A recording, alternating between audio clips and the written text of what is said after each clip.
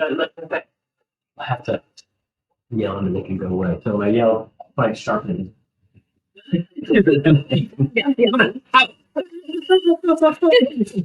Oh, He doesn't even go out. don't hide behind me. Take the brunt of the I'm so small. Please.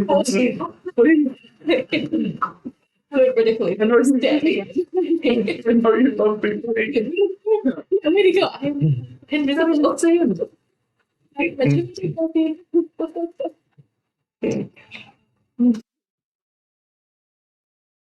It's like, yeah, I know. My pets must taste good.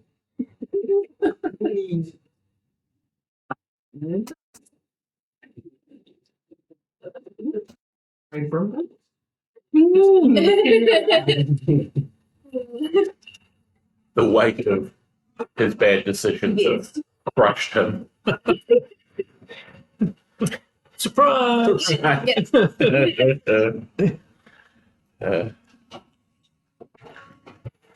I enjoyed Thursday's game though as well. It was cool with the dragon. Getting pinned into a scenario that could go very badly. What's going on in here? Oh, Andy's game on Thursday. Oh, thank you. Also, good decisions made. Nice. Yeah. Yeah, so let's tell me about gnomes. Oh, No chat. Yeah, so we're in we've just gotten to the Gnome Vale. You know how we were looking for that cave and we were going to cross into a Gnome Vale. He's gone to find it. Oh, this was you were last. Death to the evil king. So we Have I got a book for you? Oh, we had that long. we were using the council as a starting point to get up to the Vale, and we're now in the Gnomish Vale, and we're at a point where we are maybe a day's travel away from the caverns that we've been trying to get to. Yeah. seems trappy. Like even if the gnomes Right. are good, I mean, it just seemed like sus. Yeah, the gnomes are really not hostile, but Yeah. they are Yeah. cagey. Yeah. Okay. Yeah. Soon as Brimble says something, we're going to. Be about the gnomes. Yes. Excellent, which I totally would agree. But it just seems like what's been opening with the agencies and everything. Yeah. Yeah. And so there is dog Yes, hands. of course. I think they're called human hands. Yeah. No, it's the fact that they're all so cagey is kind of weird, considering how many there are of them. Is yeah. And they're all standing on each other's shoulders, wearing a long trench coat. Yeah.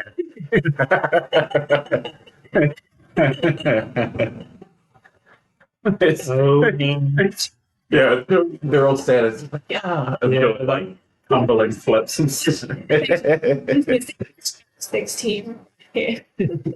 Well, they disguise self what they really It's Simone Biles. Now, have you seen how short she is? Oh yeah. She's I think feminists are always like, she's short. Yeah. It makes them good at great. jumping and tumbling and stuff. So we put a video of her throwing out the first pitch at a baseball game. And she did a flip and then she threw the ball and then she ran up to the guy that caught it and she was like, and I was just like the perspective on her went,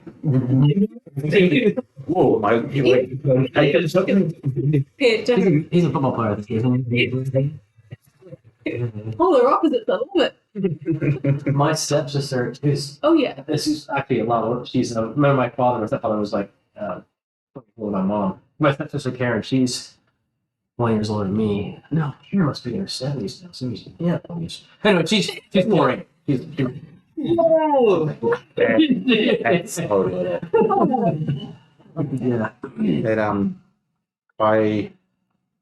Yeah. that is just bonkers to me. Like I'm usually taller than a lot of people, but it's like when people are that much more confused. Yeah, did you even see Nice fossils.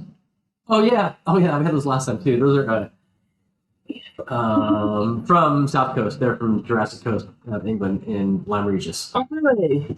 Yeah, when I lived there, I had friends that lived there, and we'd go down and you can just on the beach with the coat and rock hammer, just smack them with rocks and So those are here. Well, we did like attack the cliff, which is what you're not supposed to do. But they're on the rock. They're on the beach anyway. Oh, okay. There's another one. There's another one. Oh, okay. So Is this it? yeah, that's the one. No, all I got is these ammonites. Yeah. Ammonite is the one that, and these are just from the driveway. Because that one is from Lyme Regis. There's an ammonite on that one. That's just for me. Potentially barely going to the mountains here in a sec. Did I tell you I saw? I don't know if I was saying that when you first brought those out. I saw a YouTube channel of a guy that was just wandering along a beach and doing that, and he picked up one, and it was like he picked up a thing. He's like, pretty sure this has got a, and he's got this rock that's like this big, and he like cracks it open. It's just this perfectly, yeah. How do you? Literally, there was no one that specific YouTube channel. But open these Yeah, and he's doing it like he's fine, like he's. Second scene. Exactly. Let's go. Back together and I'll glue it back together and then break it open every time. It's okay. Right. So we're here. And I'm level 7. what's that? level 7? So does that mean we did have a long rest at some point? Yes. Thank you. Yeah, what was it? Yay. I forget what it was. But you also conceivably have long rest here. If anyway. But did we have one? Because I can update the key points. Yeah, we're short rested. Last week. Everybody gets your key But point. that's key points. And from last time, does anyone have what HP on? Well, 10. Or You Thank you. Thank I don't know. I don't think I took it. I was just looking to see. Yeah. Just 58. Here you go, that you can rub the 58? account. So So that our policy department really loves it. No, but your current HP, I think, is 55. Thanks for patience. Yeah, I think we, Yeah. So because we were working off of like a rough estimate of what's going on, I think we just gave you the average on the sheet until you did it. So, Key points. We short rested recently, so. Yeah, you should have all your key points. Yeah. I don't think we. Well, I mean, we haven't fought yet. We're now in the non. Dance to the king. Hold on, you have one key point a level. Is that how it works? Yeah, Okay, so, okay. it's really useful. Allows me to actually do some stuff. Yeah. But like I was from. Right, so the last session, you just entered Gnome Vale or Gnome Valley through the guards at the front of the valley, and a runner was sent to, hey, John's here. A friend, his name John? No, not John's here, but John Sear is a guy who John? follows us. No, John. John Cameron, exactly, with the Anghammer and Mom. So you've just come into Gnome Valley, and a runner was sent to go into the Warren to kind of announce your presence and ask if you could speak with Laird Gwelar. Came back, and that was approved. And now you're coming up to the entrance to Gnome, to the Warren, and I'll let me just describe a bit the valley as you come into it. Get my shit together. Yeah, it's a wooded valley, home to a large clan of gnomes, of which, for certain, Brimble is aware of, knows of them, right? Because he's a gnome as well, and they all know each other. We were married, but we're still cousins. To be rigorous. So Brimble knows of Laird Gwalar and as well as Ravine knows of the gnomes because they border her homeland, and so she's heard of this gnome community because we're just leaving the barrier, the Forest Hills, up into the barriers, which is kind of and we're in an area that's kind of between Ket and Bissell. I mean, the boundary is well known by probably surveyors and government officials, but we don't. Sometimes you're not exactly sure if you're in Ket or in Bissell. I imagine Ravine, like, when growing up, would have like tasted gnome delicacies. Yes, exactly. Yes, I know them. Gnome's legs. Some pastry of some Their sort. fingers. Yes. They yes. Okay. Gnomes are usually reclusive. Big fried squirrel. There is an entrance to the warrens on the northeastern edge of the valley, a kind of cave entrance with doors. And as you're approaching, you see this. That's in the northeast. Off to the southwest, there are ponds and springs in the vale. You see sheep and goats are being raised. There's also a set of human dwellings to the southwest. They're kind of ramshackle and Do we see humans moving around? no, not at the moment. Okay. But you suspect that might be the word because you've heard that the mountain men you met are some mountain men live in the vale and Right. they are vassals to the laird. And you're being walked up to the warren entrance by 5 gnomes in kind of guards and a captain. Not a whole lot of small talk as they. Oh, come on. What do you think about that?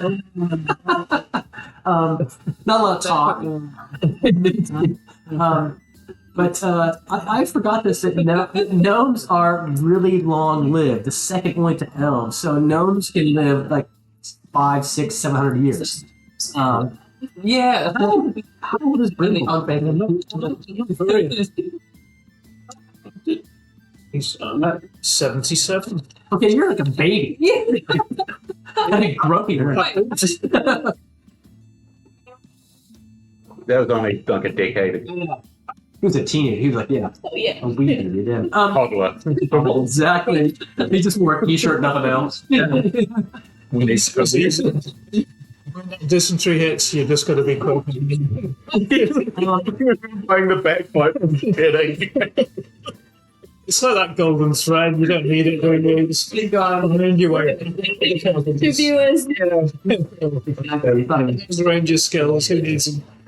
So you come up to, and actually, Alex, you're right there. So that's the front entrance, right? And your characters are there. And I don't have something, but the gnomes, the gnome captains, and the guards lead you up, and you come to that front door. It's a goal. It's large, imposing for gnomes. So they're Medium size. they're 7 feet tall door. Gnome imposing, wooden doors festooned with or fastened with gold metal. Yes, and the captain raps upon the front door like that, and you hear a kind of a slide of a bar, and the door opens, and How are they armed? For no reason in particular. they have 2 arms. I'll be right. Yeah. Where do they keep their armies in this list? Spears and short swords. That's the 6 or so that are with you. They're like just like a militia style. They get issued a sword. Yeah. Right. Right. So, and the door opens, and the captain strides in, and kind of guards behind him, kind of motion you to fall in. And so you're in that front room there. Alex, you want to throw one in there again? And Thank you. yeah, there's 4 other gnomes in there. They're obviously not all. And these creatures who look like bad goblins, which they are, those are just gnomes. Okay, I don't have like I don't have enough notes. I have 30 gnomes that you can throw around. Everything you see is a gnome, no matter what it looks like. Okay. Even these 5? Yeah. Whoa! Everything's Don't gnome. be crazy. Yeah. Don't you like little bunk bed? They look like a bunk. Yeah. You need some like little felt blanket. I see. Make little. So what you see on the table is not necessarily the layout. These are just some rooms you might go into. They're not like this. So entering this room, the captain asks you to wait just a moment, and these other gnome guards are there as well, kind of over, but politely. They're polite. Gnomes are polite people, despite your experience in our party. No, he's just a child. He's a brand. It's just those beans, isn't it? Yeah. Beans, more beans, just blazing saddles all over again. Yes. Where? And you can see in the next room, the room you're in, first off, is, you can, looking around, you can see the door is barred to the inside, but the bars are lifted and open. The door is still open. There's a mosaic on the floor, and you all recognize is Garl Glittergold, who's the head of the gnome pantheon. For certain, Glitter gold. yeah, Garl Glittergold is the chief god of the gnomes. I mean, you would all know that anyways. It's like, who's the chief god? He's the science. Chief Scientist. Yeah, I don't know, whatever. So yes, there is a mosaic of Garl Glittergold on the floor. Can you all roll a perception check?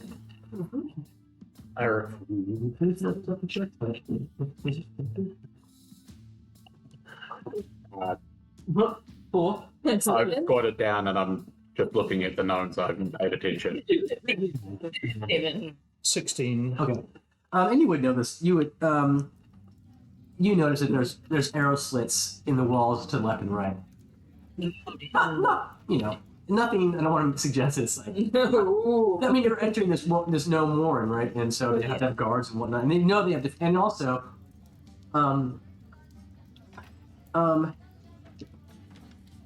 I would say that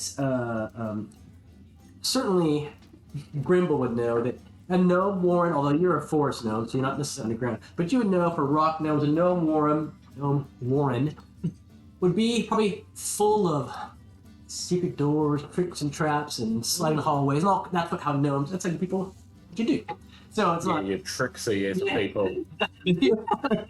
So, Why? and you might have mentioned that walking over to the entrance. I'm just going to cast the minor illusion on myself and just sitting over there. So Hunker down. So yeah, you would. There's lots of probably little things in this warren that tricks and traps, and nothing necessarily super dangerous by any means. More practical jokey. But you might have mentioned that to your colleagues as you walk up. That I wouldn't just like push any buttons that you might see or or whatever. Yeah. Tell me all of my life. Ravine's like, oh.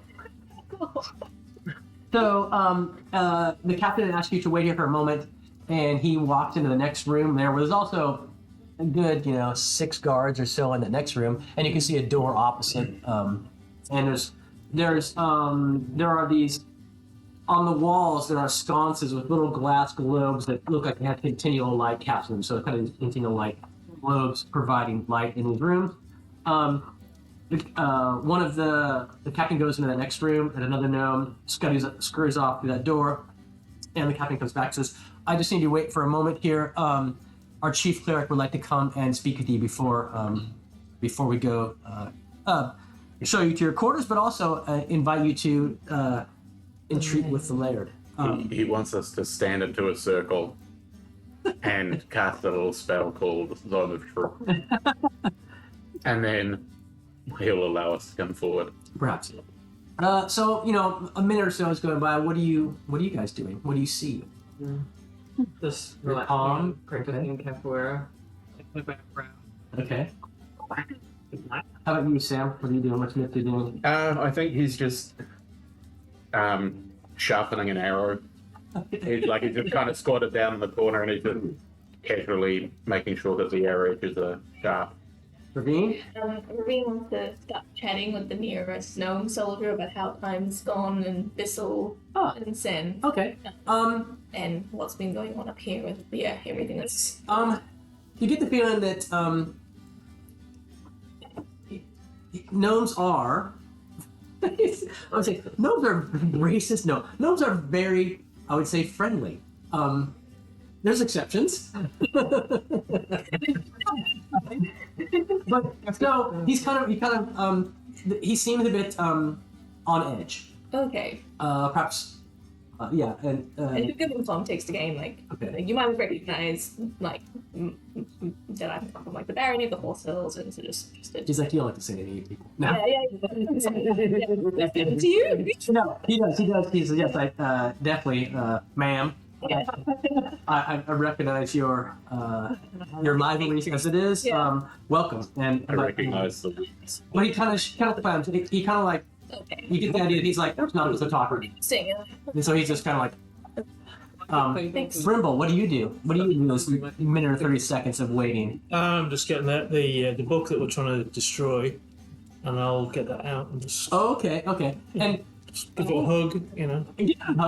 really, yeah, certainly the people and in this small space, yes, the guards recoil at that. They kind of, yeah, I mean, because it does cast, Like the emanates this yeah. evil whim or anyone without even any kind of like having to make any mechanical roll ascertain. So, I happen. I'll open my eyes and then move like as far away from Brimble as possible and just keep going forward. You can feel it. You can Feels bad, man. People know that got the game like this is why we're here.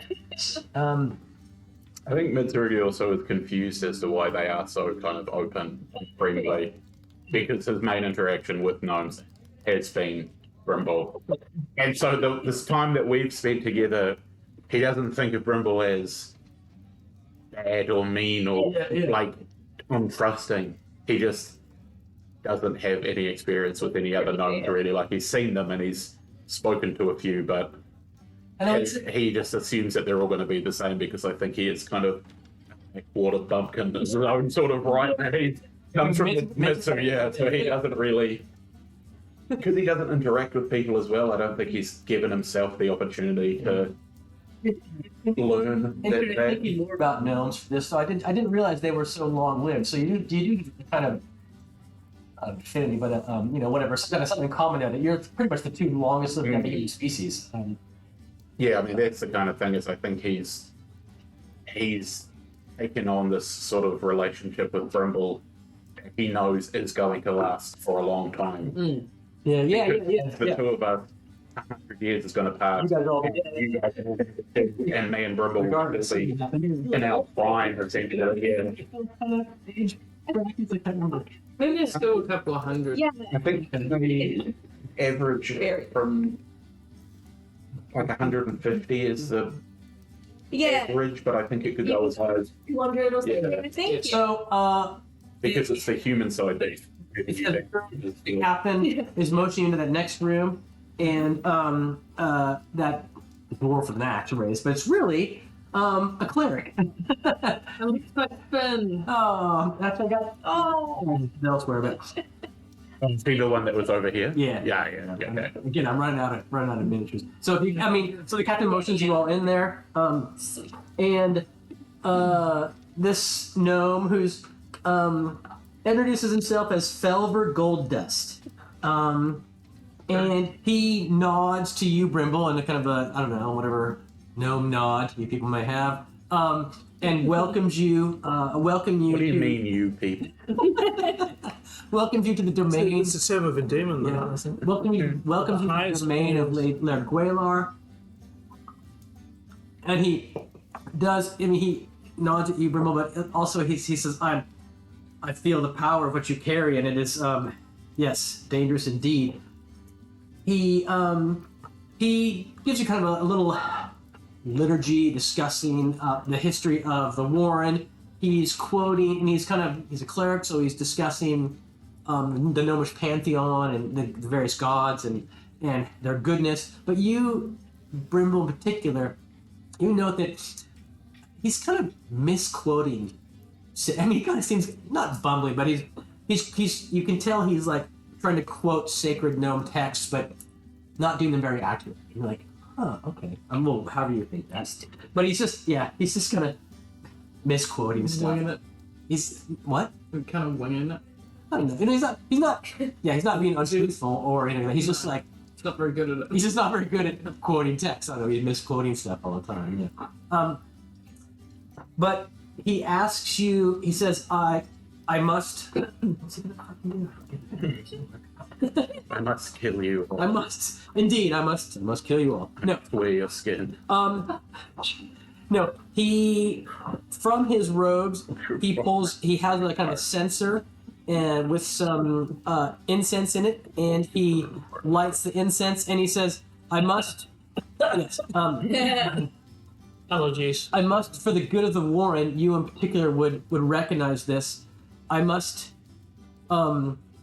seek the gods' divine guidance to determine what our future holds, all of us. So he begins to cast a spell.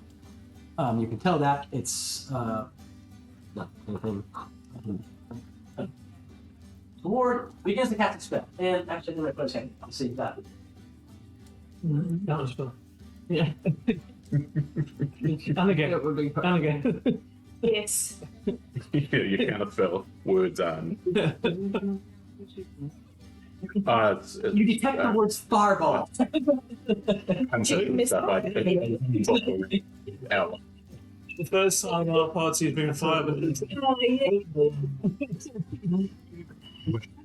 He's gonna kill you. I saw that look.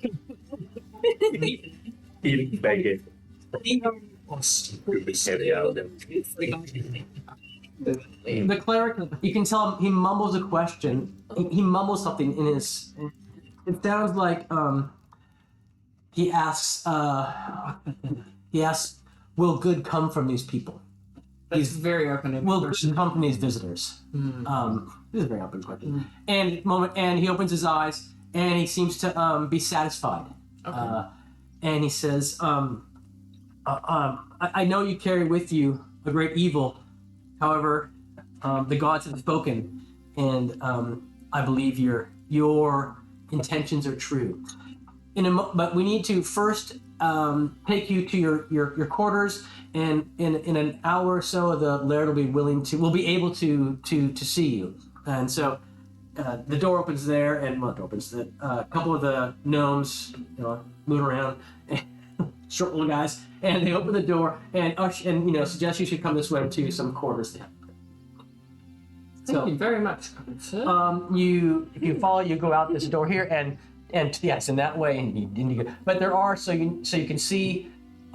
There's actually when you come right here, and as you go to the hallway, there are portcullises in the hallway, and one of the gnomes.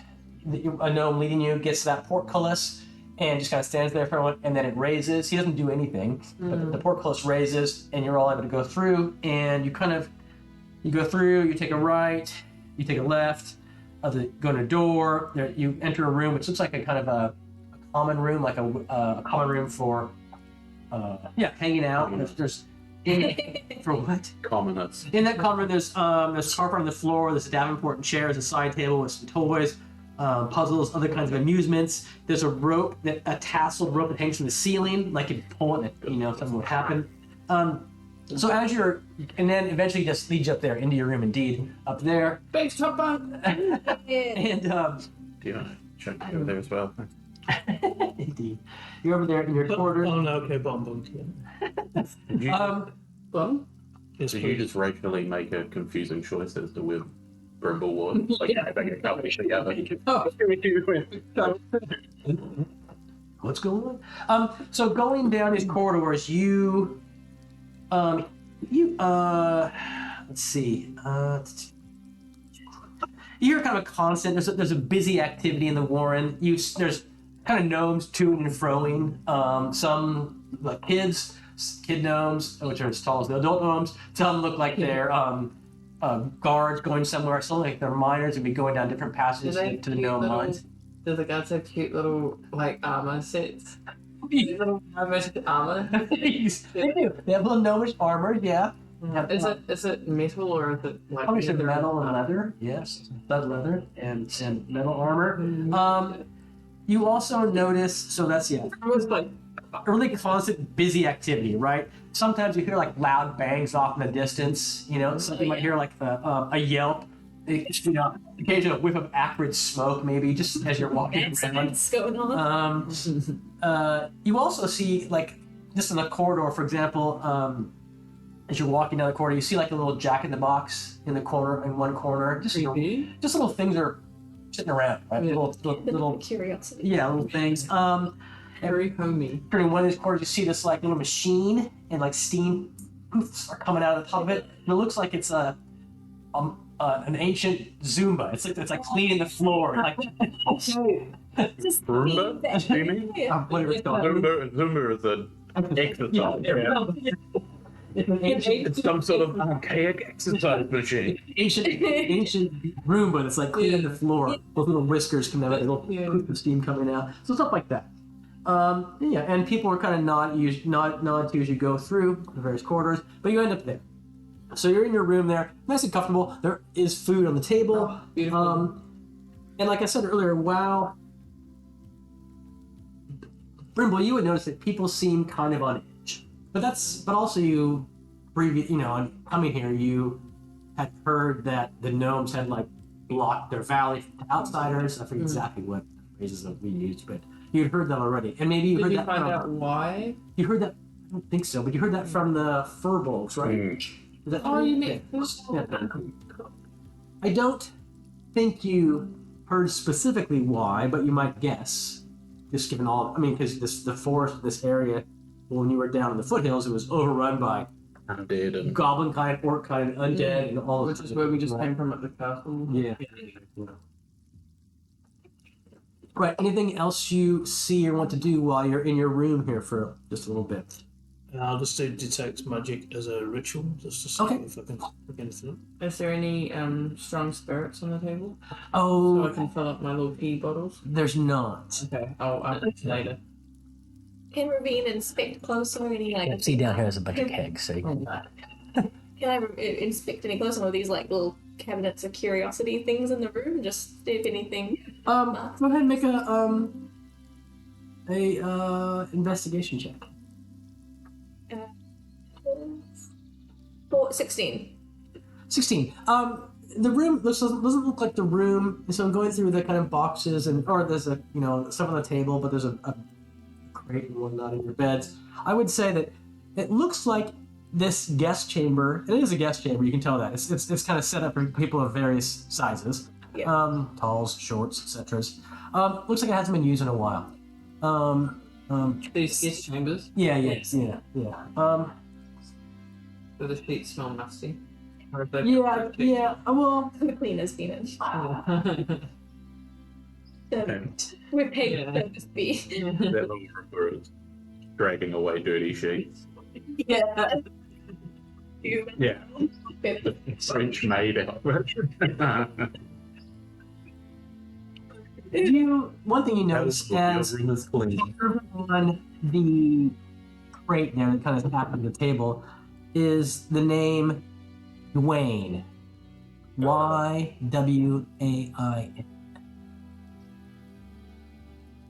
Okay. Does that ring a bell? Anyone? That's fine if it doesn't. Is it recent or not recent? Probably not easy. Okay. Oh my god. I feel So this cheese and mince pie to be done. Ooh. I go, what? Yes, you. Oh, it's that sounds awesome. Man. Oh, is it the Isle of Pies ones? No, it's something from like Captain Rowing. It's money. We call it like money. Will you what? If you get money for a group, they call Extortion. These news? Yeah, these are from Seattle. Cold. That's It was so nice. Yeah. I was like, oh, I'm just thinking of game done with Eco with dice. And I was like, well, when I go to America, I'm going to buy some dice too. Very cool. It's worth the, I can't even, it was kind of like US dollars. But Yeah. it's worth it. Yeah. Okay. Whenever you want here, thank you so much. It's, It was the butter and bread president. we had to do control F search on the station report. So Oh, it worked because I did do that for a couple times ago. Just did as well, like Yeah. to find something, and it couldn't find the name, and I had typed it in correctly, and I did also. Then I went and looked, found it manually. I was like, well, there it is. So good luck with it. Oh, I thought I typed in whatever. Yeah. Wayne, yes, okay. is the name you see carved on the bench. That's all. Like the food. On the little crate there. Oh, The ice is in the bit. Those are all components. yeah. Yeah. Eight items. So yeah, half an hour, 45 minutes pass, and again you hear these things. So it might even be a little claustrophobic in here for some of you non-knows. Yeah, just because it does seem a bit close, and you can tell there are lots of people, lots of gnome people, gnomes, in the warren. Right? They're not really. The hallway you're down, the hallway you walk down to get to your guest quarters. There's also multiple doors on that hallway, and it looks like those are private residences of gnomes. Because even just in your room, there's no door to the entrance to your room. It's just open to the hallway, right? So you can see that, down that long hallway, there's several doors, and people are kind of like opening and closing the doors. You can see, it looks like family residences of various stones. So you see, people walking around, like I said earlier, moving, maybe they're going to get food, going to work, going outside, based on their dress, maybe going to the mines, all of those things. Hey, dirty dwarf. Sorry, that's another It's very viewer. Is Giannis still logging or is it? Well, for him, it's 4 hours earlier right now, right? So it's like 9 a.m. or He's something. picking up a lamp today or something. Facebook marketplace. The friend of mine who played the state Constantine Clement. Oh, yeah. Who handing out pennies to people. Preaching the good word. In a good word. Thank Cup is the best. Brimble, anything you want to do with being a gnome here in this area? So there's detect magic. Oh, yeah, Against- sorry, Richard detect magic. You didn't detect any magic in this room. No. Okay. You do, however, at one point, you see like a clockwork looking kind of bird fly down the corridor and like hover in the door there and like and then fly back away. Again, nothing dangerous. It's like a clockwork kind of bird with crystal eyes flew down there and flew back. But I guess that might have pinged a bit of magic to you because you would recognize that it's a gnome construction that maybe infused with a bit of something. Yes. I don't know how this gnome stuff works. I'm winging it. It was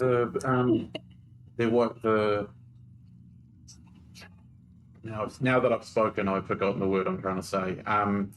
That class that's the Artificer. artificer, they have magic, but they're also like it's Like their creations, are they magic? I think they create objects and then infuse magic into them. So it's like it's both, but the base is a mechanical clockwork that they've built, and then they put their juice into it. Gnome juice. Anyway, so you do Somebody see this. comes along and squeezes gnome. You see that clockwork bird. The dungeon, fresh from the dungeon. So, after about an hour, you resting here. Actually, it's a little hour rest. But another gnome, a different one you haven't seen before, comes to your door and you can barely see him because he's so short. He's short. Peer down from the. He's short for a gnome. He humbly requests your presence at there we go. I have this guy out here. Oh, That's Is that Noodle? it is Noodle. oh my god. I saw it and I'm like, I feel too big to be Noodle. I feel and it was half the size of its formerly. Yeah, that's Noodle. So a small gnome comes to. I'm gonna have fun with this. Comes to get you guys and clears his little throat, and says the laird is ready to see you now. If you would follow me. I will jump down and you don't hear me land on the ground because I have those cool boots. Nice. Right. I stand up from the lower bunk I've been sitting on, just sharpening arrows still. We're gonna go over here. Just in time for me to have all of my notes out that I'm trying to decipher, work back onto my notes to see.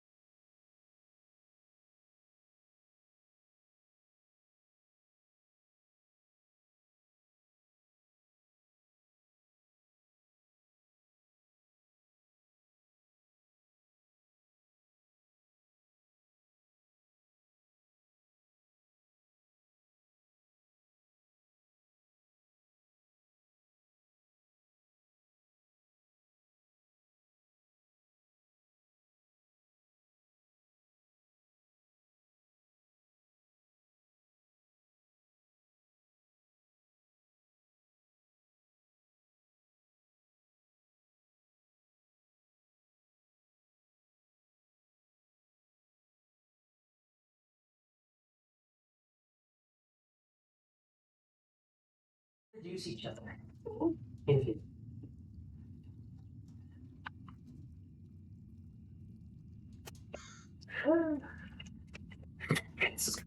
You know, my. That's the term. Yeah. Yeah. It's my note that where we describe information when we're in the tomb of the lizard king. Yeah. That's got my how my. No, he died of old age. No. Oh, we did. But he left. And we just kind of started moving in the direction that he wasn't heading to. So He's become such a small.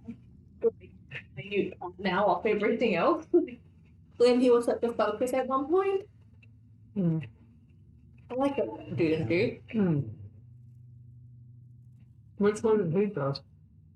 he went north from where we were, north of Shaker, and we kind of went west, and then southwest, and I think we're moving north. The King's doing well. Yeah, that was Lizard King. So, yes, Been a while. it has been a while. Except at some point. When we left the Lizard King, he had escaped, right? And he was leading armies against Shaja. And I want to say that I can't say, look at that pile of notes. Here, viewers. That's Yeah. That counts as accidentally found the hieroglyph stuff that I was writing down. Where? Oh, from uni? Yeah. I needed that for the exam last week. Yeah. This reminds me. So, as a little aside, Sam had suggested to me. We talked about a way. Let me get back a bit. At least I know Sam does this, and I know Andy does this probably as well because it's something I do, and that is like between sessions. Think. Well, as a DM, I think of what's happening, but I know even when I'm a player between sessions, I think about pretty constantly what's going on, what are next steps, what can we, what am I going to be prepared for, blah blah blah blah blah. I keep the game in my head, and I think Sam had suggested it'd be good if, because he does it too, if we could record that somewhere that was public for all you guys. That would be helpful. And what What you put in the other day. yeah, and so Nothing. you can do that directly in the Discord channel that I use just to like kind of post notes on this game. If you, or we can set up a different venue to do that within, and or you can comment on the session reports in World Anvil. So it depends on what. And the thing, in kind of like game world terms, I would see that as a recording of the conversations your characters have kind of all the time, right? As they're walking on a trail, as they're setting up camp for the night. And so it's not metagaming. It's like this is the kind of conversation you have anyways. But I don't know. So That sounds good. but I reckon like a Google Doc or something to like control if we need to find a name like this. we'll do that. I mean, but that's also something you guys can set up. Yeah, I suggested it,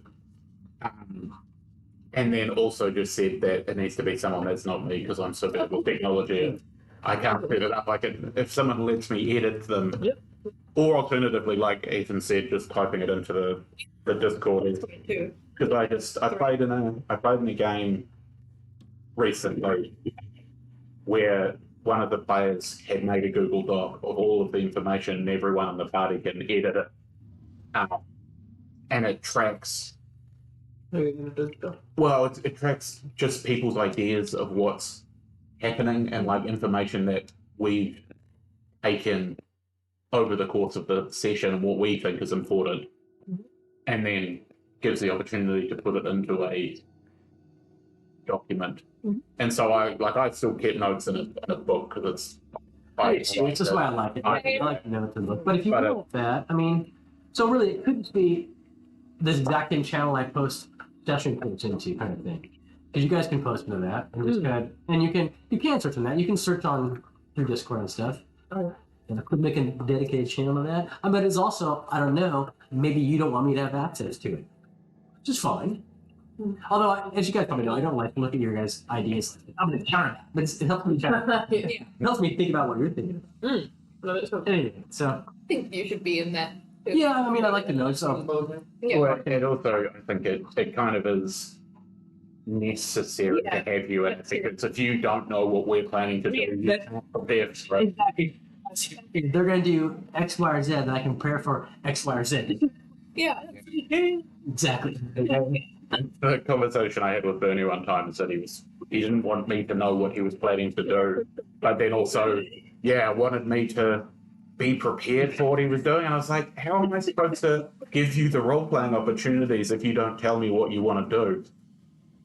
And it was like, oh, I guess that makes sense. It's not even as a slight that him intended or anything, but it's just like It's like I left it to you can't like how am I supposed to give you these roles the sentimental bonus that given him the things that he wanted to do, but also refused to. I was really enjoying the game. How about Bernie Larson? Yeah. Sure. In Bernie, probably know you. He's not paying attention in his own little world. The jerk. Anyway, so you've come through again. You've passed that main entranceway that you first entered the Warren through. So here, another portcullis there that your person stands there at the portcullis and it opens up. Doesn't look magical. Yeah, I was going to say, have you sort of figured out how? Can I keep the detect magic thing, recasting it? And I don't know if you had time to do that. when he came to you. But I would say you probably you think that when he comes and that gnome comes and stands for the portcullis, someone probably he's not doing anything. Someone probably sees him through some port or whatever because you hear a mechanic in the when the portcullis raises. With the with those murder holes for the arrows that we saw, like people weren't standing on our side looking out of them, so we're assuming that there's tunnels that are going around the building. So if there's one there's somebody probably in an off chamber watching. Exactly, that's what you're assuming. In particular, in those first two entry chambers, you noted those kind of arrow slits, and they weren't. There were arrows sticking out of them. Yeah, and I would say they were somewhat hidden, but not. They weren't meant to be absolutely undetectable. You know, they're meant to fire arrows through. So, yeah. But so walking to the Laird's kind of audience chamber, again, you see a variety of kind of things. There's leaning against the wall. At one point, you see a nutcracker. Like the doll or like an actual nutcracker? So like a nutcracker, like a doll, like a Christmas nutcracker. Yeah, see a nutcracker, and it kind of notice, Joel. You notice that it's kind of where the nut goes. It looks like it's all burned up right there. Do they actually break nuts? Yeah. We said doll, and I wondered why it was called the nut. Yeah, Oh my god! I like 4 or 5 that we collected. yeah. My mum had a bunch of them. A lever in the back that you what this and the mouth opens. Yeah. And you put nut in. Keep those fingers away. Yes. I got one in Germany when I was there at a craft show. Yeah. So you see a nutcracker on the floor. Yeah, but it looks like it has eye coming out of his mouth. It looked like it was mouth area was all burned up. That's what's chilly on them. At one point, you see this again another clockwork creature, like a little crab creature, scuttling along the floor, going off the direction of you. Yeah, and then your gnome guard pays no attention to this kind of stuff. But again, you hear all these kind of things like laughter off in the one corner and whoosh of air at point and like minor explosions, all those kind of things. The last things you see is you turn a corner to go to this door to enter the Laird's audience chamber. You see one of those again in a corner of the hallway, one of those hat umbrellas. You know what I mean? It's a little hat, but it's got a little mini umbrella. Little hat umbrella.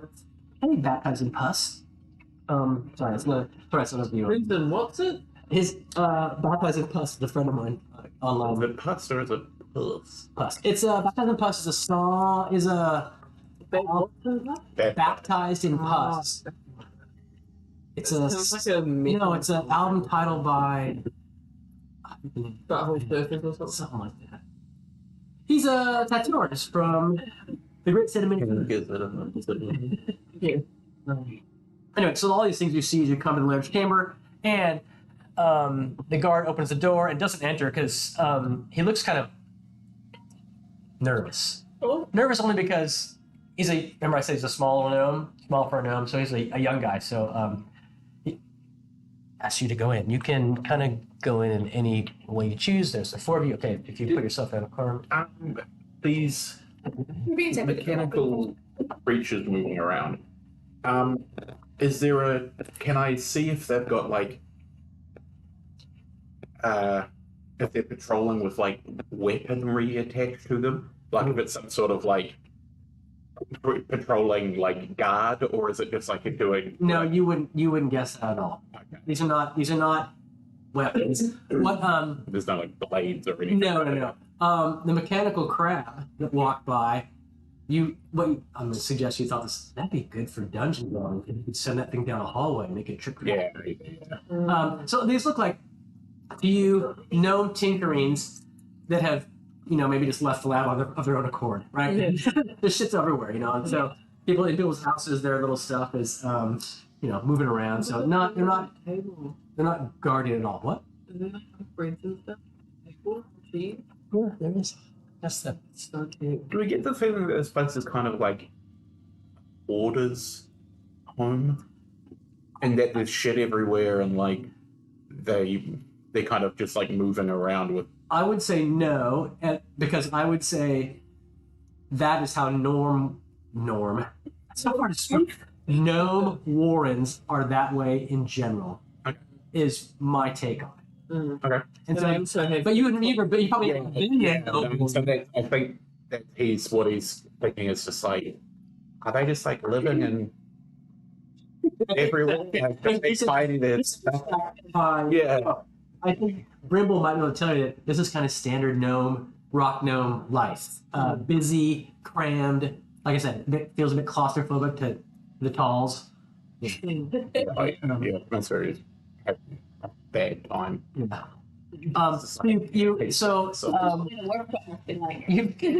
You've entered this that the layered audience chamber. It is so as you enter the room, the guard opens the door for you. You see some ornate columns there in the front. And the columns themselves have little niches in them within which are little clockwork toys, like little birds, little crabs, little squirrels, all kinds of little creatures, even a little, somewhat shockingly, little mind flayer. Oh, Thing with little tentacles. that's really cool. But you see those guys all in the niches of those two columns. And you also see who must be Laird Gwalar on a throne there at the end of, not a throne, but a nice ornate chair. Actually, in real world, the chair he's sitting upon you can kind of see even from just coming in. Remember, there's these glowing globes on the walls. There's like little buttons on the armrests. And the closest thing it looks like a Japanese toilet. Yeah. It's all kinds of little buttons and knobs and levers on it. That is a button and a bidet. Exactly. Besides, It looks a Japanese toilet, mind flayer snow globe. That'd be that's what Pepper. Mind Flayer Snow Globe? It'd be pretty cool. Cool. Chris is president. What a steampunk Mind Flayer. Yes. Yeah. Oh, and I just know, like, There's ornate columns, yes. And so kind of you see the cleric who he approaches you first and bids you come in. There's the cleric there. What was his name? His name was Felber. Glitter Gold. No, that's the Sorry. Velvet gold dust. Yeah. Dust is the cleric. Gold. He's the head of the gnome pantheon. He's a god. The chief gnome god. So Felber is there. He ushers you in. You see as well someone who looks like captain of the guard. I think very, he's got chest all puffed out. He's got medals on his chest. There's also someone who you would aim point. you would suggest you would think is some kind of caster. There's a man there who's a cast. Actually, no, I'm sorry. A woman there who's a caster. This will be her. There are doors here and here, that you can see. And there's the laird at the end of the room, as I said, sitting on his Japanese toilet. So the cleric ushers you in, and he makes introductions. He says, as you know, I'm Felber Golddust.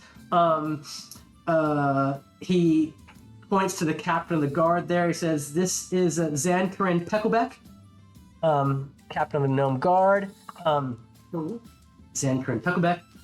He then turns to the spellcaster and says, and she is Johanna Snoon. Does he say it like that? Yeah, he does actually. And she looks slightly annoyed. With a touch of, Are they like not? normal perception check. Yeah. Are they like not really into? 16. Uh, Snoon by name, Snoon by name. 9. 22. As a group, I don't know. There's something going on there between the cleric and the spellcaster. That's so funny. Oh, yeah. A little something going on. You have also, I think, heard. So, just to give you a little more background, you're moving through the corridors and maybe talking briefly with the guards and whatnot. There are 6 different clans in this gnome warren. They are the Gwalars, who is the Laird's clan, the Pecklebecks. Slow down if you're taking notes. The Nogwalars, Nogguelo. No. Nah, and No. Oh, N-A-N. What does that remind me of? so Gwalar, Nah Gwalar, Huckleback, That's like the Gold Dust clan, directly from gods. Gockelzeckle Ooh. is another clan, and Clan Snoon. Pretty sure Gockelsickle is a slur. In what language? Gnomish. Oh, okay. What was the second one? Oh, I don't know. Wickleback. Huckleback. Pickleback. Wickleback. And Okay. Wickleback. and you might, yeah, and so, and they all, as you're introduced to these various gnome dignitaries in the Warren, they offer their greetings and hail and well met, rather somewhat stiffly, yes. And Brimble would probably recognize this most of all. Again, not the formality, but and not on edge, but yeah, it's not a happy-go-lucky time right now for at least the leaders of this Warren. But Laird Gwalar rises from his Japanese toilet seat and asks you to come in, and particularly asks, calls you all by name and asks you to come forward. And he, in particular, asks you, cousin of the Knackle tribe from Brimble Forest, please step forward. Just asks you to kind of come, not next to him, but come to speak, to talk. All of you, I guess. Moving what? Hey, you need tacos. Sorry. Who needs tacos? Tacos is past saying that all the gnomes need tacos. Yeah. Tacos makes everything better. Exactly. It really does. What flavor tacos though? Beef beer doesn't good. Laird Gwalar begins. He starts to pontificate. I mean, not without. He doesn't even give you a chance to speak. He just starts speaking. You get the idea that he is.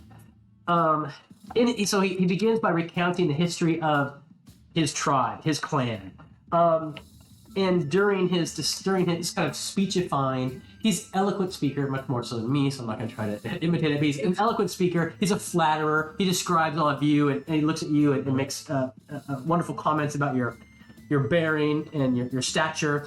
Even your stature. You're tall for a gnome, he says. Brimble.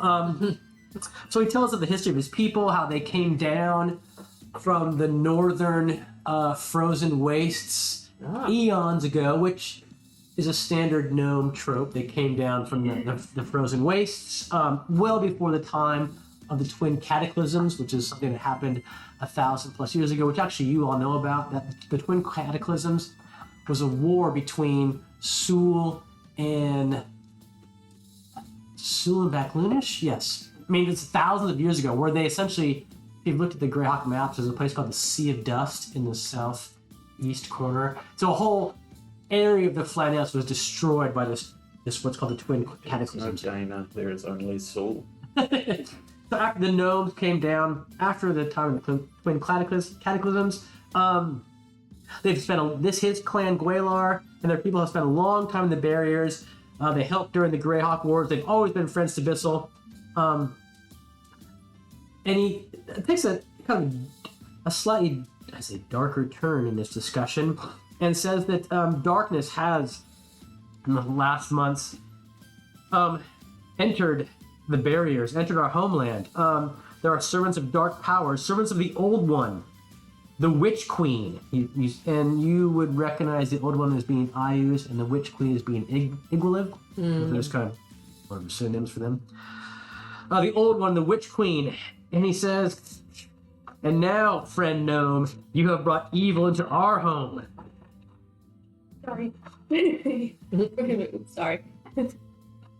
What is your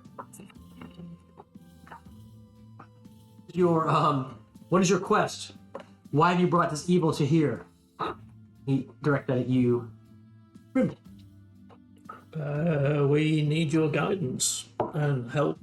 We've been told that the only way to destroy this object that we have is to obtain an artifact which is in the Lost Caverns and is associated with Igwilf.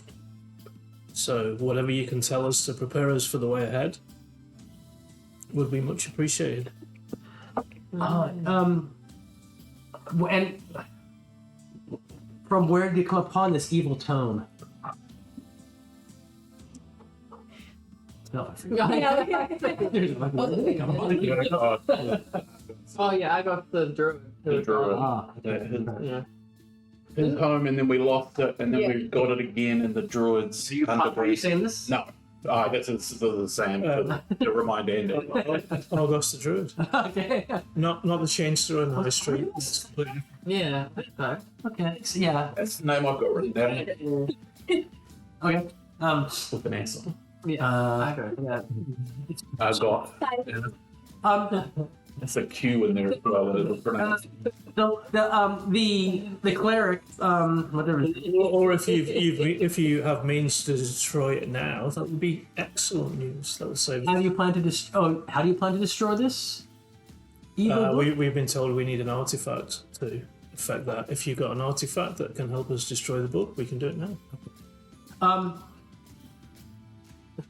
So you're fibbing it.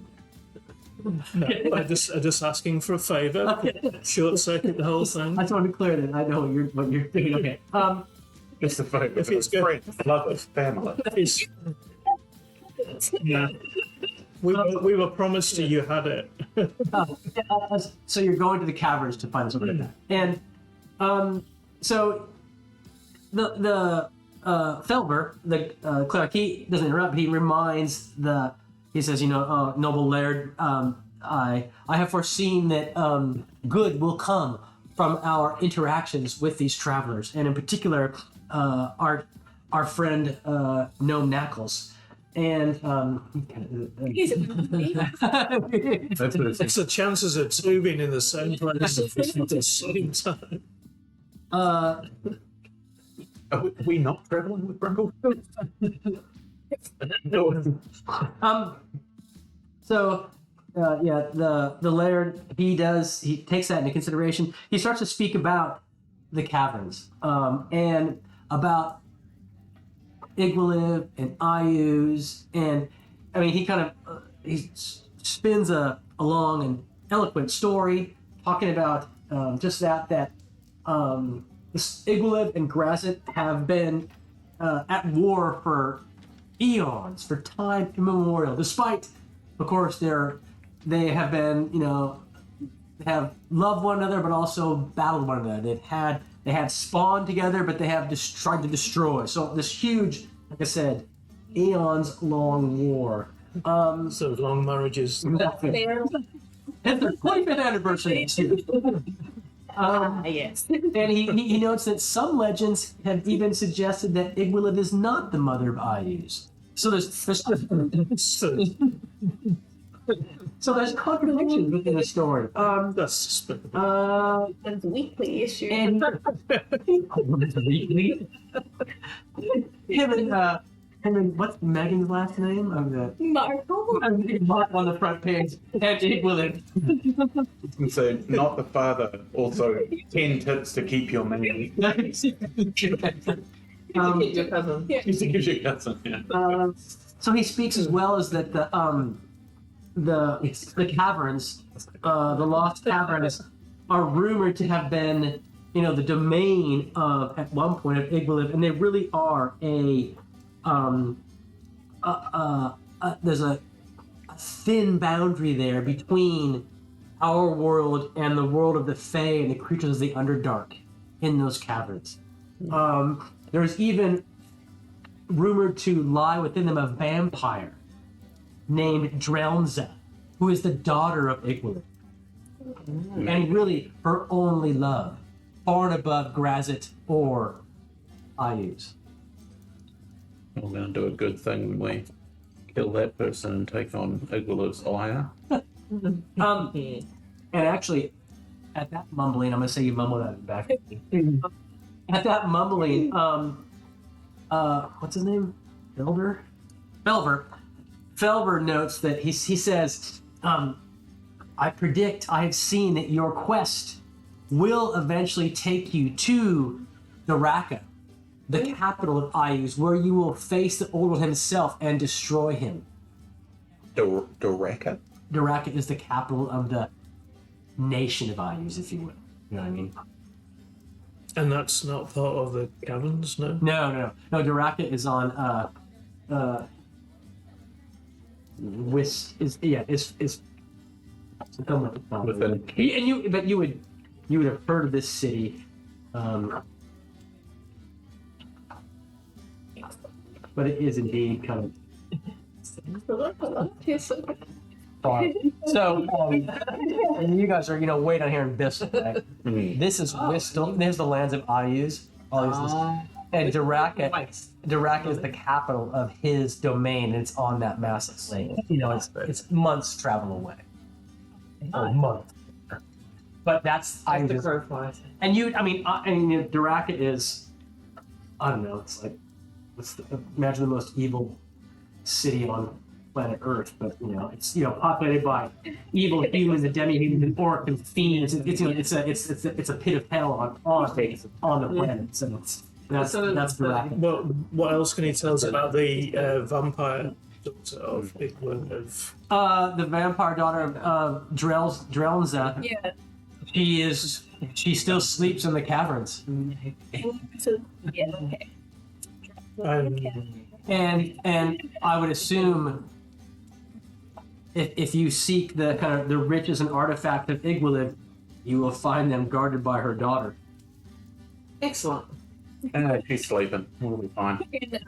Convene also, just since we're all kind of spilling secrets here, should disclose I have been cursed. Oh. Yeah. As a way around. Just getting it out on the Oh, that's table. right. So they don't surprised. Kill the werewolf! So all those people I promised to bite later need to take that into account. To get bitten by a rat. Long time ago. Never forgot about. So, any of the stories of the creatures apart from the vampire that are in the caverns? No, just that there are. It's the lost caverns, and no, we do not venture there. I mean, the lost. So they can, again, in the discussion, he can easily direct you there, and it is. The heavens are in the Gnome Valley. No, they're in the mountains here, but they are underneath that very tall spire mountain called the Horn of Igwilib, which I think one of the Yeah. That's where the entrance to the It's cavern got are. written on the little map we got. Yeah. Is there a map available that we could take a copy of from the gnomes? No. Well, I don't know who holds this map, but one of you holds this map. Right? That's the map you got off of Null, I think, at some point, right? Oh, cool. And so you are here in Gnome Valley, and there's a Horn of Igwilib. Do you want to show that map to the lid? Yeah. Yeah, Okay. absolutely. You show that? Brindle's got it. Yeah, okay. So you do, I don't. Okay. Yeah, we're happy for you to make notes on Okay. what's on the way. So How far is it from here to here? the laird takes the map from you, as does, and his captain of the guard, Zankern Pecklebeck, comes and looks at the map with you. I had a fun time getting these names out. And I got a lot of first names too. We'll come to that. So Captain Pecklebeck and Laird Gwaela, they look at the map, and they say, yes, it looks, old back loonish, and they're kind of, actually, the captain in particular is concerned. He asks you where did you acquire this map? Knolls Knowles where? that we defeated on the way. Oh, they were we got it at the castle, I Oh, believe. okay. Yeah. When we went upstairs, we fought some gnolls, Yeah. And you found and him we out there. found that there. Indeed. So that, He's concerned because, first he's concerned because this is old back loonish, and he says, these symbols mean Gnome Vale, and this symbol means Saj Camp. And Saj Camp is the ancient name of these lost caverns. Saj Camp. Can I get that, man? here in a second. I was going to say, hence the old classic D&D novel, I mean module, Lost Camp, Lost Camp, which Andy's heard of, right?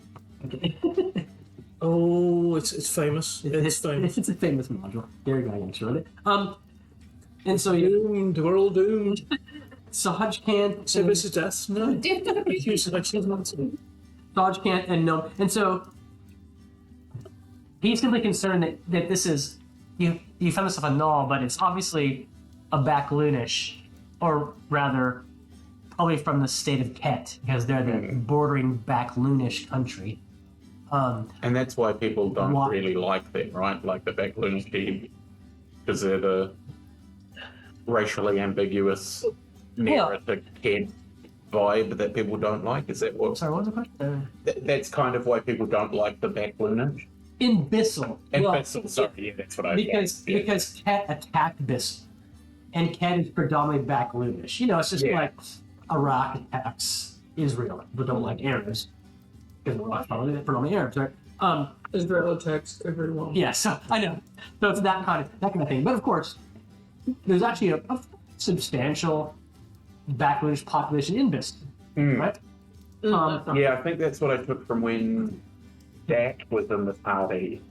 That the Backloonish things, that there were a lot of Backloonish around, but it was Even before, so Ket and various Backloonish military forces came into Bissell during the Greyhawk Wars. Even before that, there's still Backloonish people, because it's just, there's political boundaries and kind of cultural boundaries, right? And so people are moving around a lot. But, so he's concerned that this is probably a Ketite map for our region, and in particular that Gnome Valley is listed as and Did you take other those symbols from writing?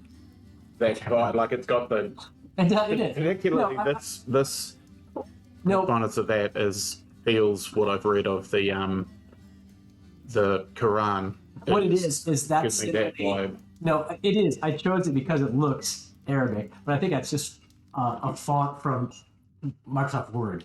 And I kind of know what font. Maybe I don't know what the font name is, but that's a font from Microsoft Word. That's all it is. But I did choose it specifically to look kind of Arabic, because that is the our world gloss on Backloonish populations in the Flynns. So, yeah, Peckleback is concerned why there's this. I've been thinking the whole time. Why there is this map that has ancient Backloonish, so which is the language of Ket, and it singles out Gnome Valley and The heaven. and the caverns. Yeah. Loads of them blowing all over the place. And this. What? We found it on a corpse of a knoll, so it must have killed this dude and taken it. It's the assumption that we've come to. But this makes Snoon, the other captor, Snoon, she notes that she speaks somewhat condescendingly. She notes that you will remember, noble sirs, that we have heard reports of Ketish forces in the barriers of late, as well as I'm looking for more.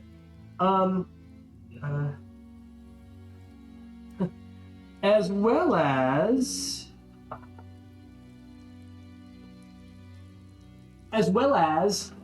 Iusian spies, likely in league with Ket, traveling the mountains as well. Why are they likely in league with Kit? Well, because of their history of betrayal I don't think they and destruction. And in there, she's referring to the Greyhawk Wars when Ket allied with Ius Oh, they to did attack that. this, 10 years ago. Yeah. That's it. So she's holding past actions on the entire race. It is. Yes. Yeah. So fairly standard, actually, for pretty much everybody on the planet. So she's normal. Yes. It's a normal race. Yeah. Oh, She's yeah. white, right? She's yes, she's gnomish. So yeah. Anyway, Gnomes are white? I don't know. Have they suffered the bleaching? I would guess they're kind of The point. look at Brim. And yeah, there's dark gnomes as well. There are they're called Snurfmithbalin or Mm. something like that. Nerd. Snurfmithbalin, Snurfmithbalin. There's V's and N's in there. Yeah, that there's dark gnomes. And yeah, not to say bad. I think they can. don't- Yeah. There's dark dwarves who are called Duergar.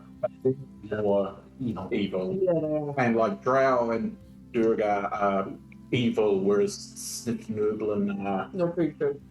Well, they're self, like they're inward facing. There's someone in Celsius and I'll be like, wait with you. Yeah. Otherwise, they're just thorough. They do their own thing down there, and I don't think they. They get bullied by the Durga. Especially down in that section of the game. Yeah.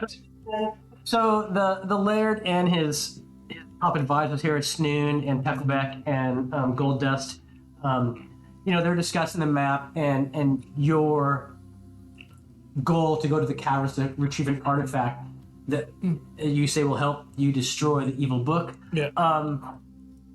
They're Bad feeling. they're more than happy to the map that you have. They have no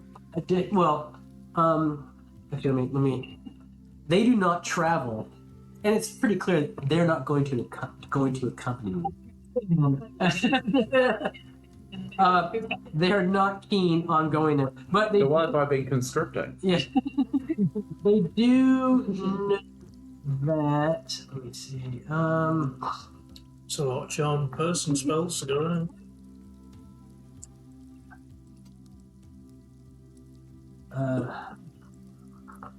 They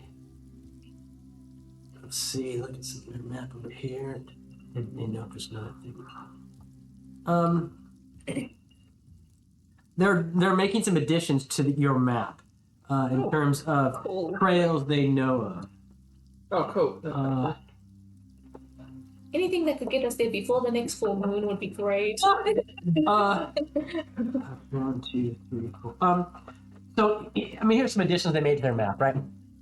You already had this one, but they lengthened it a bit, and they said there's other trails that are not on here, and this is a confluence of trails, and actually the entrance to the caverns is where X marks the spot. That is about 3 days hence from here to there. Would there be any other creatures that have got lairs or cabins on the way? And any Well, they will yes, move yeah. in spot? Yes, there are dangers, of course. And as they're discussing this, they note that there's groups of renegade orcs in the mountains, and they have reports that there are bandits and orcs hunting hippogriffs Oh, because there are hippogriffs. Bands of what? Hunting hippogriffs? Bandits and Or orcs bandits and orcs, okay. together hunting hippogriffs. are there like materials on a hippogriff that are so like? Actually, in particular, the It's only poaching. it is illegal poaching. It says The wings of it's the poaching. delicious. there is A big portion. Trade going on, isn't there? there's magic user guilds, caster guilds in large cities will pay handsomely for hippogriff raw materials for various spells and stuff, and that's what the gnomes think the human bandits and orcs are in the mountains doing. That's what Against. yeah, because it goes absolutely because it's essentially I'm not. pillaging. They got the same connection to nature that Oh, forest gnomes do, like how forest gnomes have the ability to more creatures have they got there? Yeah, let's do the gophers, the bulls, whatever. Yeah. Don't waste the Exactly. Birds of prey. I don't know. There's a mad hermit who lives in the mountains. There's a Steve. He's inside a dead body. Yeah. So I mean, those are the things they warned you of. Like any tips on where rat curses you come across? There's wyverns who lair in the Yeah. in the barriers. It's like a baby dragon. Yeah, size of a dragon, a normal dragon, but Lesser dragon. More they don't breathe fire. I don't think they have stinging tails. You also think that might be what you saw a few days ago in the sky, where you saw the red reptile. So yeah, good luck. Thank you. Any other adventuring party equivalent that's been to a known vale? Sniffing around. No, we have a guest. The only other guest we have, which maybe you haven't seen him yet, is another gnome from the Lort Mills Mountains, which is on the other side of Bissell, on the other side of Silvermore Valley. Vandal Penlock. Have you heard of him? Vandal Penlock. Yeah. No? Okay. Mr. Penlock is here. You might encounter him here. But What's his business? If I may ask.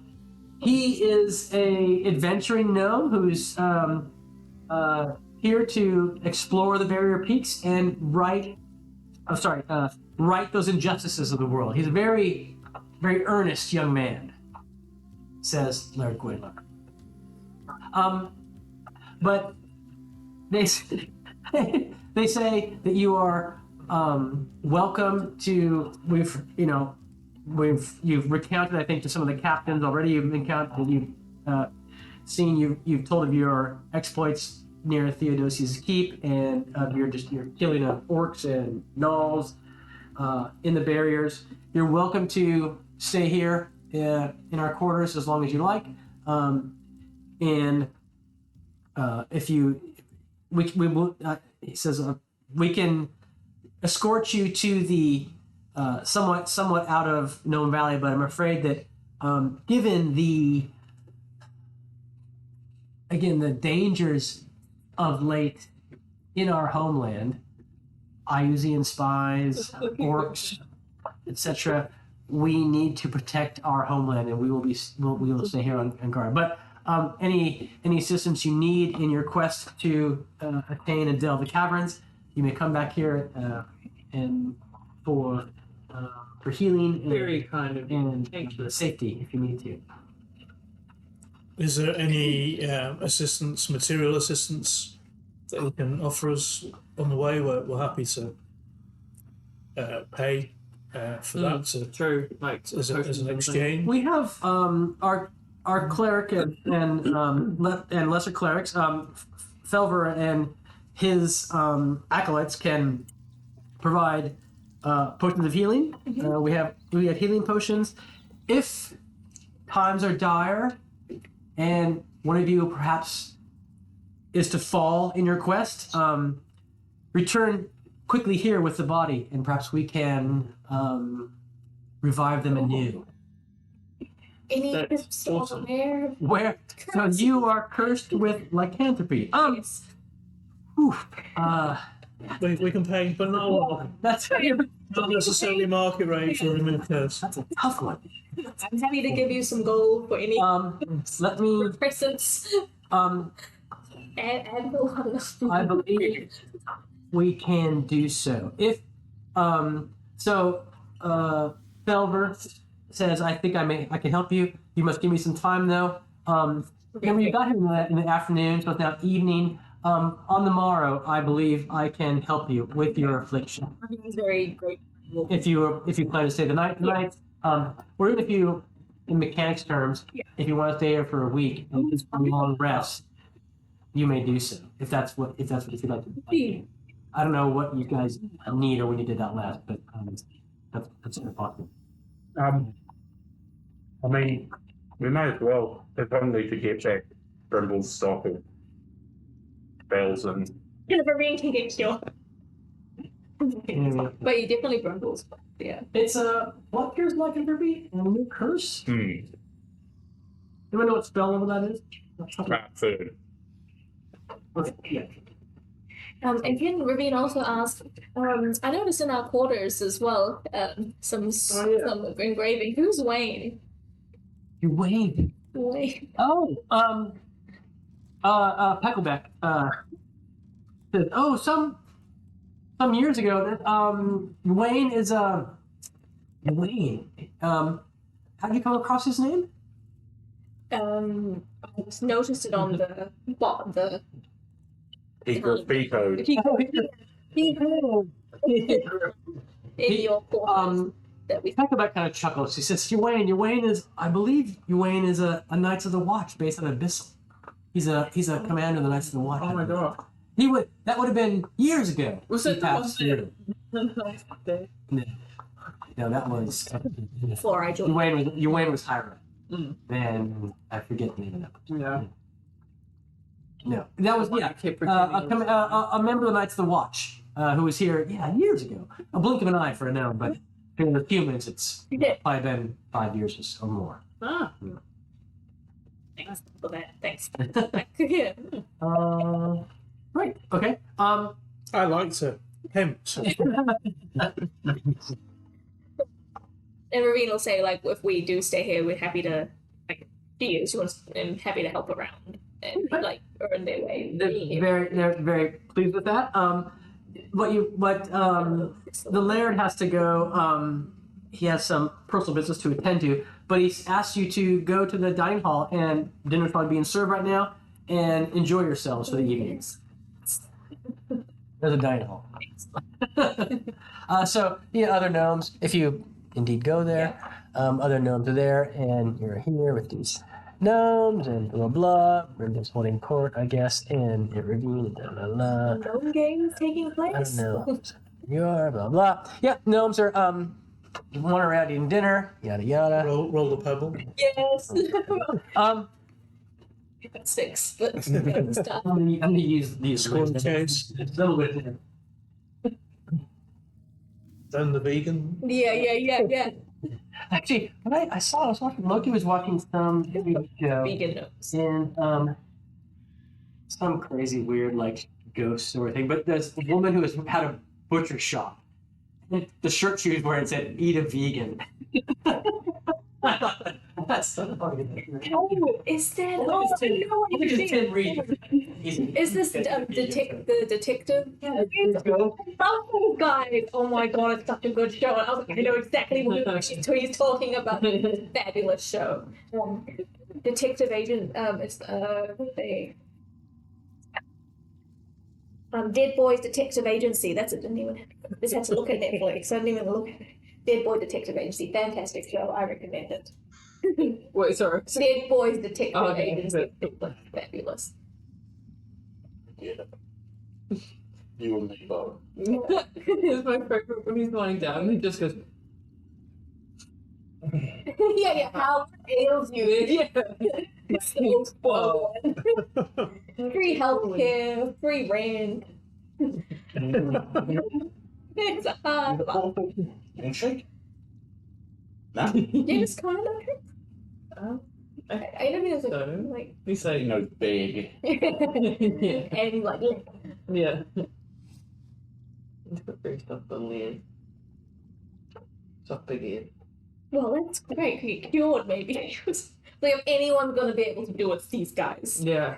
I'm pretty. And with all their trinkets and And to be fair, Fireball drive it. Fireball does drive it out. yeah, I feel like Ravine's already like singed a bit from Fireball, so Yeah. about this. It's hilarious though. Because he was like, oh, the advantage, and it was freaking one time the advantage Yeah, not going to work, yeah. and it did not. Always. Roll the besties. It was impressive. 33, something like that. And yes, and then he healed me a little after. I think I'm. Yeah, I would- He's good. I was super shocked that You fired a fireball at It's me. really funny. Have to respect it, you know. Yeah. Good kill, bro. I could kill the two of you working together. Shouldn't have said those things. Through the dining hall, it's again you move back through the corridors, and there's always I say a guard with you, but he's not making sure you don't do stuff. He's just directing you around the warren because there's passageways everywhere. People going to and fro, little toys and things around. Occasionally, you see your guard might say something like as you're walking a corridor, he might say, "Don't step on that flagstone." That's like don't step on that. He's pointing out little things that you That's why we need this. shouldn't do. That if you were just kind of blundering through this on your own, you might trip things. Can I ask him other cabins like this? What caverns? The ones that we're gonna go to. Oh, he doesn't know. But Okay. It's not like is it a gnomish cabin or is it just cabins? no, the lost caverns of Sajkanth are Okay, thank you. ancient and evil. I mean, And it's like as you said, this kind of like the boundary between the Fey world and the Underdark and this world is thin there. So there's all kinds of evil creatures and things. So a gnome warren is a gnome warren. It's warm and cozy, claustrophobic, full of life and again, you guys hear things like all this. You hear laughs, yelps, loud bangs around. Gnomes moving back and forth, constant busy activity. On your way to the maybe you go back to your quarters for a bit and then get taken to the dining hall. And on the way, you see things like a scuba helmet in one corner. It looks like a scuba helmet. It looks like a diving belt. Yeah, the diving belt helmet. Blah blah.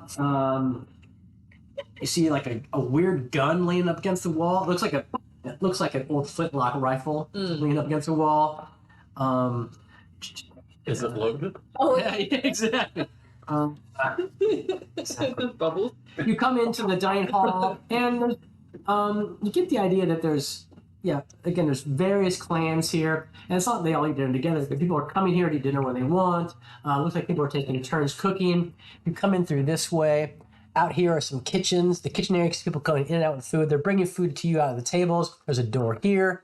Looks like someone this flour out of the kitchen, like someone dropping flowers. And it kind of comes and settles on the floor.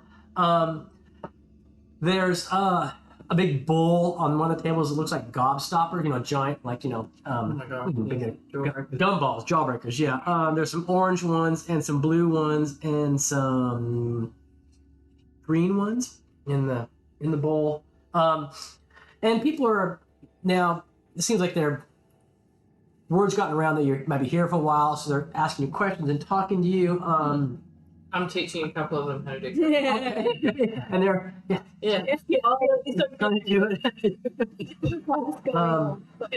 so you hear again a bunch of the names of all those families, Snoon and Gokozekel. People's names of like Bohana, Poppet, Pobar, Vorpus, all these different names that come at you fast and quick, and so it's hard to keep track of everything. Gnomes are really interested in you, Bribble, and your stories and what you're doing here. But anything you want to do or think about or what you see while you're having dinner in and this is where you get your beers because there is gnomish ale in these big eggs here. Perfect. So I just fill up my flasks and I don't know if anyone's noticed, but I'm not drinking outside of when I take a swig for key points. So Okay. Gnomes are renowned drinkers. They're not affected by alcohol very I look well. like I'm finding So they can a little bit they can difficult. pound the alcohol. We're right about that. So Ravine, what are you doing here in this gnome dining hall? Yeah, I was just thinking I want to start talking to the gnomes and getting tips from them on like some of my weapon, like exchange some chats about weapon use and skills. They're always Yeah, talking about Bissell and being on the borderlands. Yeah. There's a couple old timers in there, Yeah. and a couple of them actually spent time in the border companies during the Greyhawk Wars. So Bissell is well known for 4 border companies. These are like not what do you call it? Not irregulars, but really well seasoned fighting companies, of which the gnomes participated in heavily. So lots of the gnome world, famous gnomes are part of these border companies. And one guy even tells you that he believes that he's heard that the Margrave is going to what you guys already know, institute conscription soon, and he has heard that the famous border companies are going to be reconstituted, and that the Margrave and government are looking for leaders of those border companies. Who wants to lead these famous border companies? So, in other words, they're looking for generals. Yeah. I mean, Can I ask them if they have any, like, what their strongest alcohol they have is, or do they just have?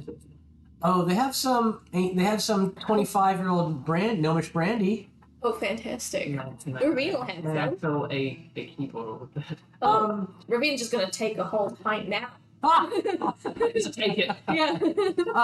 Yes, you may. They're happy to supply you with this gnomish brandy. It comes far away from the Flinty Hills, which is in the far eastern Flanness.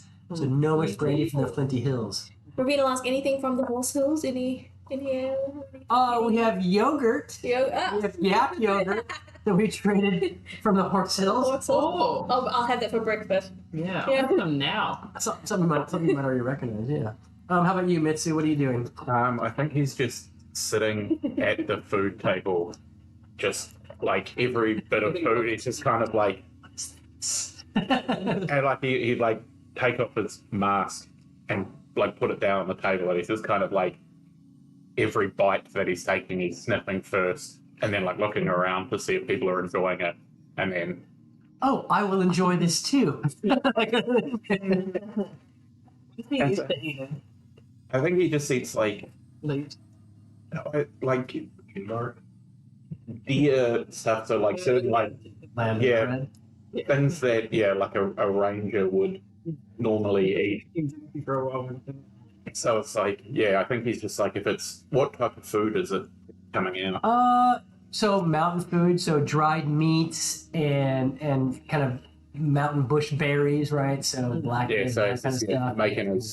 making his way through those things first. It's not, you eat the food of the forest, the lowland. This is the food of the mountains. So goat, So it's like dried goat meat, fresh baked bread as well, that kind of stuff. going for the things that he recognizes yogurt. as a base food. And so like they're like smelling them first and then just kind of like, How about you, Brimble? What are you doing? And you are being peppered with questions. Where are you from? How you been here? I'll give him Blah. as much as the story is, but dropping us deep into doo-doo. Okay. So you're Brimble Knuckles from Bramble Forest and blah, and they would probably know that anyways, because I guess they kind of recognize your accent and know that you're a forest gnome, not a rock Pretty gnome. classy. So they're actually kind of they're giving you kind of a hard time. Like, oh, I use small words. forest gnome, they could go, you don't stink. Be fine. Just listen, learn. Pass it down for future generations. Then you'll get the full value. Yeah. So he's keen to meet the other gnome traveller. That's Ah, okay, yeah. Fendel. It's the name Fendel. One of my one of my friends online just came on and says, "I'm here for the gnome killing action." It's gonna be slaughter. it's going to be toasted. Yeah. Oh, No, Fendel. That's right. Fendel Penlock. So you ask about that, and the guys you're talking, they're like the gnomes you're talking to at the table. He's like he's kind of serious. They say, kind of serious. Getting straight to the metagaming. What kind of armor does he wear? Fendel Penlock. He He is a serious gnome from the Lort Mills. He's an adventurer. I don't know if he's actually in the. He might be out of the Warren at this moment. And one of the older gnomes sends a younger gnome off to go ascertain where Fendel is. You've not got a favoured mug that he uses here at the dining table. No, I don't think we do. He's been here for a week or so. He has an affinity for the I'd say for the earth. He has, and they whisper kind of not conspiratorially, but he definitely has some magical abilities. He's able to call upon the earth to do his bidding in a very impressive way. And mechanically, he can earth elementals or meld stone or things like that. He does have some affinity for that. The kind of the gossip is that he's like been noted to maybe he's visited the mines which are a part of this complex. Gnomes are not like dwarves in that they're so dwarves have huge complexes, and gnomes are a bit more lackadaisical, haphazard in their mind. So they're going for these. Very spirited. And so they've seen Fandel in the mines, Unfettered. and he's able to wave his hand, and the stone kind of moves away for him. What have we said? What kind of gnome he is? What He's a rock gnome. he is a rock gnome? From the Okay. Lortmals, yeah. But as you're having this conversation, all of a sudden you hear blood-curdling screams from down the corridor, and Game night. shouts and yells and the stamping of many small feet. And you hear someone yelling out, "There's attacks in the mines, terror in the mines." You hear that? Okay. I'll immediately step out the room towards the sound of running feet. Okay, yeah, and a bunch of gnomes are coming past you down the corridor. All this higher self is swarming around you, and other gnomes with armor and weapons are going towards where you believe to be the mines. Okay, I'll follow them so I don't step on the wrong thing. Okay. Oh, they're rushing. Okay. All right. Let's change. Oh, And is that what? thank God. The heart's gone and then move after you. It's much better. This is good stuff.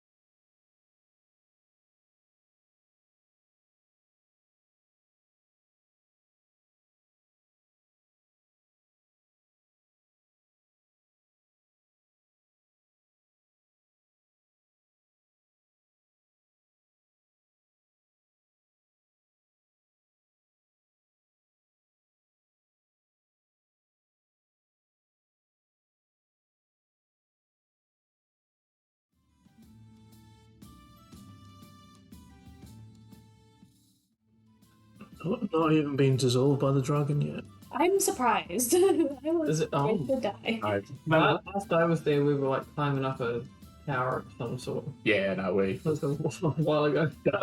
done some shenanigans. We just ran away from a adult Being dragon in the that was shooting acid at people Designers. and Yeah. fired acid directly into someone's Yeah. house. Yeah, Like it's not- obliterated a guy running down the stairs to escape. Distracted because I'm just busy. That's right. Paying attention to all the people. So yeah, these creatures are yeah, look like tight covered reptiles. Yeah, pretty much Starter Troopers is what they look like. Those it's kind of baddies. But so let's roll for initiative. Since you're right there. my part. You hear one. Yeah. You hear one behind. I mean, yeah, you can see one as you enter this cavern. Jolie right there. 23, 15. 15, 20. 23, 15, 20, 19. 15.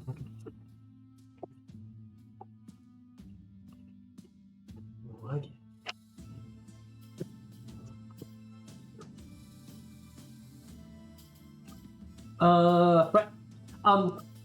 Right. You do get to go first, Jolie. So you see this creature, that spike-legged creature, and you can hear several behind it.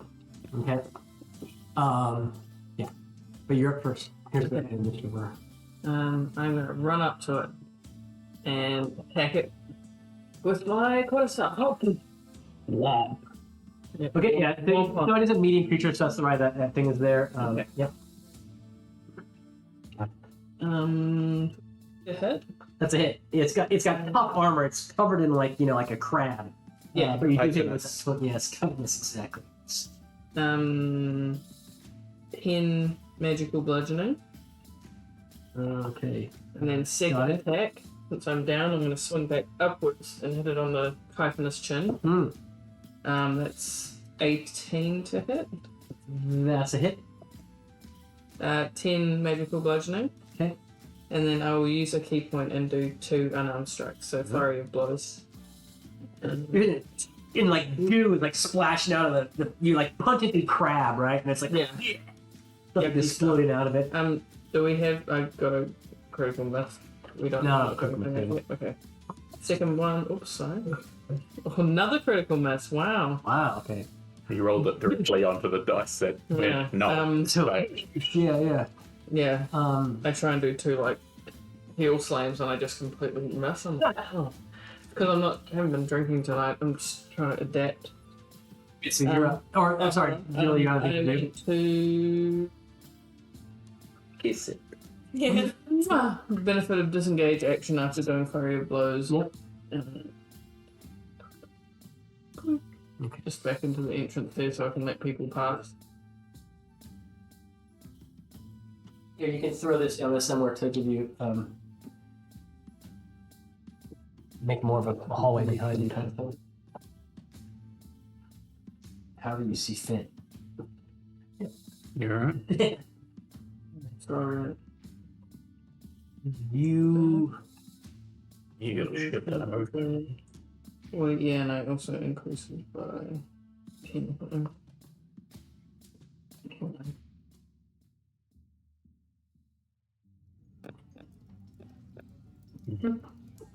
so Mitsu, you're up, I guess, yes? Yeah, I will shoot it. I'll move if I have to shoot it. That's a, It's probably one more square towards that way so you can get it in there. it's a 25 to Okay. hit.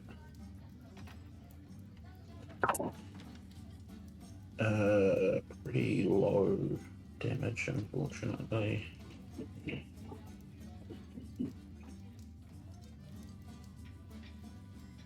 $30.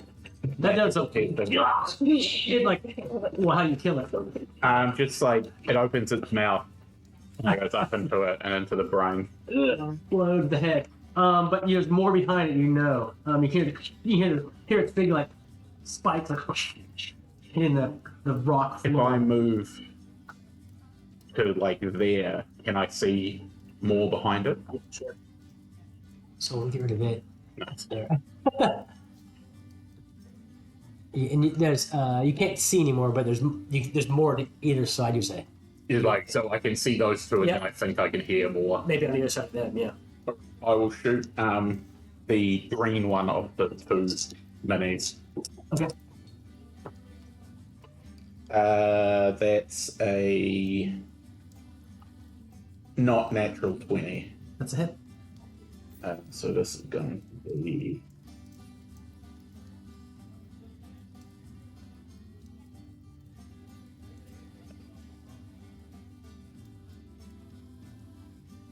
No, I need to go. No, I need to take the music too. like scary spider music. My dungeony It's one. like ding, ding, ding, That was the ding, ding, ding, ding, ding. Crazy program. that was the music for friendly gnome Warren. Yeah, you're right. You were dancing to it before. when you went to get- Friendly.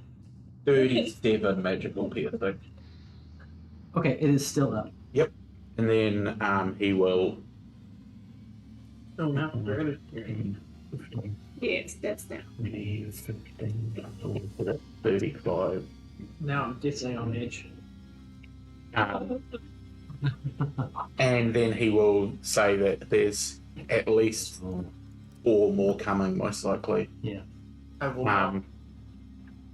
So he'll call out to what's the word I'm trying to think of?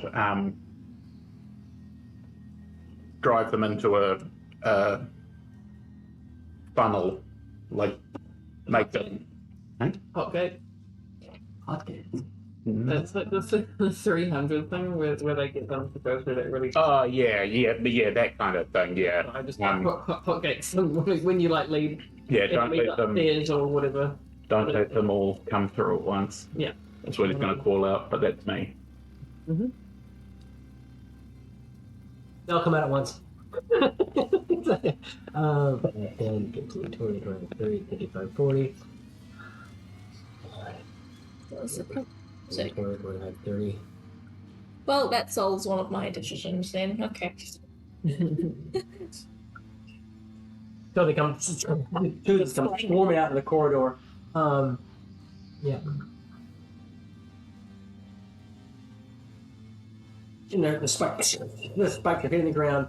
You think there's even more back there still? We need more teen. Yeah, nice. Yeah. No. That's the kind of thing. Yeah, so you hear more of these things back in the corridor.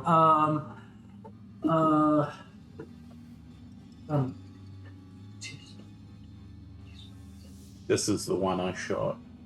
The green one, right? Yeah. Yeah. There's a so yeah, he looks damaged. He's heavily damaged, and those two are attacking you, Ravine. There's one in front of you and one to your right, and yeah. Anyways, 18 to hit. Oh yeah, meets a beat. Okay. So one of these it stabs you with one of its kind of legs. You. And does 7 piercing damage. The other one, another one also attacked you, but one to your, but missed you. Okay. And now one attacking you, Brimble. You're right there. And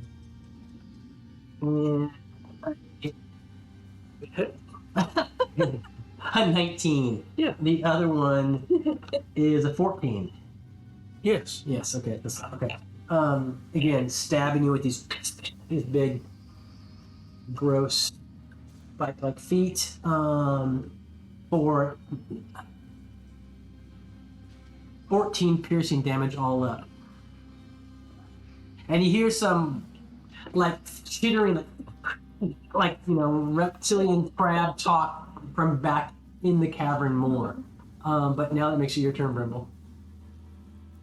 Okay, so I will cast Fireball on all of it. Hypnotic Pattern and shout, get ready to blink. Yeah. Ready?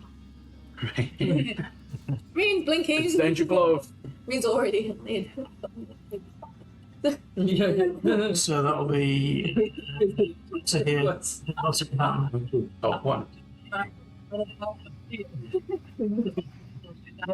Really high up. So character and a lot of it. Yeah, it's the whole thing.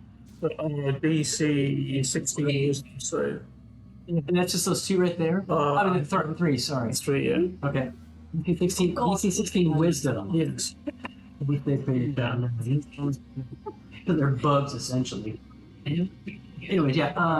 Okay, the green one. It's a natural 20. Look at that.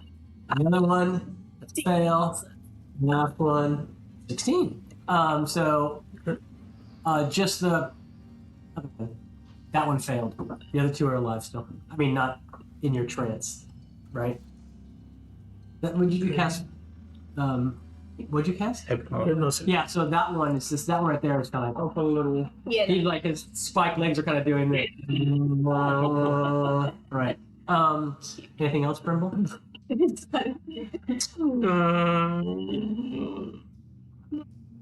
Okay, that makes it your turn, Ravine. I'd like to attack the one that hit me, that bit me. The green one. Yeah, Green one. it's going to fall out. Leave the days one for me. Yeah. I'm gonna just spin. Try and do that one. 12 to hit. Oh, Nope. Okay. Okay. One more time. So it bounces off their armor. Okay. It's, you know, My longsword. Oh yeah, definitely terrible 11. So just swipe. Like that longsword just missed on both guys. Right. That's okay. Get it? That's all. Yeah. Okay, Julie, you're up. Open here Nice. and hit this guy here. Okay. The quarter staff. 26 to hit. That's a hit. Oh, nice. 12 magical bludgeoning. And then second attack. Ooh. 10, which won't hit. And then I will flurry of blows. 21 to hit. That's a hit. This is a headbutt. All right. This is 8 magical bludgeoning. Got it. And then second is 26 to hit and 7 magical bludgeoning. Okay. What's your It's still up. score? My deck. 18. Okay. What is it? Oh, just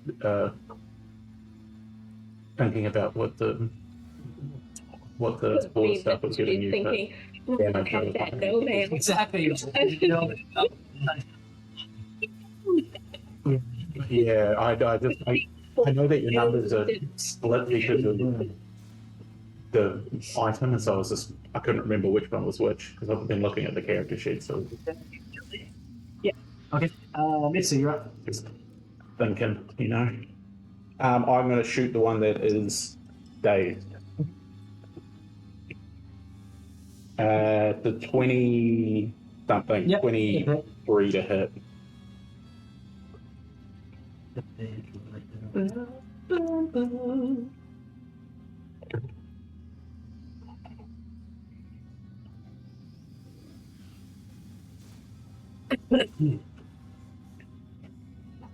$42. Oh, that explodes. How does it die? Hey. It's again, doing the just again through the mouth and into the brain. That explodes. What else, Mitsu? That's it. Okay. It's their turn. These push sticks, or whatever they're called. Yeah, it's a push stick. That's on the end. This guy, like, this engages. Yeah. That's right. Well, he's gone. You can't see where he is. But Okay. he's not there. You can't see him. Yes. He was seriously wounded. The green guy's already been hit. He's very badly wounded. Goes back. You hear more creatures back there, and also behind you, Mitsu, in the corridor. I mean, you hear battles in other parts of what you assume are the mines, but also rumbling as if there might be more of these creatures out there to the other side of you as well. Okay, like smashing.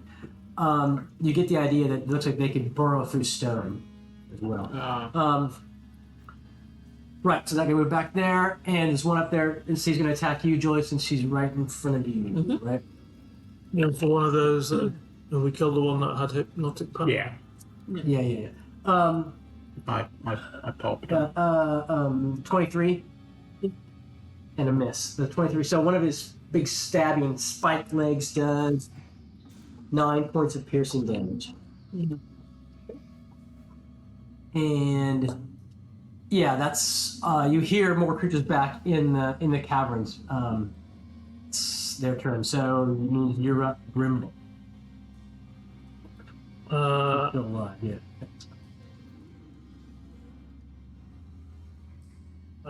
So the one that's there. You. I'm in between the two. Oh, I see. Okay.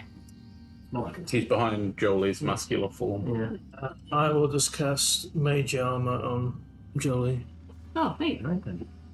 What did that give me? +2? +3. +3. Okay, here 20. Right. Yeah. Just remind me of that. Anything else, Brimbow? Oh, Okay. Ravine. Yeah. Alright, I'm gonna try and attack this one with my longsword. Man, that's for missed. Definitely missed. Not even gonna bother. It's a second time. That's a hit. +2. It's awesome. Alright. And then my d8. Sweet. Oh yeah. I'll take it. 6 slashing damage. Got it. Magical, thank you. Okay. Thank you. Yes. Got it. Yep. And then bonus action rage, Okay. and bonus action rage. And can I do my other bonus action, frenzy attack? No, you one just okay. Thank you. Yeah. All right. That's it. Right. Julie, you're up, and there's one in front of you, and there's more back down the corridor. Back this way. Yeah, and you can hear them. Oh, okay. And perhaps as well behind on the let's say beyond Mitsu down the corridor and lines down there as well, because you hear the smashing of rock. You hear Gnome screaming, not in battle, but also in perhaps a bit in death as well. Okay, so I'm swinging at him with my quarterstaff again, and that is a 26 to hit and a 12 magical bludgeoning. 12 magical bludgeoning. That destroys him. How do you kill him? Full on, just walk, like smashes little chitinous brain in. Like the spurt out of the fluids inside of it. The tasty brain meat. Tasty brain meat. Yeah. And then I'm gonna go. Sushimi? Yeah. Storini? I can't remember what. 15, 20, 25, 30. What can I see here? That guy? You want more of these dudes? Oh, yeah. Okay, yeah. Got a couple here. I can say. Yeah. One there as well. And there's a cavern in there. You hear him in that cavern, too. Yeah, those, you can see those three there. Boom, boom. 35, 40. You can Okay. beat that guy's. Yeah. Yeah. Yeah, he's got poultry holes in his skeleton. With my second attack. Ooh, that's a 10, so that does not hit. And then I'm flurry of blow the same guy. Smack him. Okay. First smack on one of the spiked legs and go off. 11 That's a miss. and 18. That's a hit. Okay, and that one is 7 magical bludgeoning. On Greenie. Mm-hmm. Okay, he's dead. Oh, nice. Woo. How'd you do that one? Yeah. That was also a smack, so I missed, and then I went, whoa. They're full-on Starship Troopers guys. Yeah. Yeah. I'm gonna move here in front of this. Oh, did that work? Is that even a square? It is. I'm just too big for it. I'm trying to move in front of this guy. I mean, that could be. Yeah. There-ish. Alright. Just so I'm not so easily surrounded. And I'll yell down the corridor, more down here! Mitsu, you're up. So if I lean back and look down this corridor, can I see? It looks like right at that moment there's like something coming through the wall. Okay. One of them. So you see a stab, those big spike things coming out. I will ready in action to shoot once it pops through. Okay. Yeah. It's their turn, so it does. Yeah. Okay. It comes through. So that's the first one, and then we'll go on with the rest of the turn. That's a 25 to hit. That's a hit. Uh,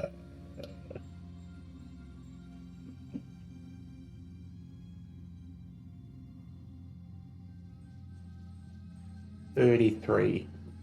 Okay, it's still up, but arrows smashes through it. And then that's me. Okay. That's their turn. So there's one. Another. They move fast. Oh, thank you. Yeah. So as they skitter along the ground with their big spikes in the ground, it's surprising how fast they move. Comes up, and Alex, another one comes up. Well, this guy glides around you. Actually, they don't need to do that because they have pack tactics up. But anyways, they're and another one comes out of this cavern here, and you still hear another something. You hear this like more deep throated monster in there. Yeah. Big one down here. So one attacking Mitsu right there. Mm-hmm. Hit. The 18 will hit on the die, but the other one will not. I don't know, what's the total? I'm still on bike. Okay. I'm still as the AC that in 17. It's what it's been the whole So wearing armor. one stab attack hits you, Mitsu, for 9 piercing damage. And then Joy, there's just two around you there. There's one it didn't come. It came out of this bigger cavern, but can't get to you yet. Yep. And yes, the two around you want it. They're attacking twice. So they attack both of you guys. So just stab you with spikes. First one, 23. The second one, natural 20. Yep. Both. So I'll total.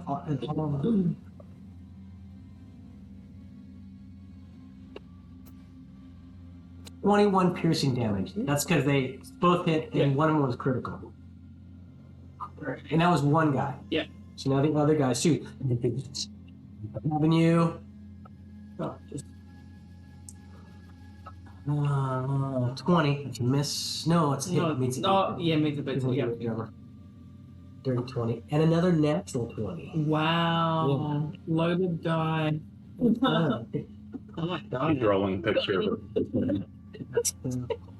Yeah.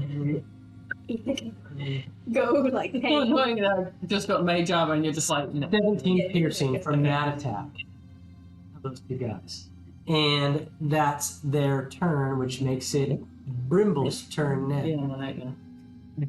Down from 55, I'm on 8. I don't think you're much of a tank as you sometimes think you are. I'm not tanking at all. That's why I do the disengage thing. But I also don't run away. I want to ask really quickly. We didn't get any health potions when we were talking to the gnomes before, did we? Yes. You guys did dinner, yeah. It's pretty common. You can, yeah. Brimble, you're up. So yeah, there's one of these bug creatures. Well, yeah, right next to you and Mitsu, and yeah. So I'm going to get to there, and then I'm going to shout blink again. I'm going to cast the Hypnotic Pattern again down here. Okay. So it's DC 16. For those two guys. 3. 3 guys, yeah. Fail.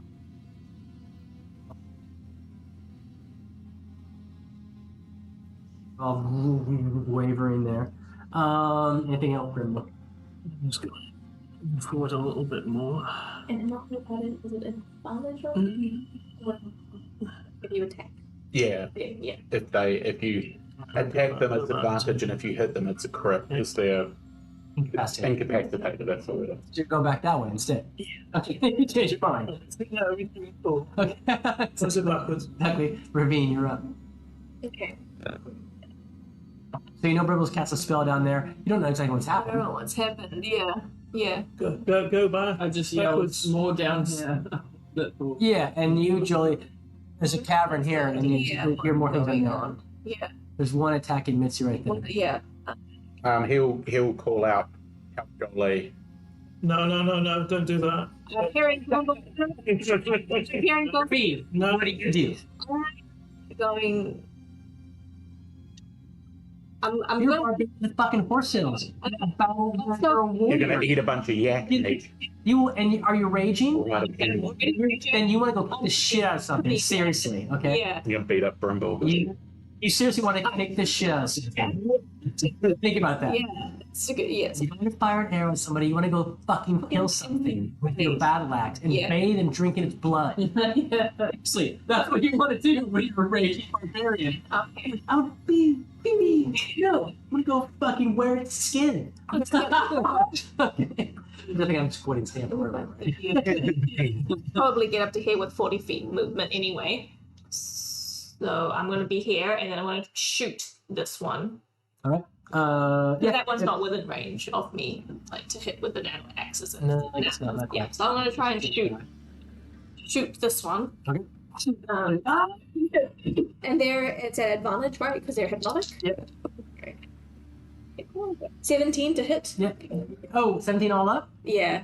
Nope. Not gonna hit. It Okay. bolts off their All right. exoskeleton.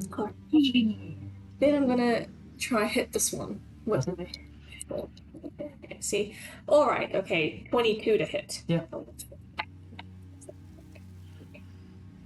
Why'd you change target? Well, she's really angry, so now she's like, I'm gonna go for the one nearer me. And thinking tactfully. She's also drunk, so she's like, which one? Exactly. 5 piercing, and then bonus action frenzy for the next time. Crit. 5 piercing. Oh, 5. You have crit damage when you Damage. get past it. Like 5 plus 6. 11 all up. Yeah. And you don't have your bonus, we don't have modifier. Okay. So those, okay. And we have bonus frenzy for next. I think. That's all. It's Okay, let me still so fun. Yeah. So they're both awake now? Yes. To damage the one in front of you. So that looks you should have to kill it at least. Okay, and that said Jolie's turn. Okay. Yeah. Yeah, Quattro Star. The one that Took me a second. that's been That's been He's been hit Yeah. by Ravine with an arrow. one of them as well. And I would say, I just said not That that one. one. That's the It one. was You, that yes, that's the one. And that one is more severely damaged. You punched him like a couple times. He's got ooze coming out Okay, of his I'll broken, go for that one. broken exoskeleton. Oh no, wait, he's under hypnotic pain. Yes, he is. So, okay, so I'm gonna go for the one who's I shouldn't have picked that up. Okay. So that's a 1, That's this. a 26 That to hits. hit, and So that's a crit on the one that's under hypnotic attack. No. no, Yeah, No. no, it's not. Don't- oh, wait, is it? No, he's not. It doesn't have- He's awake. Plus 5 is 11 magical bludgeoning Got it? on the awake one. Yep. And then we'll do 2 unarmed strikes. First one is 23 to hit That's a hit. and 8 magical bludgeoning. Got it? Second is 21 to hit That's a hit. and 10 magical bludgeoning. You kill him. Yeah, enough. And I will do my tipsy sway because I've used flurry of blows. Okay. And go 5, 10, 15, 20, 25, 30, 35. And keep an eye on both ways. That's totally fine. One thing, let me check it with something I read a while ago, and because I missed it. Is that still? Sorry, drunken Because I technique. missed it. so just so you know, when you move, you can move through both. You can move through ravine space, but it's difficult for me to do so. It's less. So it's 5 feet less. Okay. Even moving, you can move through. You can move through allied space, but doing so it's difficult terrain when you do that. Yeah. And so that takes an extra 5 feet for that moving through. So it would be 40. It's still yeah. Can I ask a question too? Like, if you miss them while they're under hypnotic pattern, are they still in a Bang! Hit off. It's not a hypnotic pattern anymore. DM's ruined. No, I'm curious. Yeah. Never thought about it. Cool. No, that's okay. I was just curious, just to know. Just It probably says in the spell. the spell. Okay. Okay. That's fine. In a sense, we'll go with what I say and Yeah. change in the future. That was Jolie, means Mitzi. He's going to draw his dagger and stab at this one that came at him. Is that undamaged, that one? No, that's the one I did 33. Got it, thank you. Got it, I got the That's a 17 to hit. That's a miss. Really? Yeah. Uh, Target take T. he will disengage and do. Actually, no, he's not going to disengage. He'll just stand there. I did kill this one out. I was just moved it. That's me. Okay. Their turn. He'll just attack you. It's just right there. It's just. You got a natural 20 and a 16. And so. The 16's a miss. I'm sorry, it's 21 all out. Oh, yeah, It's that's true. 16. And. You're going to hit me with less than a 10. Okay. I'm on my AC that I started the game at level 1 with, so we haven't. We've only found one of the not. 19 piercing damage. Okay. 2 hit and 1 was a critical. And so these stabbing you with its big legs, and that's its turn. And these are both aware. No, this one's still Phantasm. This one's aware because I said so, but anyway, gonna attack you. Ravine? No, and it says on the die that's gonna miss. It's gonna be 15. That one, no, an 18. Yeah, 15 misses you. Okay.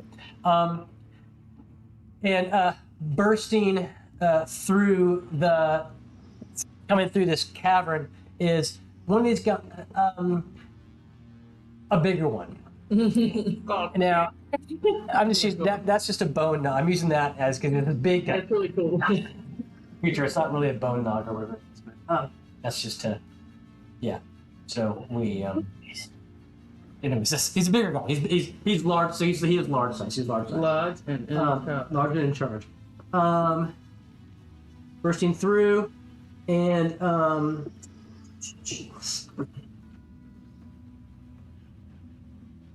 never. Yeah. His reach is such that he can Anything. get you, Ravine, and he just makes 2 attacks as well. you have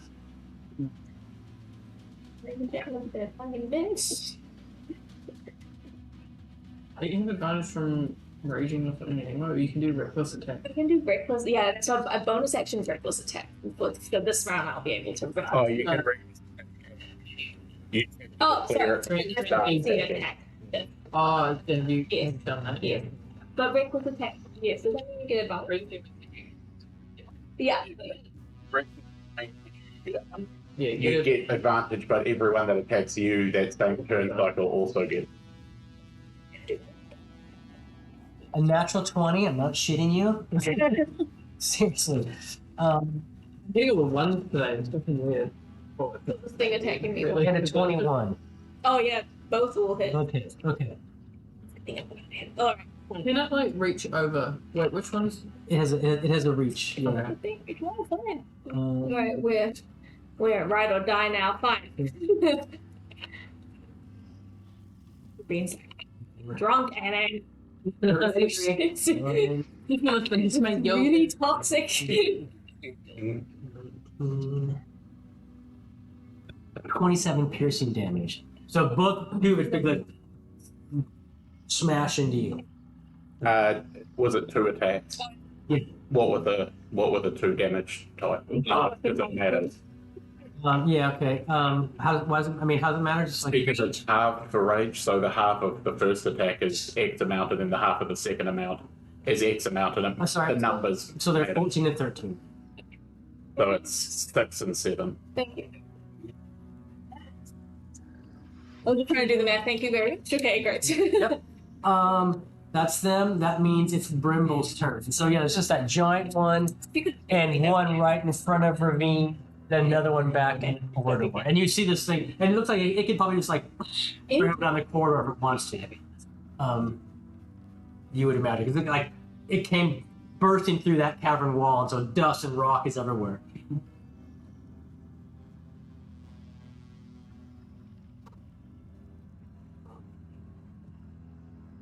Okay, I'm going to cast another hypnotic pattern down here. Okay. Yeah, so 16 again. And so just there's two that are there that are. Yeah. There's three here. Oh, one's already hypnotic pad. Fail to save. So the small one failed, the big one saved. So the two small ones are hypnotic patterned, and the big one is not. Cool. But the first small was already. Yeah. Well, he would. Yeah. He's hypnotic pattern now, though. Yeah, yeah. The two small ones are hypnotic pattern. The two small. This is the Kruthic Hive Lord. Is this creature? Mine, yes. Brimble, anything else? No, that's it, I think. Okay, Ravine, you're up. And there's a Kruthic Hive Lord right in front of you, a big one, and there's just a adult Kruthic that is dazed, right? That is hypnotic pattern in front of you. Don't hit the ones that hit next, but hit the big one. Hit the big one. I'm gonna get on my to use the javelin on the big one because I'm throwing it because it's still. Yeah. This does not work. I swear. Yeah. Fire. Okay. One specifically has to be thrown. Oh man! Honestly, these advantage that is so not. 20 is your target. Oh, You're near. Is that a 7 on the die? it's 7 on a die. I doubt you're near. I doubt you're near plus 15. And a plus. Yeah, not Okay. gonna do that. Well, that javelins have gone. Honestly, that thing's been more useless. You did some pretty good hits. Yeah. This is it. Yeah. All right. Well, I'm gonna try and I guess. You got frenzy, remember? Yeah. Don't you have 2 attacks and then frenzy gives you 1 extra? Yeah, frenzy gives me 1 extra. So I want And you have a level of exhaustion. Oh, Afterwards. after exhaustion. Yeah, I'm actually going drunk. All right. After what though? After. After the frenzy ends. Okay. Oh. I'm gonna. Because you come out of the rage tired normally, but then this one you're frenzied, so you're extra tired. Don't hit that. I'm just gonna try to shoot him with my short bow now. You're raging and use your short bow. I can't hit him. Why not? Oh, you can. You can. Just can- move so You can. I would imagine you'd be like, I'm so pissed off right now. I lost just think. the Don't think of the javelin. character sheet. Think of the Think of it. the barbarian. You're fucking losing Yeah. your mind. Okay. I would I be. doubt you're gonna pull out your crossbow and fire it. Also noticeably Fucking worse with mind. the bow than you are with the axe, so you're Yeah. better off doing I the would axe toe anyway. to toe with it. I mean, it's not thinking. You're right. Yeah. Just Thinking thinking. like what you're doing. Because you attacked recklessly, you still have advantage on these attacks. It's all attacks this turn. That should hit with the battle axe. That's a 20 soft 21. You hit. Okay. Oh. That's good. All right. That is good. Then that is a rage as well. Oh yeah, so 12 piercing. Got it. Yep, and then I've got 1 more attack on, so I'm gonna try Okay. battle axe again. That is not gonna hit.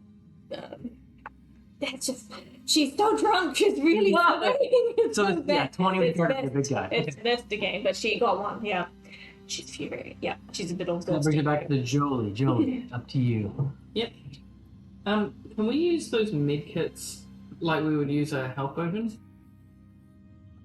The But daily- Brimble is the one who has. Oh, yeah. Brimble has to You use a have to medkit on you. administer it. Yeah, it's his feet. Yeah. Cool. So, You're like bandaging your eyes. You know. Heal people. You heal people with your feet. He does. He just comes flying to this feet like this in the air. what This thing's like epic. You're trying to say. What is a health potion again? 1d6 plus It's 2d4 plus 2. 2 for 2. 2d4 plus 2. I'm gonna administer a health potion on myself. Nice. No. Cool. 6 plus 2 is 8. So. Not. Forever. So that's my action. Yep. And then.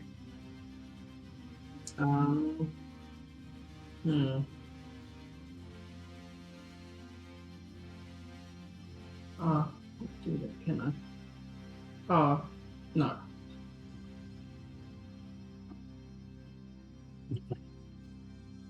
He's going to call out, "Help Ravine, I miscounted when I rolled last time. I should have hit, but I I'm didn't. just trying to.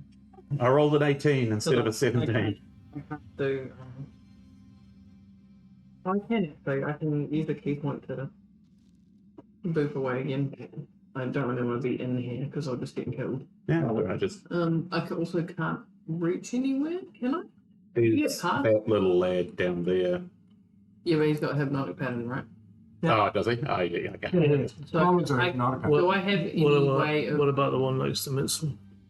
Yeah, that's what I was going to do. But... That's all right. I've almost killed it. Alex, you can get in there. How far away? Oh, I can. Movement wise, I'm just wondering, can I get next to this guy?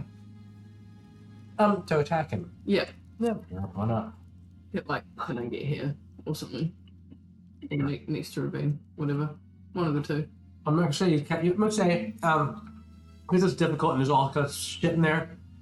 Get in there and attack him, but I don't want to. I'm not going to give you flanking advantage. Oh no, no. Get in there and attack. I can, next to him somehow. Just push. Yeah, there's good. Right there. Boop. Under his beak. Yeah. Come out like come in between. His big clawed feet are hitting the ground. Bam, bam, but you're getting in there. And I'm also keeping an eye on this door just in case. Okay, but you. Okay. Yeah, fair enough. This is an unarmed strike. 11. Point target with the guy. And I will just hang out there, whatever. Relax, have a mind side. That's a natural 20. Natural hit. It'll be this plus this.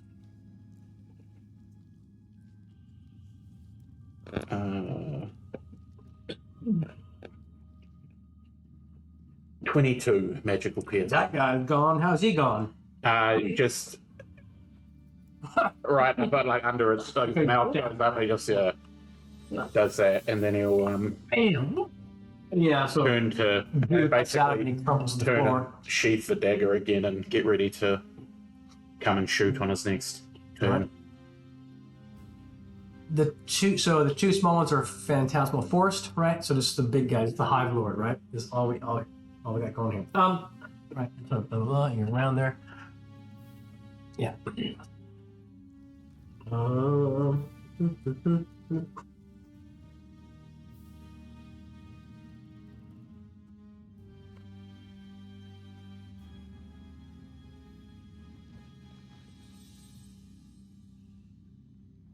I know it's close quarters. He's going to step back like this. I will give each of you an opportunity attack if you want to take it. Yep. It's your reaction. Yep. Okay. Man, honestly, that missed drunk, getting too drunk. Okay, so he's like, and he goes, and then You still get map advantage. spread in half and goes across the two of you. Is that a dex saving throw? Yeah, can you give me a DC 14 dex save? So I have a new thing. I know, you get, if you save, you get 0 to the half. Yeah. So DC 14 dex save. Yeah, 18. Okay. Ravine? God, that came in clutch. Oh, that feels really good. I never passed this. Your dex save? I get advantage on saving throws now, I think. Here. On dex save? Yes. Dex saves, Okay. yeah. Thank you. It's fine. Just making sure that we are all on their head, but damn, that's failed. I'm doing this like weird old man look, like That's okay. The You take 18 acid damage. There's no halves on that, is there? No. Nah, Yep, you failed. Yes. If you had saved, it'd be half. Be a half. Okay. yeah, though it's a different type of barbarian that gets half on all damage. Oh, It's a totems. bear totem. No. That's pretty good. That's good. It's half on everything but psychic damage, which is really cool. So 18 acid. It's one of my next yeah. character ideas as a druid barbarian.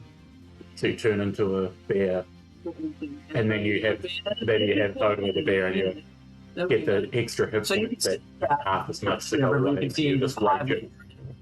Fat spraying acid on your companions. Oh, stuff there. And like a big just like balance. And you're done. Yeah, the big daddy. 9 damage.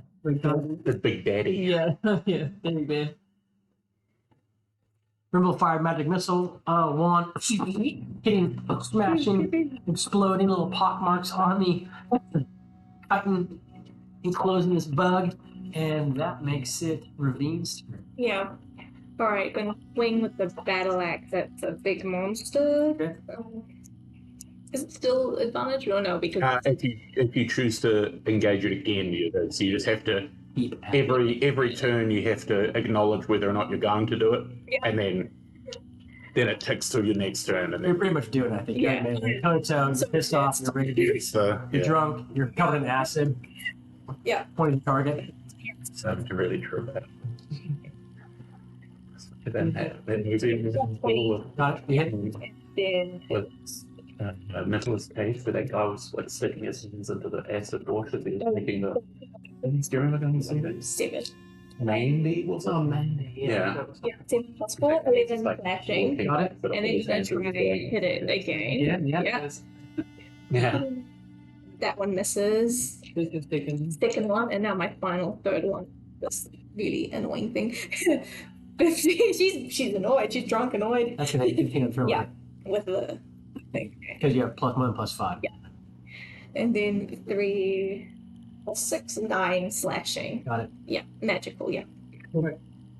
Battle axe and smash and sink. Yeah. Okay. Yeah. Okay. Anything else for Veen? No, she's just yes. So kind of 3 Gokas come out of this thing Yeah. and you're smashing Yeah, she's like just screaming as she does this. crab shell Crab armor. Its spike legs are flying down to the ground, and that makes it Jolie's turn. No, he's too. I'm gonna be Jolie. Yeah, because He's got a gun. he's got to go. Just say he's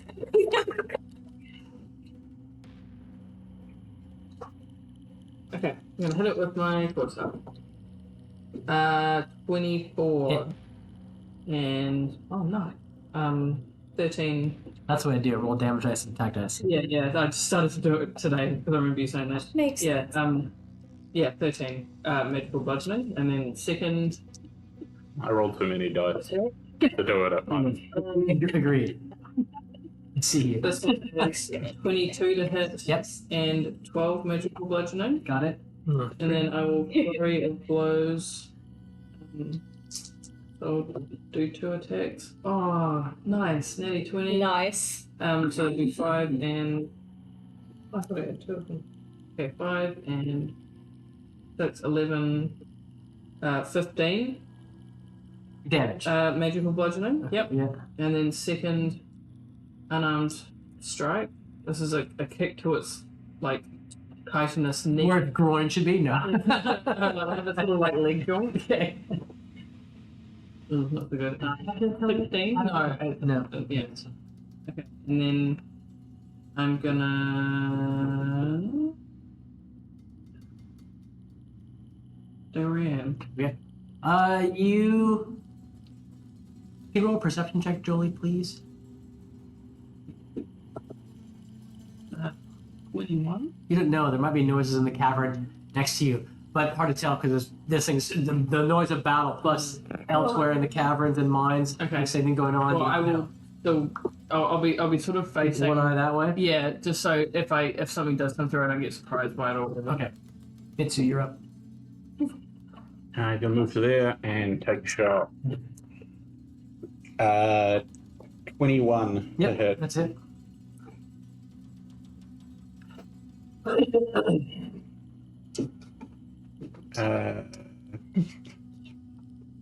27 magical piercing. You kill it. Yeah. How do you this big thing Just explode? again, he runs in and goes and shoots it in the mouth. The other mouths. The other mouths are kind of like full of sharp teeth. It's like a sharp jaw, rows of teeth. Yeah. Okay. So the Hive Lord, crumbles to the ground and is dead.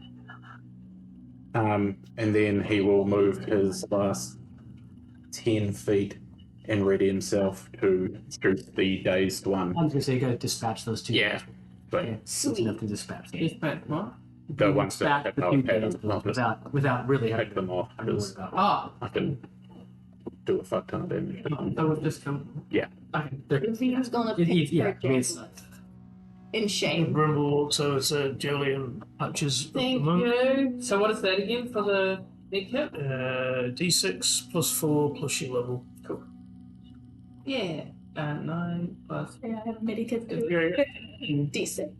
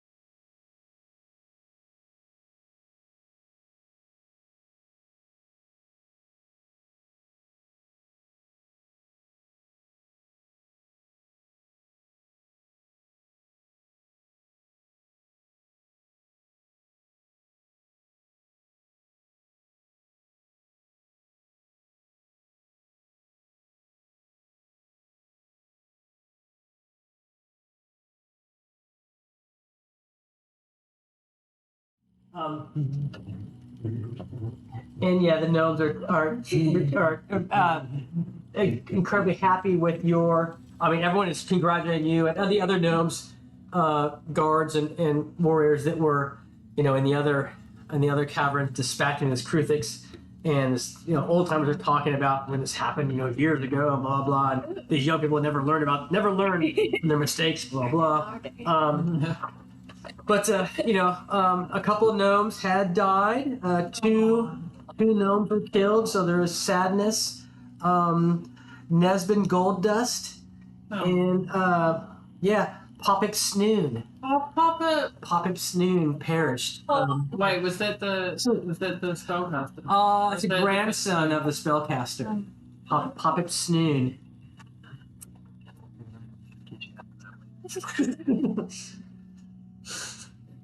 Popip Snoon and She's like, ooh. Nesbin Gold Dust perished. Nesbin.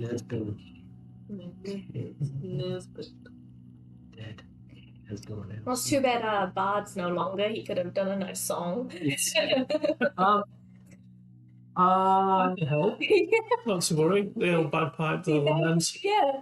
But So the evening is they are happy with your presence here has certainly saved the gnomes from further death and destruction. So thank you for that. And they're so rejoicing you, but also lamenting their losses. So a kind of a melancholy evening. Time to go back to bed, back to your quarters. If anything you guys want to do or talk about or ask various gnomes that you see, in the dining hall, in the corridors.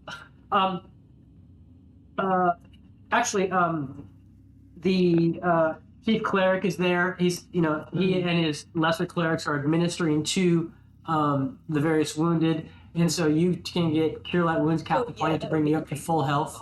Oh, lovely. So there's the chief cleric, which you've met, Delver Gold Dust, but there's also there's a couple hundred gnomes in this warren. So, and amongst them are several lesser clerics who are acolytes of Felver, and so they can bring you back up to full health with their not with potions, but just with their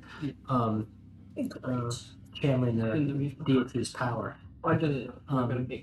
But anything else you guys want to ask of various gnomes? And but still, you see things. See the various kinds of. We're going to loot the body of, was it Fandel Penlock?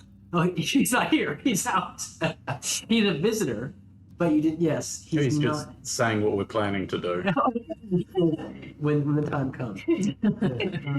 Well, let's be prepared. Yeah. So you see another steam-powered auto floor cleaner.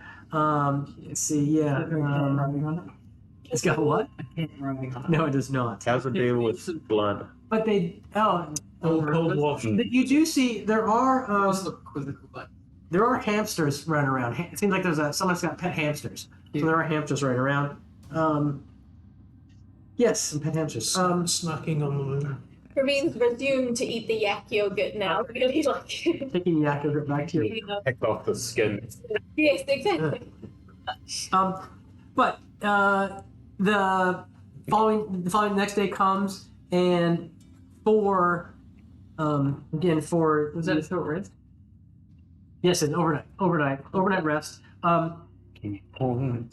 If you want to stay here for a week before, I assume you want to now venture to the caverns. I'm guessing, right?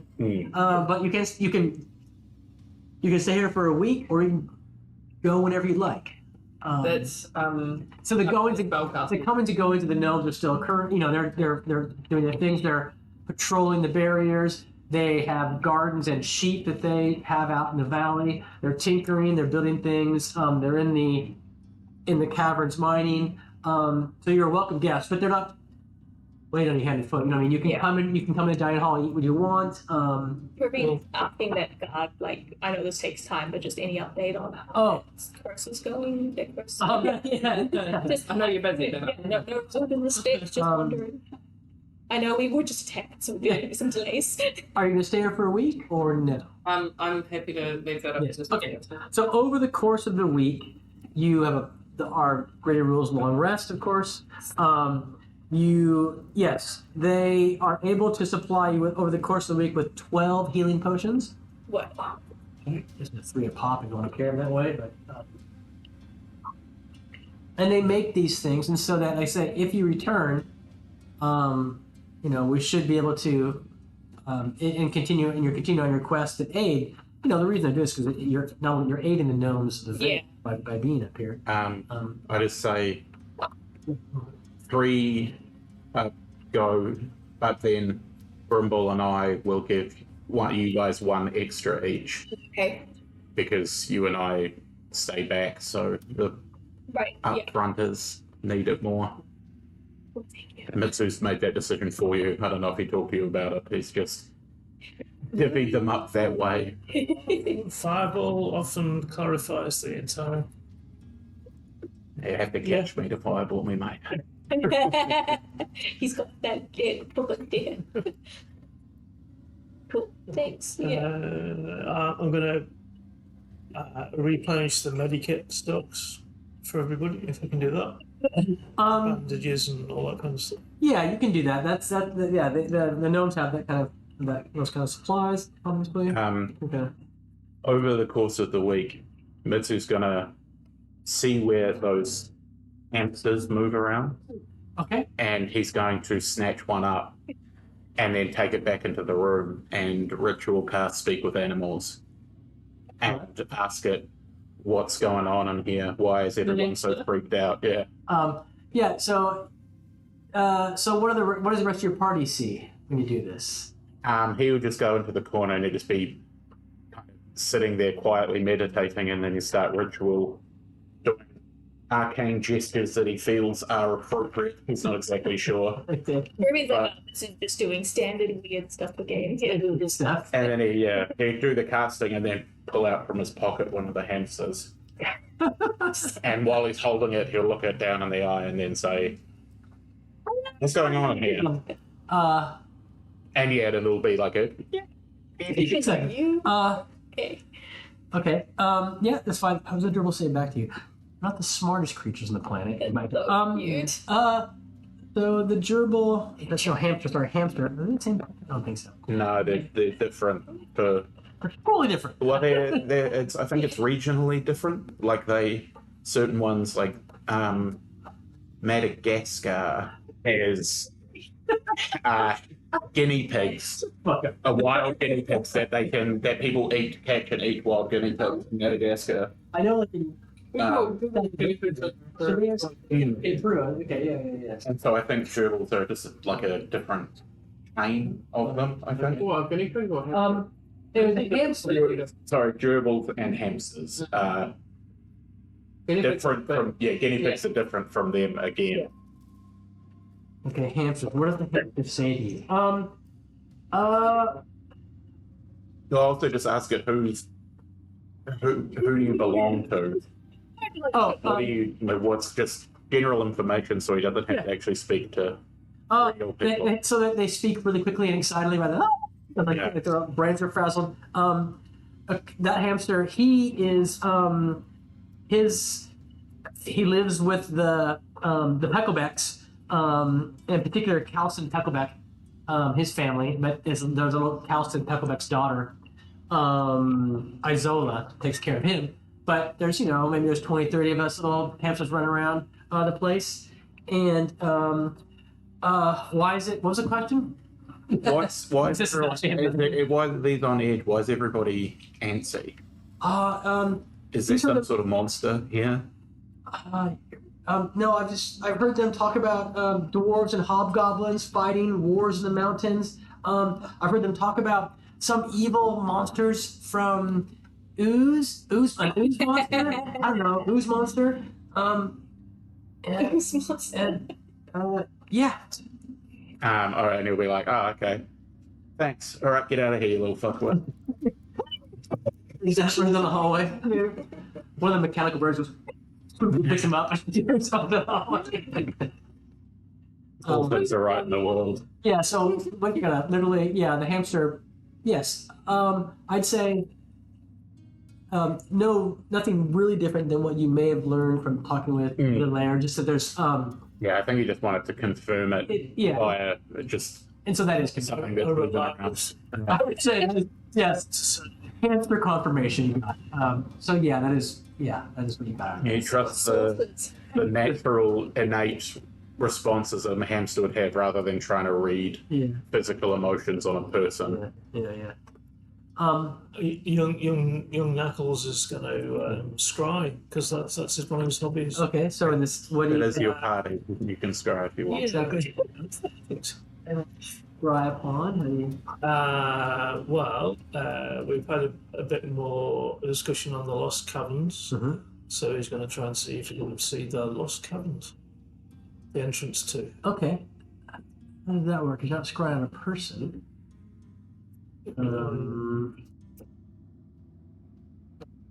He's got two others, also the gnome that we never met, And also you're also. I think Yeah, you it's got- an area. We got 12, so you guys got 4 each. And we can do. I know. But they sound a bit empty, the ones we gave. We've refilled them. With apple juice. Exactly. Right. The other. What to say about a scrying area?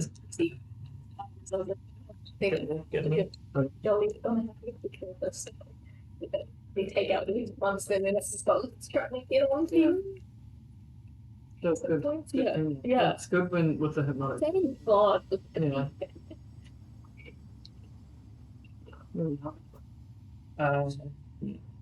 Okay, that's not going to work. Instead, it says, last paragraph, instead of targeting a creature, And you're not you can choose a I know. location you have seen before after target the spell lines. You can't scry on the cavern entrance itself. And then Um, we've got, you can see and hear a particular creature on the same plane as you. Target makes a wisdom saving roll.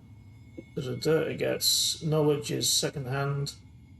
So you've heard of the target, so they get +5 save. And we haven't seen any likeness or pictures or anything like that, so they just get +5 on the DC 17, I think it was. so this is you're scrying upon Fendel Penlock. Yes, and then the next one will be vampire Okay. drills. Yeah. You first you show in your scrying upon on Fandle actually. Vandal? Fandle. Fandle. Penlock. Fandle Penlock. Fandle Penlock. It actually looks like you successfully scry upon him. He is outside walking in the mountains, and it looks like he's walking on perhaps on the path, wide path, road even, coming up to Gnome Valley right now. I'll say it's the afternoon. Any Fine, no. creatures? Okay. No, I'm nothing. Okay. Vampire Drellsman? No.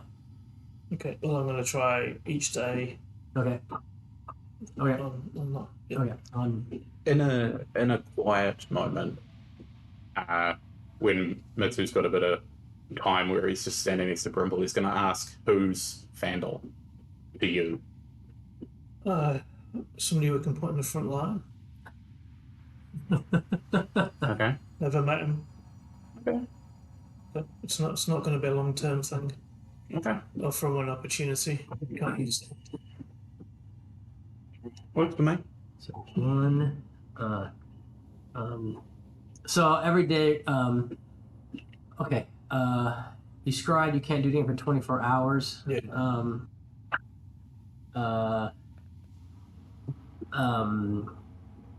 The person you're scrying upon, Drelsna, they anyway, they have some abilities which allow them to succeed at saving throws even when they fail, as you mechanically might. And so I'm gonna say that you do not to see them for the week. They're there. They're gonna regret it. I'm rolling dice there, and there's some fails. We're gonna And, regret it. and there's some fails and there's some successes, but they're able to turn those fails into successes. Must be really tired. Over their shoulders. Blinked. Yeah. What is it, and I forget what that is. Like 3 times a day, they can choose to Someone who can succeed when they fail. So they're able to do. Was it? someone who can stand in front of you, take some hits. Yeah. And then also when it quieted time as well during the course of the time, Mitsu would do some monastic. Yes. One of the clerics, the head cleric, is able to during the cast remove curse. So the curse of like is removed. You were saved by Velvet Gold Dust. Velvet Gold Dust casts remove the curse upon you. Yeah, he's obviously spent time And with Rao. He does all the old movements and stuff. No. if he's super, and now she suddenly feels more optimistic and bubbly, the usual sunny self that she was. Yeah. The hangover is cured too. Less ratty. It's like he has them all inside. And stuff. We can say whenever you want that a week has passed. And if you're geared up and want to go, although we should say that Fendel Penlock arrives in the Warren. Fendel Penlock, and it'll be the diet hall. Fandel comes in. Yes, he does look like that. He's got like a castle. He's got a feather in his cap. That's a seriously old. Yeah, this is. Feather in his I cap. painted that when I was probably 12 years old. That's why I remember it. He's actually he's full on 80s. He's got the porn star mustache. He's actually He's holding a sword that's not a sword. he's a ranger. He's a ranger, but The bloody that's a computer miniature, and the blades always broke off. So because children are reckless. real boys are reckless, yeah. But that's in a AD&D box of fighters, rangers, and paladins, yeah. Some of the other rooms they have. He broke it when he pushed everything off his desk for his first porno. No, I think I'm taking my ColecoVision. I was like, horror. Did you have a name for this guy? No. You mean back in the day? Yeah. No. I bet you did. Gypsy Probably Sky. did, but no. I mean, he wasn't a particular character. Okay. My only character I remember is The one you had the sheet for? Arhmin. I still have all my old sheets. That's Yeah, right. yeah. Fandel Penlock. He comes in and he's kind of a outsized personality, right? And indeed, he comes in, kind of commands a scene, right? And he's he's heard of you four. But yeah, so Fandel Penlock, he's a young gnome with long black hair and light blue eyes and slate-colored leather armor. He has a backpack and a sling belted at his side. And you, Mitsu, you notice that he seems kind of remarkably connected to the earth, possibly even the Feywild. And your druidic sensitivities suggest that to you. Mm-hmm. I don't think anyone knows that you're now a druid. No. So you don't know that. Right. I mean, casting speak with animals is definitely a druidic thing to do. And that's kind of why it was awkward, because he's not really sure of what he's doing. He's just attuned to a different state of mind. And so he's just kind of fucking around and finding out what he can do. Yeah. So he'd be like sitting quietly as well at certain points, going like that, and having a fire appear in his hand, and snatching it away, and just kind of like, doing weird stuff to see what he can do. Oh god, it's a watermelon. Good melon. It's a ranger, I think, right? Yeah, I could do it as a ranger. I didn't take it as a ranger, but I do have. Yeah, I have it on my list because it's a something you can be druid about having. Yeah. Fandel comes in and he's kind of holding court, but almost holding court. He's in like a big, it's like all the young gnomes in the in that hall are like, and I'm gonna be sitting on the barrel and doing a little watercolor of the scene of him And it's commanding. great that he's agreed to come with us. What a hero. We welcome him to the medium-sized feet. Can you spell his name? Is it Faendal or F-A-N. Brimble's medium. What's the Fandel look like? Brimble's sevens. amazing? No, it's actually very cool. Is that what he calls us first? I think so. Ooh. Fandel Penlock. So he's holding court. He kind of tells you guys about his history as he's talking and glad handing and the little gnomes and even some of the older gnomes around. He is fey touched. He says, and he has some abilities that allow him to. What are you doing? That allow him to do some amazing things. He sells some amazing things with stone. Gnomes, Fae, and Greyhawk. No. They're not. They don't count as Fae as the creature type. No. Like No. goblinoids. Humanoids. Right. Excellent. Interesting. Could you out? I'm gonna hide over here again. Keep on.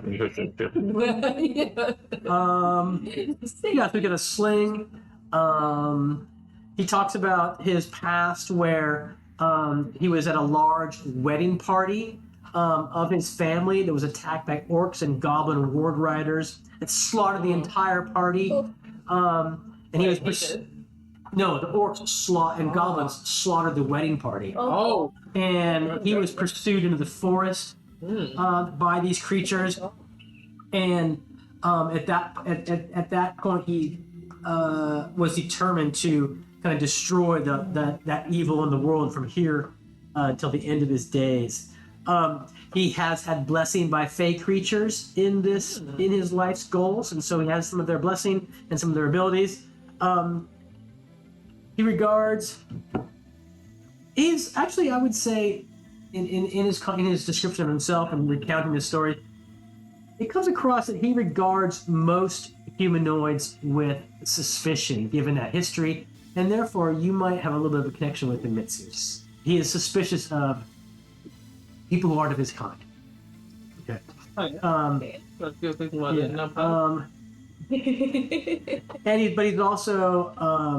he's also fiercely protective of the natural world, the mountains that he's in, because he comes to the Lort Mills, which are on the other side of the Sheldamar Valley.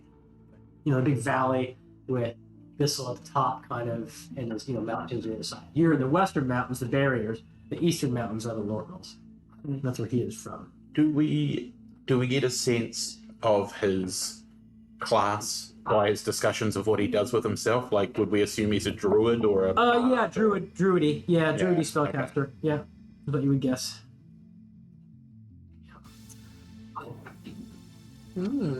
So he's happy to let a vampire wreak havoc on the region then. What do you say in that regard?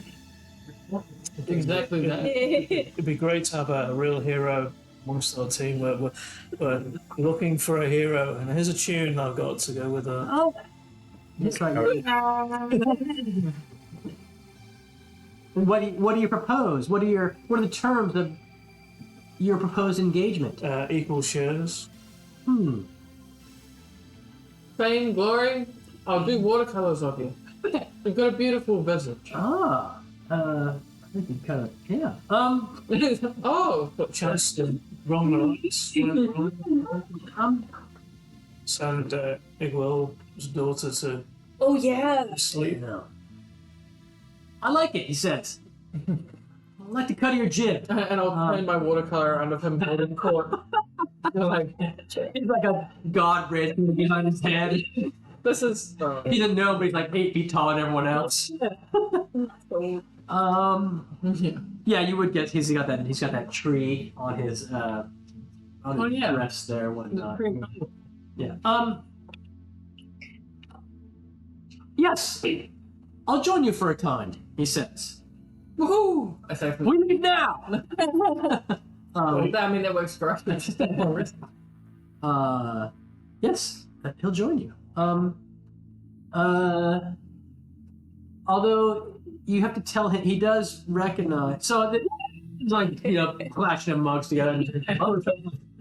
Oh, he takes you aside, Rimble. Come, stop. Why have we got this evil standard? Artifacts. That's what Okay, right. So he's bluntly asking this is your evil We pours off. can see some treasure from. But he's asking you what does this evil emanate from you? He says it's strange that you were in the No More and with this obvious evil pouring off you. So he asks people what's going on. That's from this object. On the book. Okay. All right. And what is that? But and what do you tell him about the book? Just so I know. It needs to be destroyed Okay. before it gets into the hands of those who would use it for their own benefit. Okay. All right. And you're gonna go to the caverns to destroy it. Is that To seek something that will enable us to destroy it. okay? Yes. All right.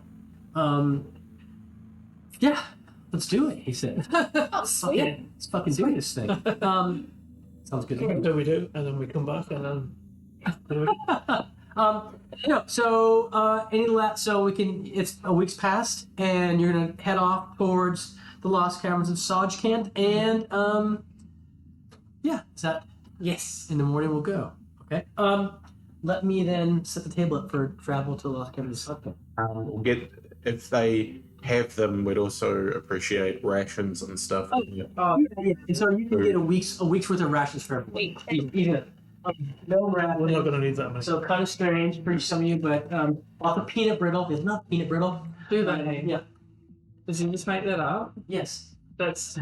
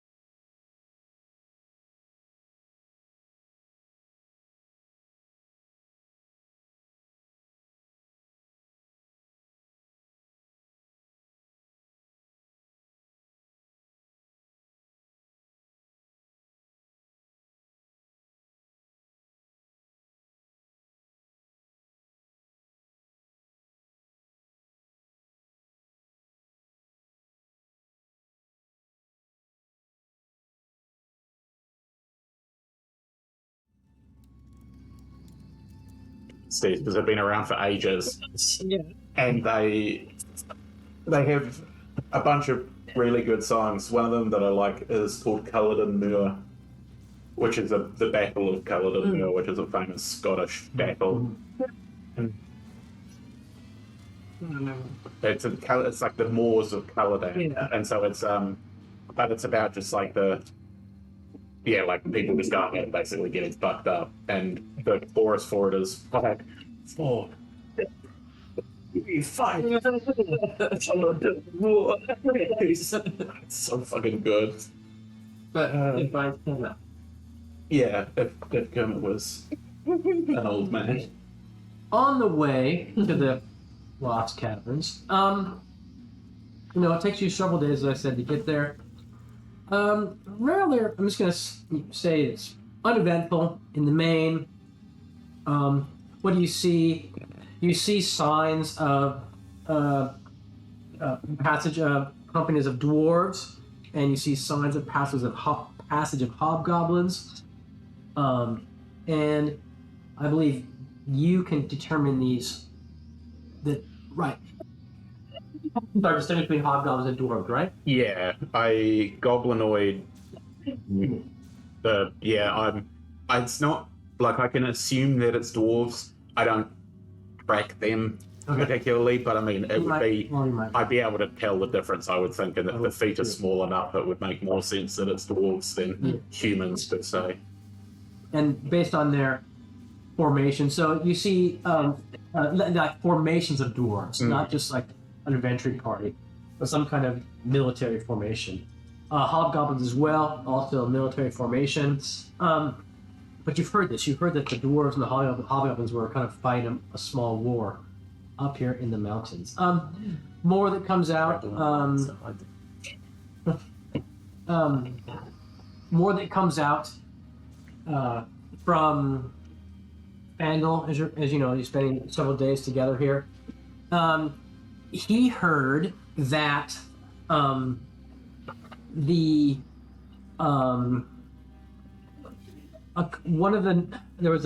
gnomes are planning to overthrow Laird Greyhawk. That's what you hear. He doesn't know how much stock he puts in that. But it was the Nogwaylar clan, and in particular Fizzywink. I was like to make you smile.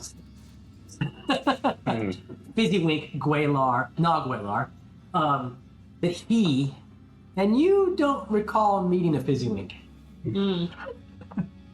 That's standard name. No, I would remember. John Smith, no, John Smith. Fizzywink Nogwaylar. That's kind of pretty standard. Yes. So that's and Fandel's just like he just kind of says like off the cuff, like, oh, it's meaningless. It's kind of beneath me and stuff.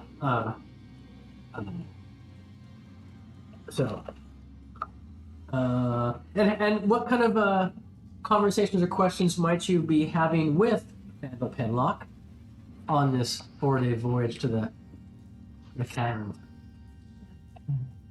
Did he inform Gwaylar of this conspiracy? No, because he just thinks it's typical gnome gossip. I'm not, gnomes are always talking like this. Who knows what's really true? He needs the gnome himself saying that, right? So he looks to you, Brimbles, am I right? Of course I'm right. He's like, Classic. Yeah.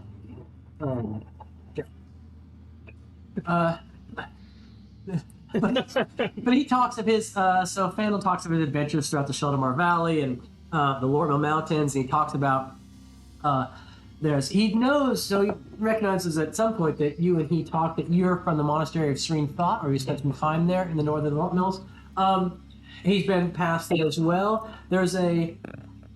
He talks about traveling along the Deep Way, which is a series of tunnels, but essentially underground highways that connect all these dwarven and gnomish enclaves north to south along those mountains. Yeah. Going deep beneath the mountains. So he talks about the Deep Way and having adventured there, and occasionally it kind of comes into contact with the Underdark, and he, offhandedly mentions battling some drow and driders and Duergar in there, under the deep way. And he's also spent time in Furandi, which is north of the Velvet Diver River, so north of Bissell. Furandi borders Ayus and on the Vesby Forest up there. He kind of notions to you, Brimble, oh, you must know the elves of the Vesby. He recognizes that you're from Dim Forest, but you must have relations there, eh, friend? Uh-huh. And I bet that's your reaction, yeah. Throwing him down the deep way comment. Sorry, what did you say? I thought you were talking to Brimble, so I was like, I'll just take this time to write a note down. I was hoping it was on to you. No, he says, he talks about that he's been to the Vesby Forest, which is up north, and there's a city there called Highfolk, which is an elven city, and he says you must have relatives there, and again, that was your reaction to nothing. No. No. Mine are dead. Too bad, friend. And Should have been stronger. the ham. Jolie's gonna ask him what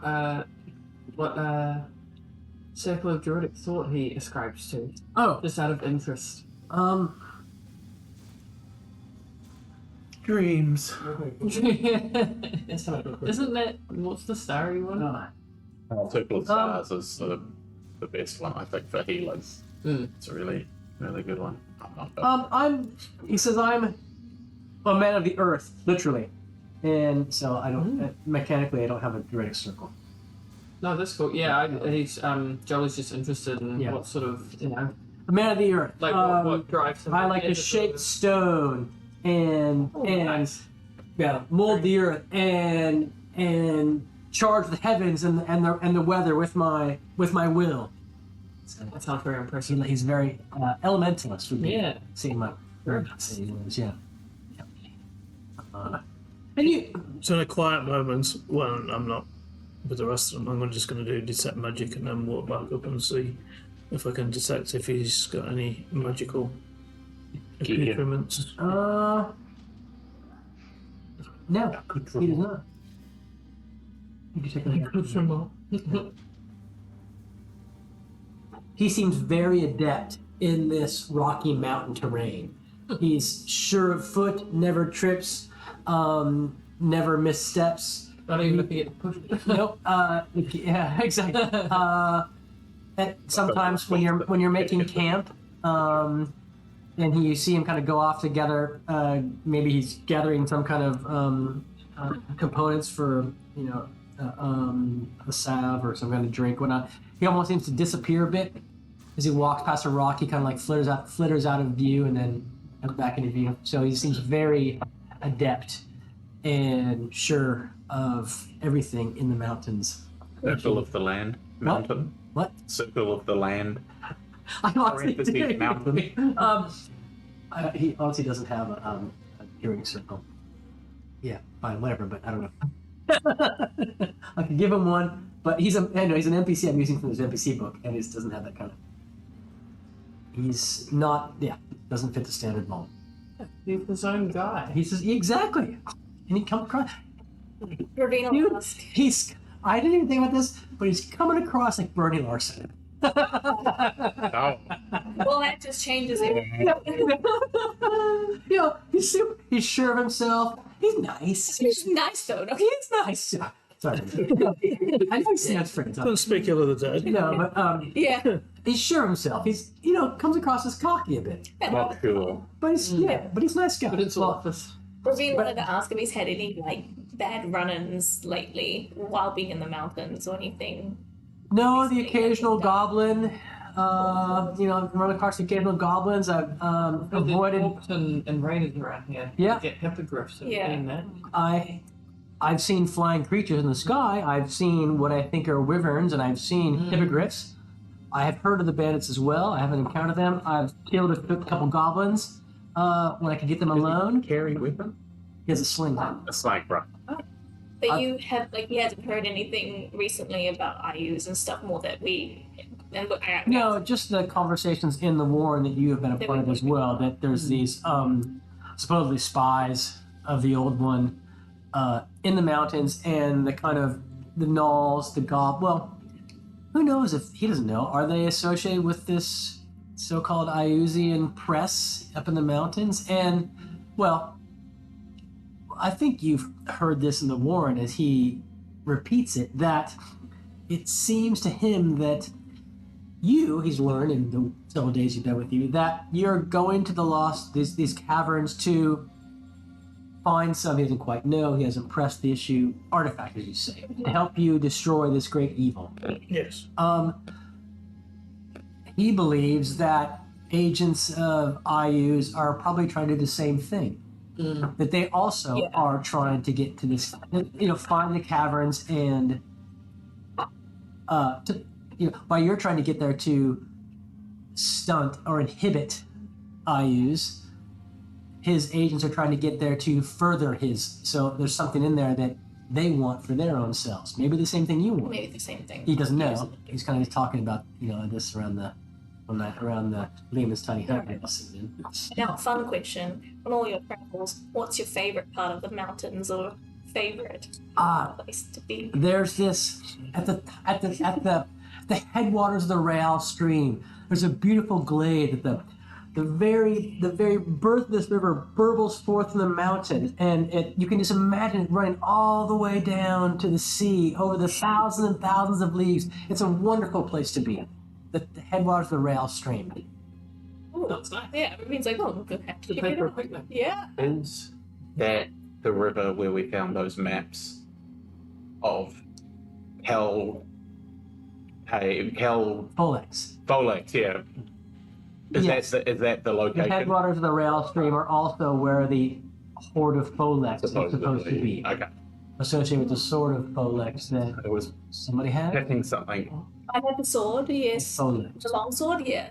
Which allows you to, I think, what is it? Knock or attack or something. Yeah. If you continue to battle the creature, I forget what it says, but Yeah, I'm going to mention that to them. Like, it's not for me, yeah. We Mention what? acquired this weapon that I hold. that's a And I'll check. yes, a well, Immediately breaks the blade off and goes, this is better. I like this. it's Kingly Gift, indeed. A powerful weapon you hold there. Hold it well, and perhaps you should. Yes, maybe at your next time you can seek the Horde of Folex and find more such kingly gifts, kingly weapons, things, stuff and things, Yeah. stuff and things, bits and bobs. Right. It's late afternoon as you approach, walking down the trail and approaching what you believe to be the entrance to the caverns of Sajkanth. Right. So at this end here. So again, obviously. Well, no, stay back there. Sorry. The dragon. That's a dragon. The dragon. The giant dragon was there. Whoever.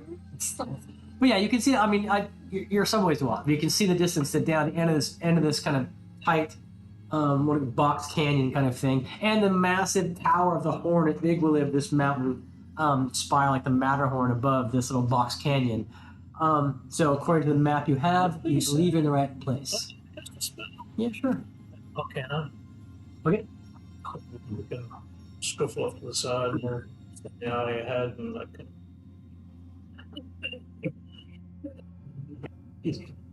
Okay. Eye of vision. Okay, so you are at the top of this box canyon.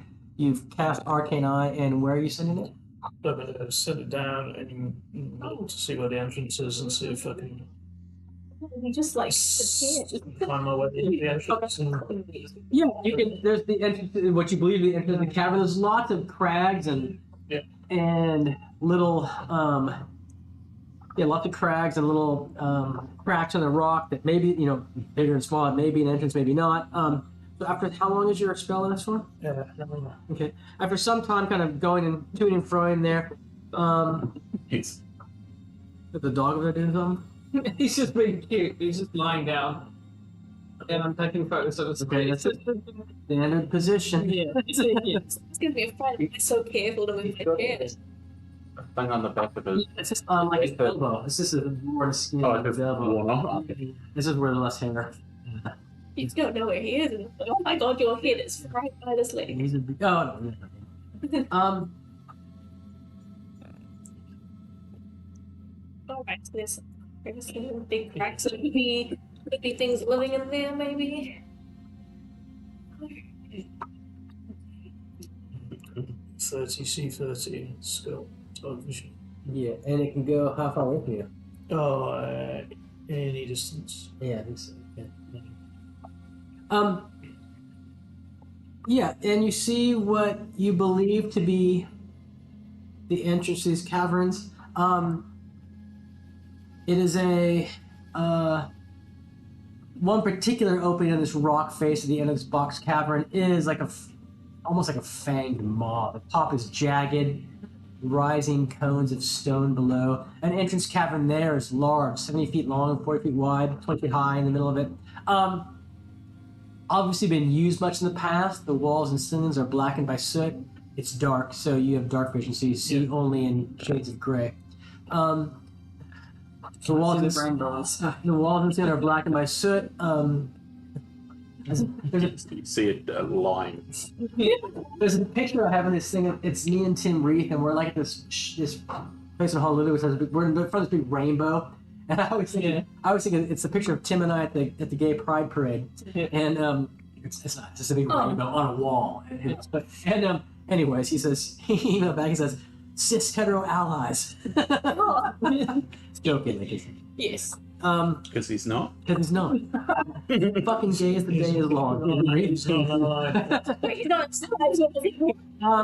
Sworn enemy. Oh. So in this cavern entrance, you see bits of broken furniture, discarded gear scattered around.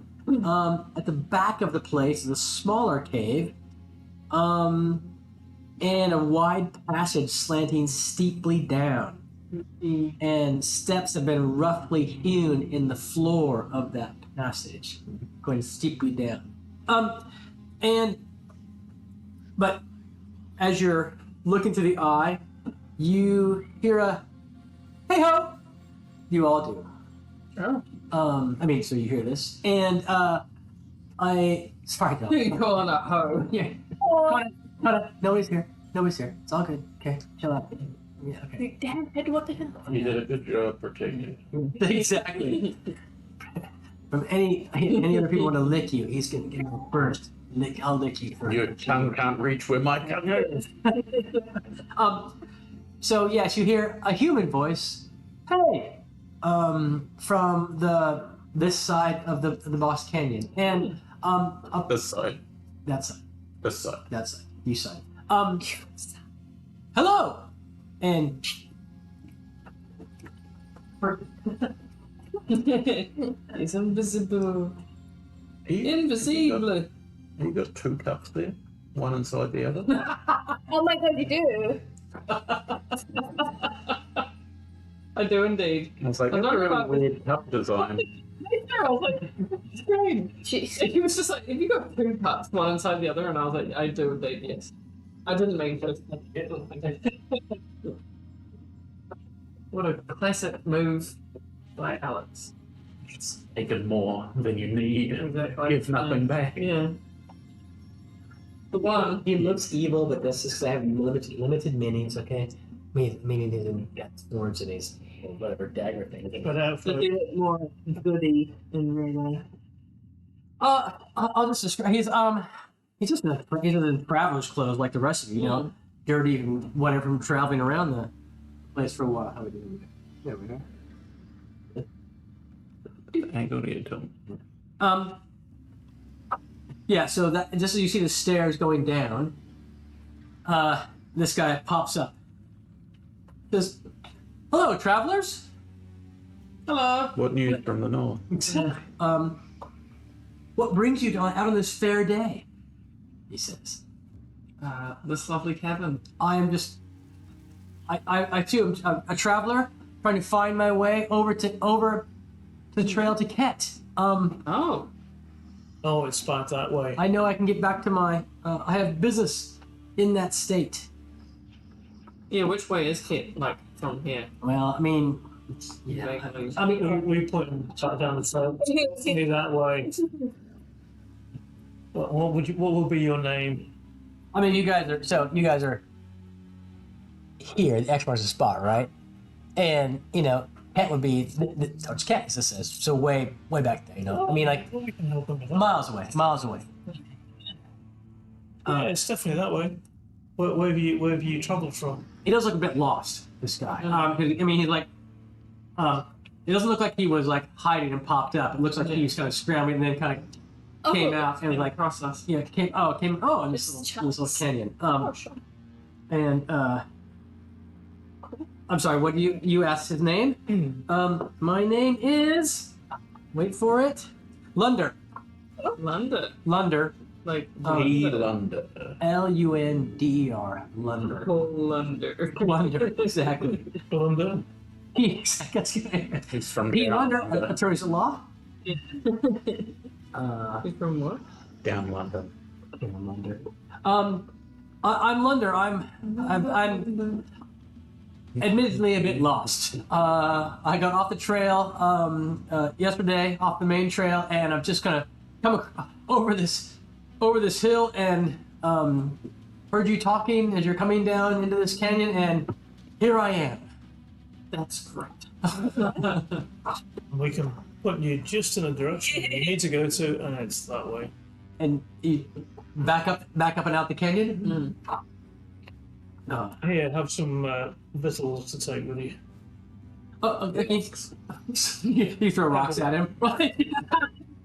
Yeah, boom. Exactly. Boom. This is rock candy. So, does he have any evil talismans, tattoos, all the usual? No, son. So he starts to cram. He starts to kind of crawl down the rock there. Let a first roll initiative, please. Oh, dear. 11. 15. 11. 23. Yes. Okay. And it was 11s and a 15 by Ravine, right? Yeah. Sorry. Okay. He's so you call it. He calls out Lunder, and you say, "Come on down," and has some have some victuals. He says, I'll be right there, absolutely." And he starts to move as if he's going to move down, and then he calls out. He whistles, really sharp whistle, and Oh, it's these bandits, aren't they? Yeah, probably. I didn't even think about that, but yeah. Yeah, no, it's Yeah, I was getting smart. I just trust every information. Him about it? Didn't even ask you about your battery. Yeah, no, I'm not smart, but mistrusting. Narrow-minded. just push him away. No, it's cute. Yeah. Okay.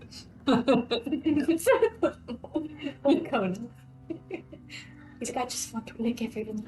That's what it is. You don't understand. It's all the licking compulsion I must lick.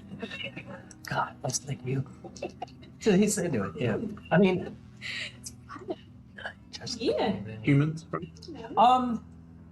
goblins. Goblins popping up, all with arrows. Oh, he's wearing a head of disguise, and he's a hobgoblin. He is not. He is human. Well, from your vantage point, he is human.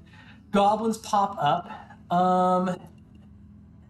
Goblins pop up. And Mitsu, it's your go first. So the cave entrance is down here, but you would, given your arcane eye, those steps leading down you saw, they're like sort of caved back inside the entrance. So maybe 100 feet into the caverns, then you start to see those caves going down. But there was the first cave, you got like boxes and rubble of humans and things being there. No.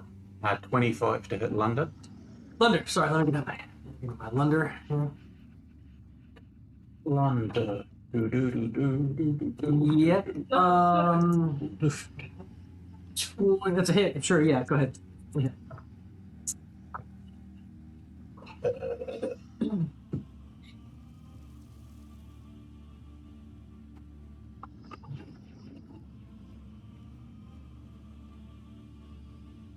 $43 magical piercing. Okay. Just a look. Hey, He might have licked my arm with my jacket. One up. Oh. He's like, if you do, You go again, yes. Yeah. Yeah, I'm gonna attack him again if he's still cooking. Yes. Yeah. Opus Mentis. It's an 18 to hit. That's a hit.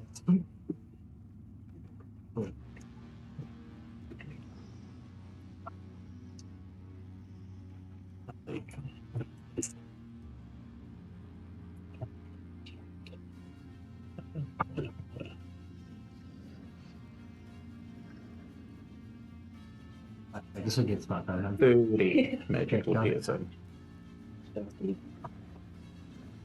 Give me a second. I'll put this one. Yes. But Does seem like you have to do that. Ravine's like, can you goblins all come in one line down here? Wait, do you have? Oh, Down in a line? yeah. Does that work with javelins or is it your special javelins? Yeah. It's Rain Jackal had it. I gave Rain Jackal back in the day. Wait, was it? Yeah. As AD speed. Yeah, right. Yeah, Turf Boy came in because Ram Jackal was the last one and he had Oh, it's a crooked above your head. this young girl who's ruining everything. And then Dirt Boy came in and he was the tankiest goblin known to me. That was great. Is that Blood Hunter? Blood, yeah. It's the Blood Hunter that rolled 10 of the 10. Maybe. Possibly. Ravine, you're up. Okay, I'm gonna. I'm also going to step back and take the hide action amongst There's rocks and rubble. you can rocks go and in. rubble. Shoot this one up here, if I can see them. 27 still. You have partial cover, so you know. Okay.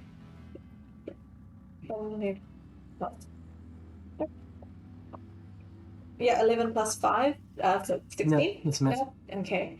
I'm gonna try and hit it again. Yes. Yeah, but it'll miss again. It's Okay. the same one, that's all. Jolie, anything else, Ravine? I think that's it, yeah. Okay. Okay. Is it me? It's Yeah. you. How many? Is it possible to walk up the scree slope that they're on? Climb. Yeah. Climb. Difficult terrain. Okay. So it would be double from where? About where your hand is, sure. How far can you move if you dash? 90 feet. You can get up there then if you take your dash action to get on it. There you go. Okay. Which you can, yeah. Yeah, which I can. I'm gonna step of the wind. Step Okay. of the wind. Wind.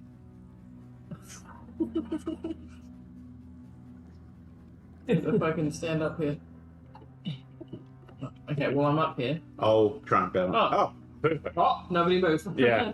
Okay, and then because I used a key point for that, I will then attack. Wait. Yes. Yeah. Yeah, bonus action attack. And jump distance is doubled. So I did a little Hippie. gotta get up there. And then I'm gonna try and whack this guy right in the shoulder bone. Nice. Lunder? Yes. Wait, Nice. he's the bad guy, right? He's London. He whistled everyone in. He whistled. Yeah. Maybe. Give a little whistle. Maybe there's, Yeah. but yeah, I mean, they haven't done it yet, so maybe they're just going to welcome you to Lost Kingdom Software. You don't know. Don't assume, yeah. Yeah. 22 to hit. That's a hit. 8 magical bludgeoning. Okay. And then second attack, 18 to hit. Yes. 10 magical bludgeoning. Okay. And then my one, oh no, I can't do it in one strength. Because I've used my bonus. And that is me. Right. Yeah. Sorry, what was the question? Can't remember how much damage did I just do? I'm not really 18. 18, Yeah. thank you. Yeah, Yeah, yeah, I'm not gonna- Brimble, you're up. But you are currently casting Arcane Eye. Yes. You have to use an action to dismiss it? I don't know. It's free to drop a concentration. I am just going to cast. Is there any rocks of any size anywhere near me? Oh yeah, it's all jumbled rock everywhere. Yeah. Okay, so I'm gonna Except a small path in the middle, which is I'm not gonna kind of maybe 30 feet wide. dive to the side, roll behind a medium-sized rock, which will Damn near cover you in its entirety. yeah, and a minor illusion as a complete rock. It's a totally different rock. Okay. Integrate some tree from your driveway and we can. This is Fandle. a rolling stone, gathers no moss. Come on, you know that. Yeah, what can I forget? Come on, just He's a gym bro. geology 101. What? He's a gym bro. Kill me. What are you waiting for? It's not a tumor. Don't worry. If you make the saving roll, you won't take any damage from a Yeah. fireball. Fandle, this What could go wrong? completely acting. Ew, I missed. 9 to hit. That's gonna miss. So, Fandle, yeah, misses with his sling. What's his speed? Not that far. He's at. Just really late. No. He's gonna run 5, 10, 15, 20. So he's at the base of that street slope. He's gonna run up to go against those guys.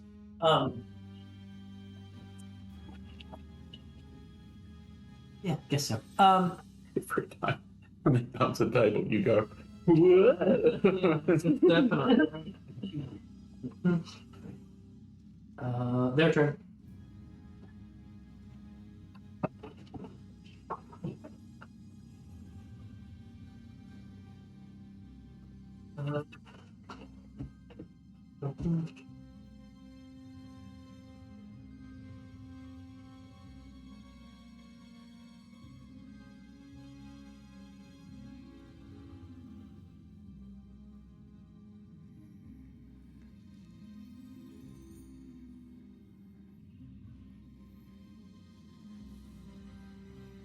Yeah.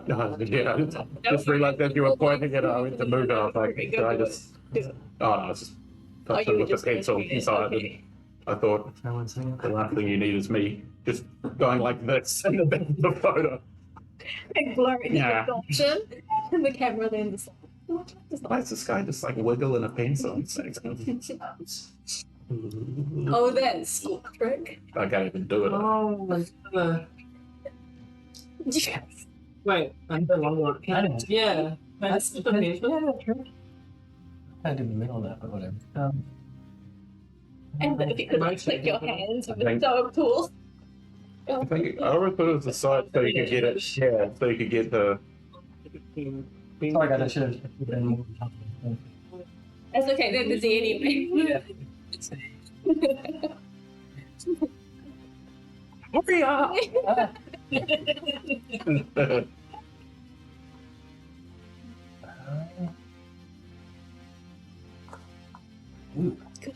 Avalanche. Fire!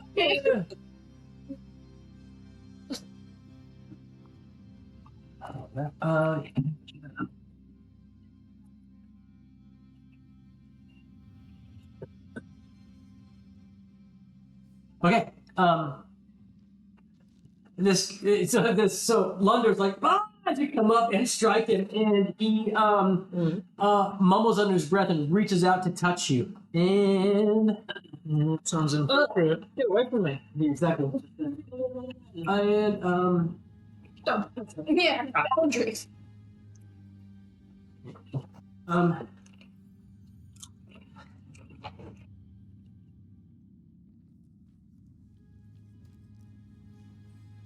23. Yeah. With a touch tap. Yeah. Okay.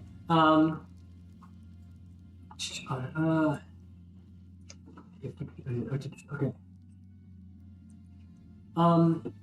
A massive pain grips your mind, Jolie.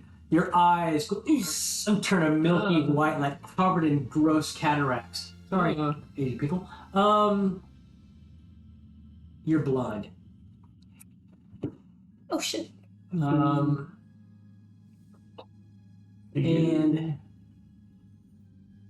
Can can either be a character pretty. I was looking at that, but it's only charmed at front. I can look at. Yeah, that's what I was going to look at. I think I can do that other stuff later on, maybe. Ah, okay, yeah.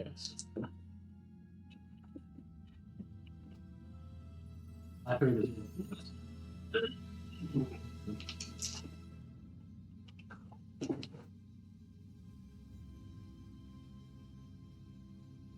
Okay.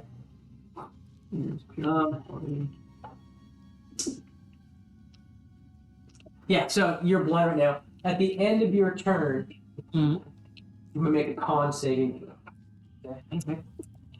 Right now you're blind. Yeah. And he is gonna step back from you down those, back from the rocks.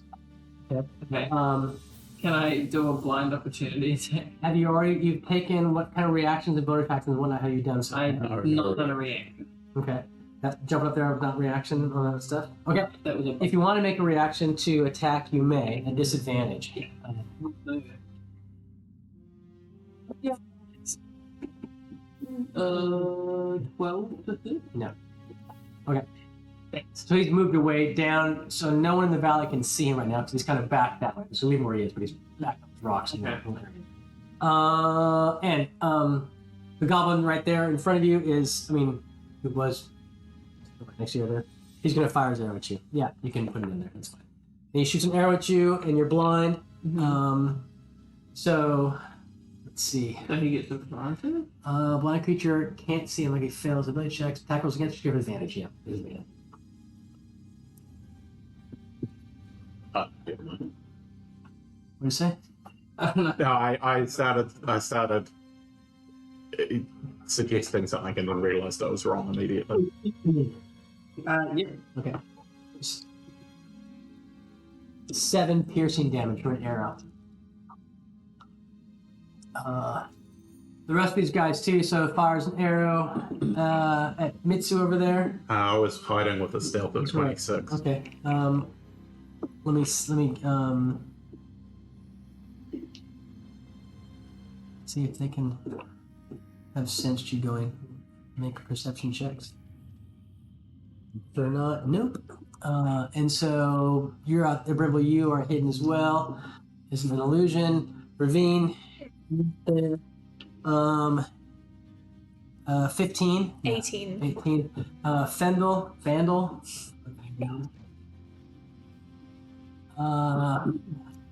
That guy there, that's a miss.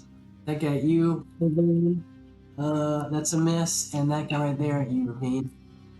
That's 16, sorry? 18. 18. Okay. So those goblins are all firing arrows at you. No, that sucks because I can do that character as well. Yeah, that was what I was going to say. I know what I'm like. Wow, so it's a reaction anyway, so I couldn't do it that turn as well. That's why I stopped. These giants come through the rocks, crawling over. That's their turn. Good night, sweet prince. Those are Fomorians. Evil Fey giants. That's their turn. So back to top of the order, Mitsu. He is going to shoot one of the giants. 24 to hit. Sure, it's a hit.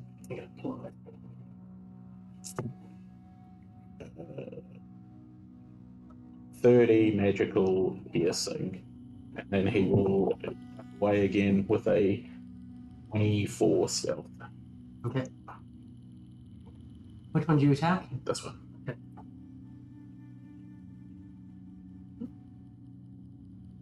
Got it. 24, you said? Mm-hmm. That makes it. Ravine, your turn. Okay, I'm gonna rage. Okay. And then I'm gonna move. Little Ravine. It's that giant. Yeah. Move over. And then I'm going to try and attack it with my battle axe. Oh, nat 20! Look, you can see it. Yeah. Yeah. Okay, and then, yeah, so that.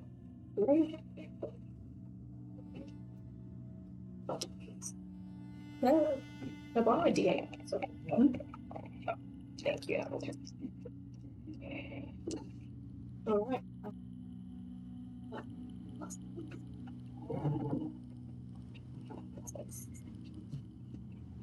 Well, 16 magical slashing. Yes. Okay, and it's gonna try and hit it again. Okay. Yeah, that'll hit too, but not. That's 19 plus plus 8. Yeah. Magical slashing should keep. 4 plus 6, 10. 10 slashing magic. Yeah. It's with your extra. Yes, with my rage, I added the 2. Thank you. Thank you, Sure. Christ.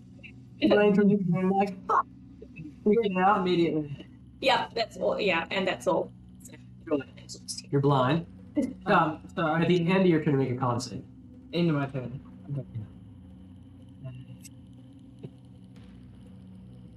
Since I got shot by something in front of me, can I A move? blind to creature the- can't see and automatically fails an ability check that requires sight. Attack rolls against creature have advantage, and the creature's attack rolls have disadvantage. I just move forward 1 and touch him on the shoulder, and then go to whack him with Who? disadvantage. This guy. You can go up there disadvantage. I'm gonna suggest though that in moving towards him, ask you to make an athletics check to stay on your feet. I mean, I'm sure really good at that, right? Acrobatics I think is acrobatics is my best. Okay, then do that. Okay, it's not gonna be difficult. 50-50, so 10 and above, you're fine. 15. Okay, yeah. So you can go forward and not I'll fall, just be like, and let's make see. it. Yeah, you can make an attack at disadvantage on this. Okay. For sure. First attack. 10. To hit. That's a miss. Second attack. That's better. 18. That's it.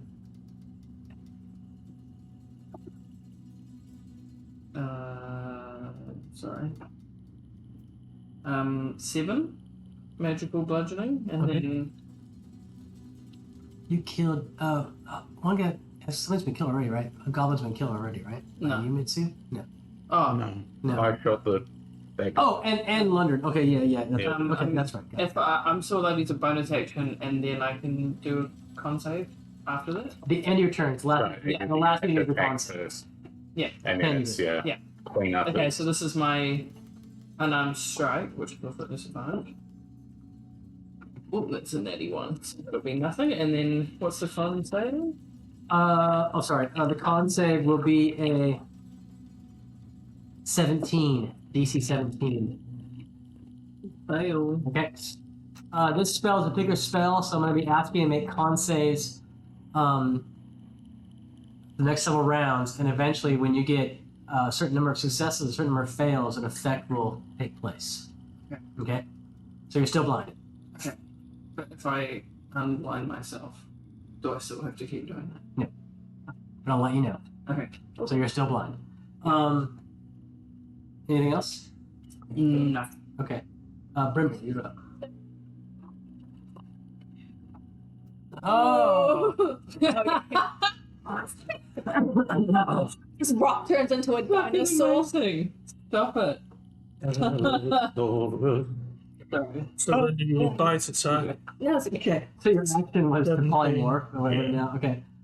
I guess I can't do that then because Yeah, I assume it's actually to polymorph into that thing. yeah, right? yeah. Okay. Okay. Anything else? Well, he'll stand there then. Okay, polymorph and stand there. Okay. Okay. And roll impressively. Exactly. Right. That's their turn now. So let's see. Lunder. Yeah, so Lunder is still hidden, I'm gonna say. What can you do? What can you do? Oh.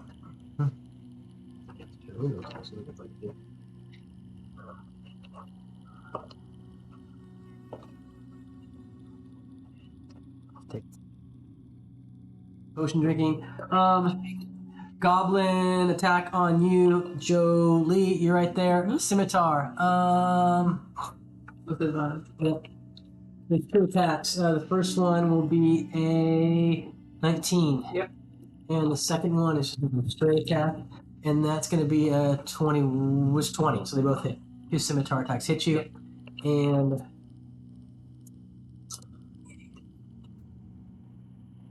12 points of slashing damage. And yeesh. There, he missed with his sling. And let's see, 2 goblins fire upon you, Ravine, down there. There's 2 up there on that thing. Yeah. No, they both miss. And that goblin right there fires. So and he's a miss as well. The Fomorians. The Fomorian's going to stand over you there and attack with a great club. A massive club. And that's gonna 18. Beats it. Okay, that's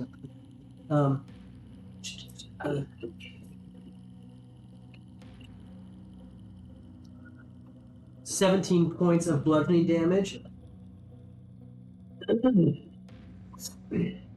Right. Thank you. Is he round down? Thank you. And these Fomorians are so, these things are evil, fey, hideously deformed giants. Oh. So they have some, that's what Fomorian is. They have some fey magic about them. And he casts his gigantic evil beady eye upon you. And can you please make a DC 14 charisma save, Ravine? Okay.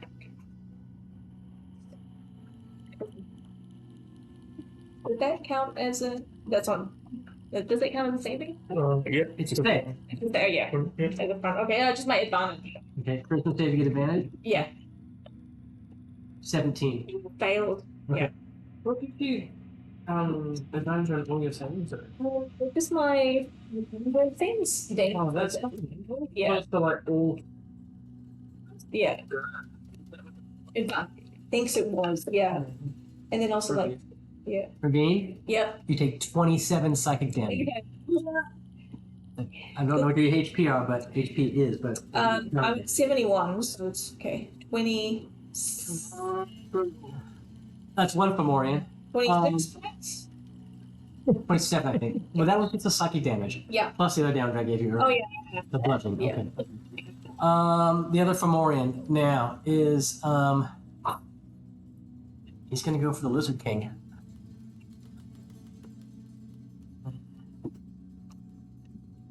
A great club strike on the Lizard. 19. Yeah, that's it. And you use the AC of that thing, right? Yeah, 13. 80, 13, which is the same as. He's gonna smack you again. That's a miss. Oh, okay. I rolled the wrong die for you, Ravine. You're lucky. It's like Oh, gosh. 16 bludgeoning damage. He's happy. Look at his tail wagging. Yeah. He's like, play me, play me, play me! Play me so much! Why'd you play me? He's like, hi. That's that Fomorian, and Lunder is away, and the goblins have shot. That makes it your turn, Mitsu. He's going to shoot this one again. The Fomorian, that's it. It's a natural 20. Arrow. Flies here. Right into his Zelda boss eye. Exactly. The bigger die rolling thing. Yeah, but there are these in here. I normally take half of them out.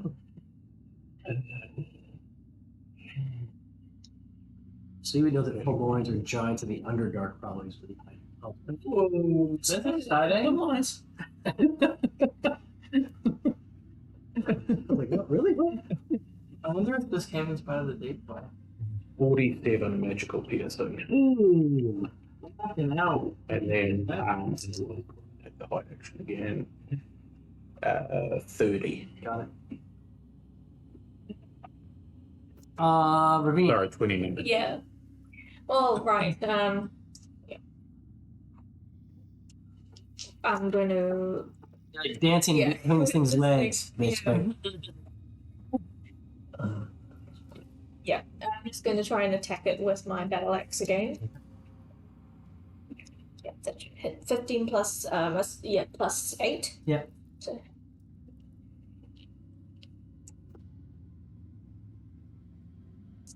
s- 12 magical slashing. What? Then I'm gonna hit it again. 15's not gonna hit that thing, is it? Yeah. The Fomorian 15 hit. 15 will hit. Okay. Yep. Sweet. And 9's magical slashing. Got it. And then I'm gonna bonus frenzy attack to attack Okay. on the next one. The next turn. You're frenzying. Yeah, frenzying now. Okay, Yeah. got it. Right. That makes it Jolie. You're up there, Jolie. At the end of this turn, I'll let you make another con save, but you're still blind. Oh, I'm gonna attack him again. Disadvantage, though? 13 to hit. No. You gotta change shirt on. In the hit. No. And then I will be patient defense to take the dodge action, so he doesn't get advantage on me. Okay, so they kind of cancel each other out, is that what you're saying? Yeah. Okay. I'm just like extra meditating and like Yeah. feeling like Getting the movements of air around. And then yeah. And then I'll do my con save. Yeah. Come on, man. Oh, fuck me. Okay, so that's 2 failures. Okay. And then you die. On the third one. Um, I'm gonna be permanently blind. Brimble. You're up. You're done, Jolie? Yeah. Yes. So On that the Fomorian bite in front of you. is 86, Hit. 18, 28, 35. We got 8 feet. Okay. Bite. Bam. Like a title against the door. Oh, look at that. King Kong over here. Yeah. 29, The 19's a hit. Yeah, that Yeah. died, yeah. 16, 19, 7, 26. 27 tail. So, boom! That other Fomorian is looking seriously injured. Not the Yeah. first one, not Did you green, get but a tail whip? yeah, Yeah. bam on him. And so, yeah, the first, or whatever. One has got some Mitsu arrows sticking out of him, and his ravines dance around his legs. He's confused to why he's getting his shit kicked out of him so quickly. And there's why there's dinosaurs here. Well, he's there. But it's his turn. And so he is going to. Let's see. Let's see.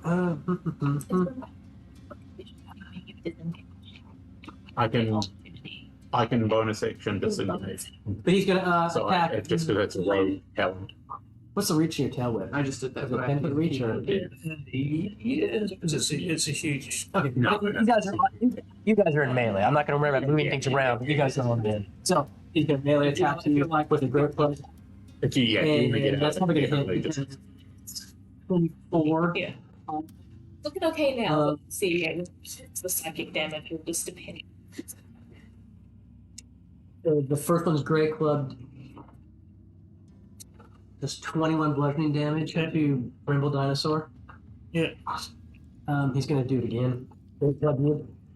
Sent to a dino hit. It's like 26. You know?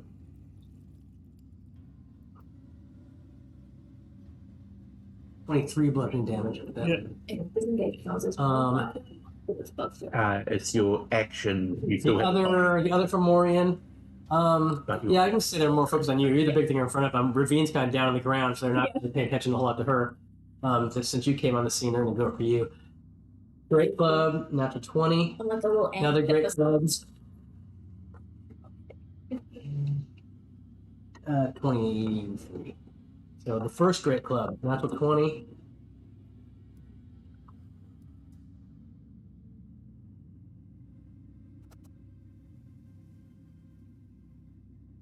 .26 bludgeoning. Actually pretty low for a critical hit on that.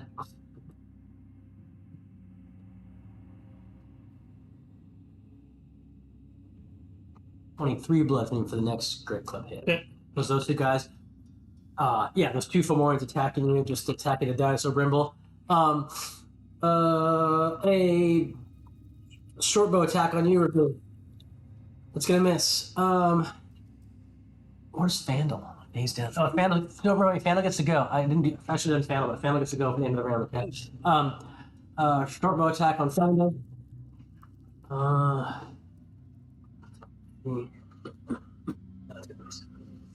Yeah, that misses Fandle. A short bow attack over there against Jolie because he can see that better than Fandle, and so you did your one of your drunken master things, so they just get straight on you, not advantage. Right. 13's gonna miss. The other guy there with a scimitar right in front of you, he's gonna go and he misses with a tongue attack, which is a disadvantage, and that's gonna miss as well. And now Fandle gets to go because I forgot he would have gone rolling before those guys. But Meteor Swarm. What did that?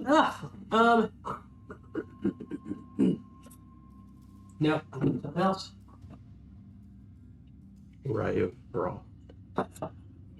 Sleep.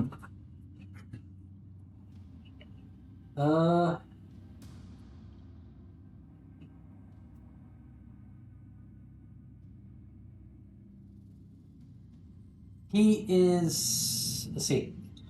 He can tell he cast some spell, and it is this massive storm cloud appears above the battlefield here, and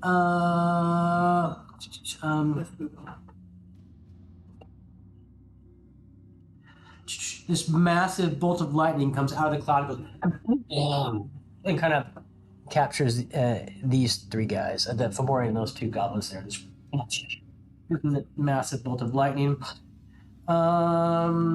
They get dex saving throws. Spell save DC. Okay, the goblins first. Dex saving throws from them. No.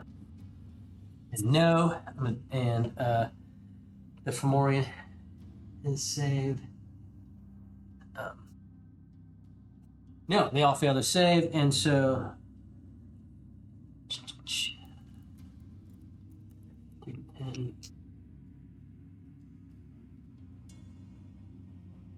Oh, yeah. 9, I mean, 11. I'd rather, maybe do that because I don't know what 11 points of damage on all three of those guys as this bolt of lightning comes down. Each return so you can use extra call that lightning. Okay, he can keep doing this every time. So, for 10 minutes. Okay, so 11 points of damage on those. concentration. Yeah. Ball lightning. Yes, that's my favorite. Yeah. So those guys each take 11 points of damage, as does that Fomorian. You have Takes to be 11. a big room. And now it's top of the order, so Mitsu, it's your turn. This guy again. Okay.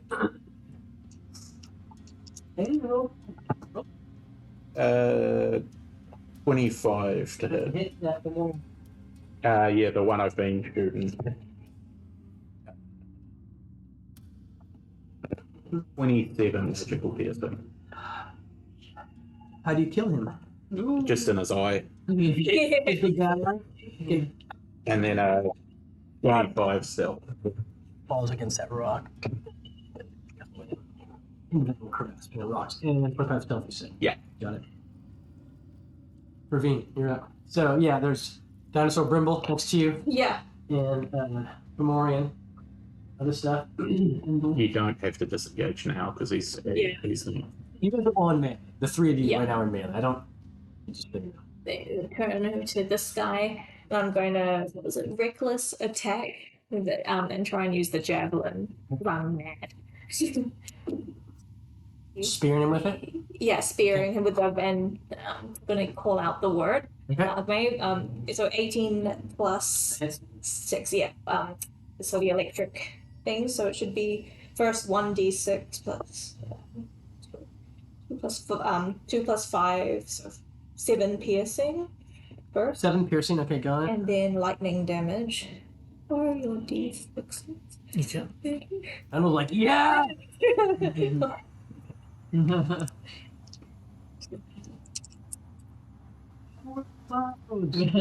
he would love that. Okay, it's not bad. Alright, so 6. I can't even do that. 5 plus 6 is 11.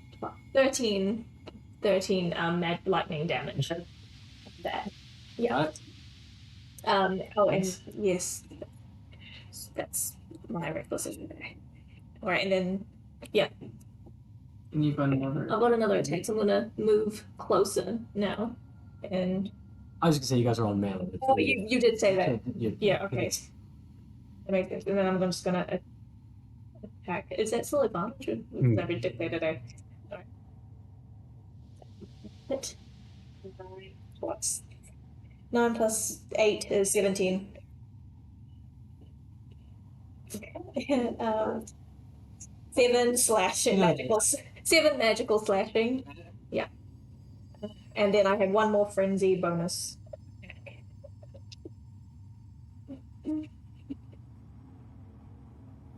16 to hit. Yep. You hit.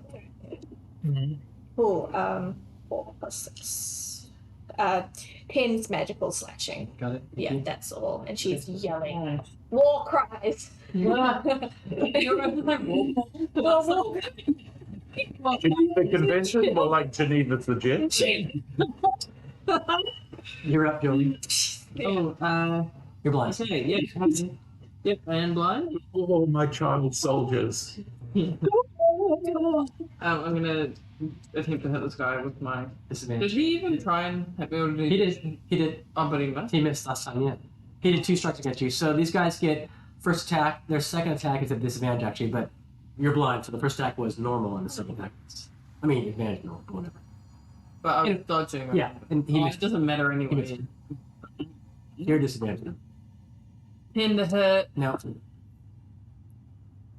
12 to hit, No. and You can hear him smirking. He's goblin. 30, 20. That's gonna hit. Oh, that's anywhere.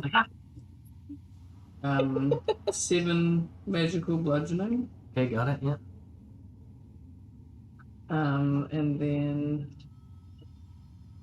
we'll say, oh, finally, 21. Okay, you've saved. You're still blind. Now, you have to. I'm having you do a series of saves, and you have to get a certain amount of successes before you get a certain amount of failures, and then we will decide to see Oh, what that's so unfair on me. Okay. You know how bad I am. So you're 2 and 1. 2 fails, 1 success, right? Yeah. Okay. Is that you, Joey? Is that all? Yeah. Okay. Brimble.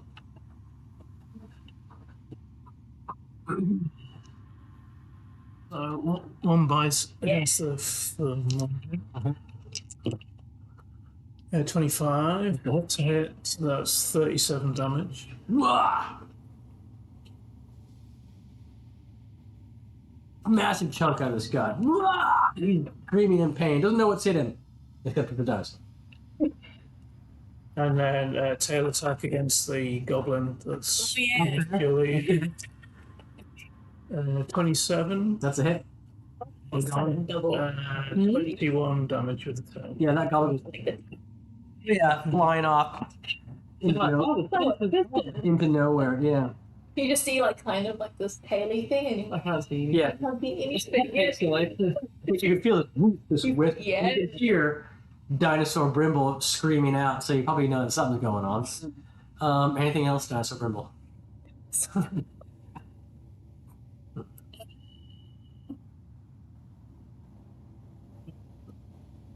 You don't know that tower of opportunity? Yeah, well, 10 feet away, so they've got 10 feet reach.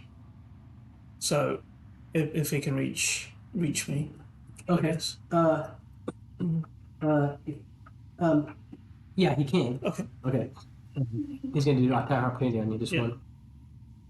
one. Same thing that die, it's gonna hit because it's 26 on. Yeah.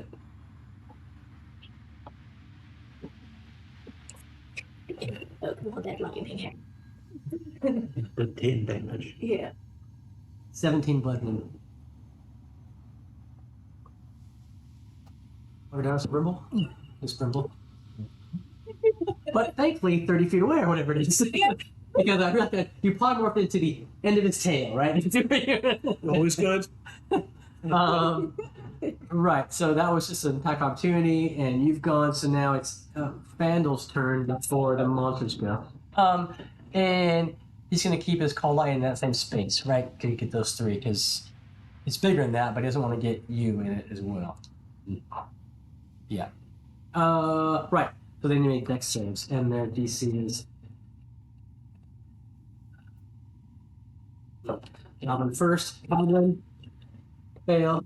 Goblin. Fail. Fomorian. Fail. Everyone fails. And 3 10, I think.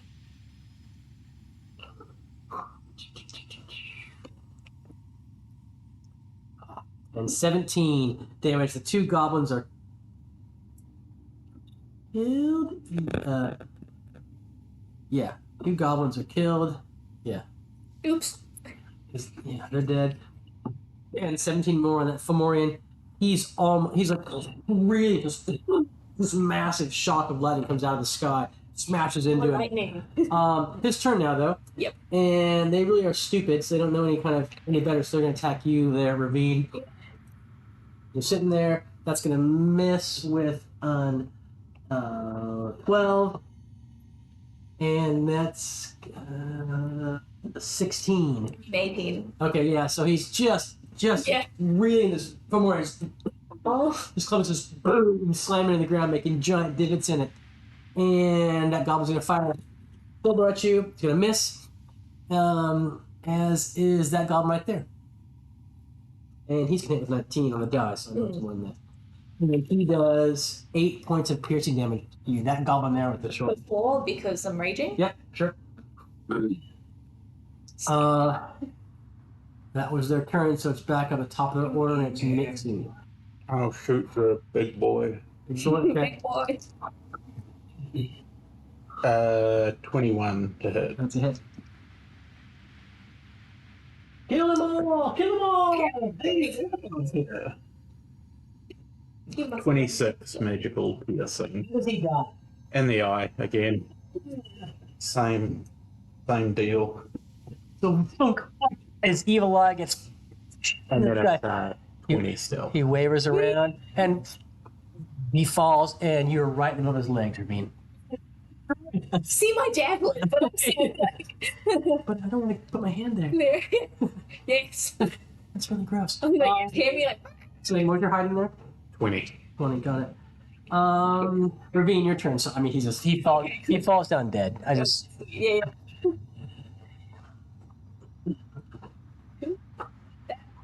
There's 2 goblins who now are really nervous. The human is, well, you don't know where he is.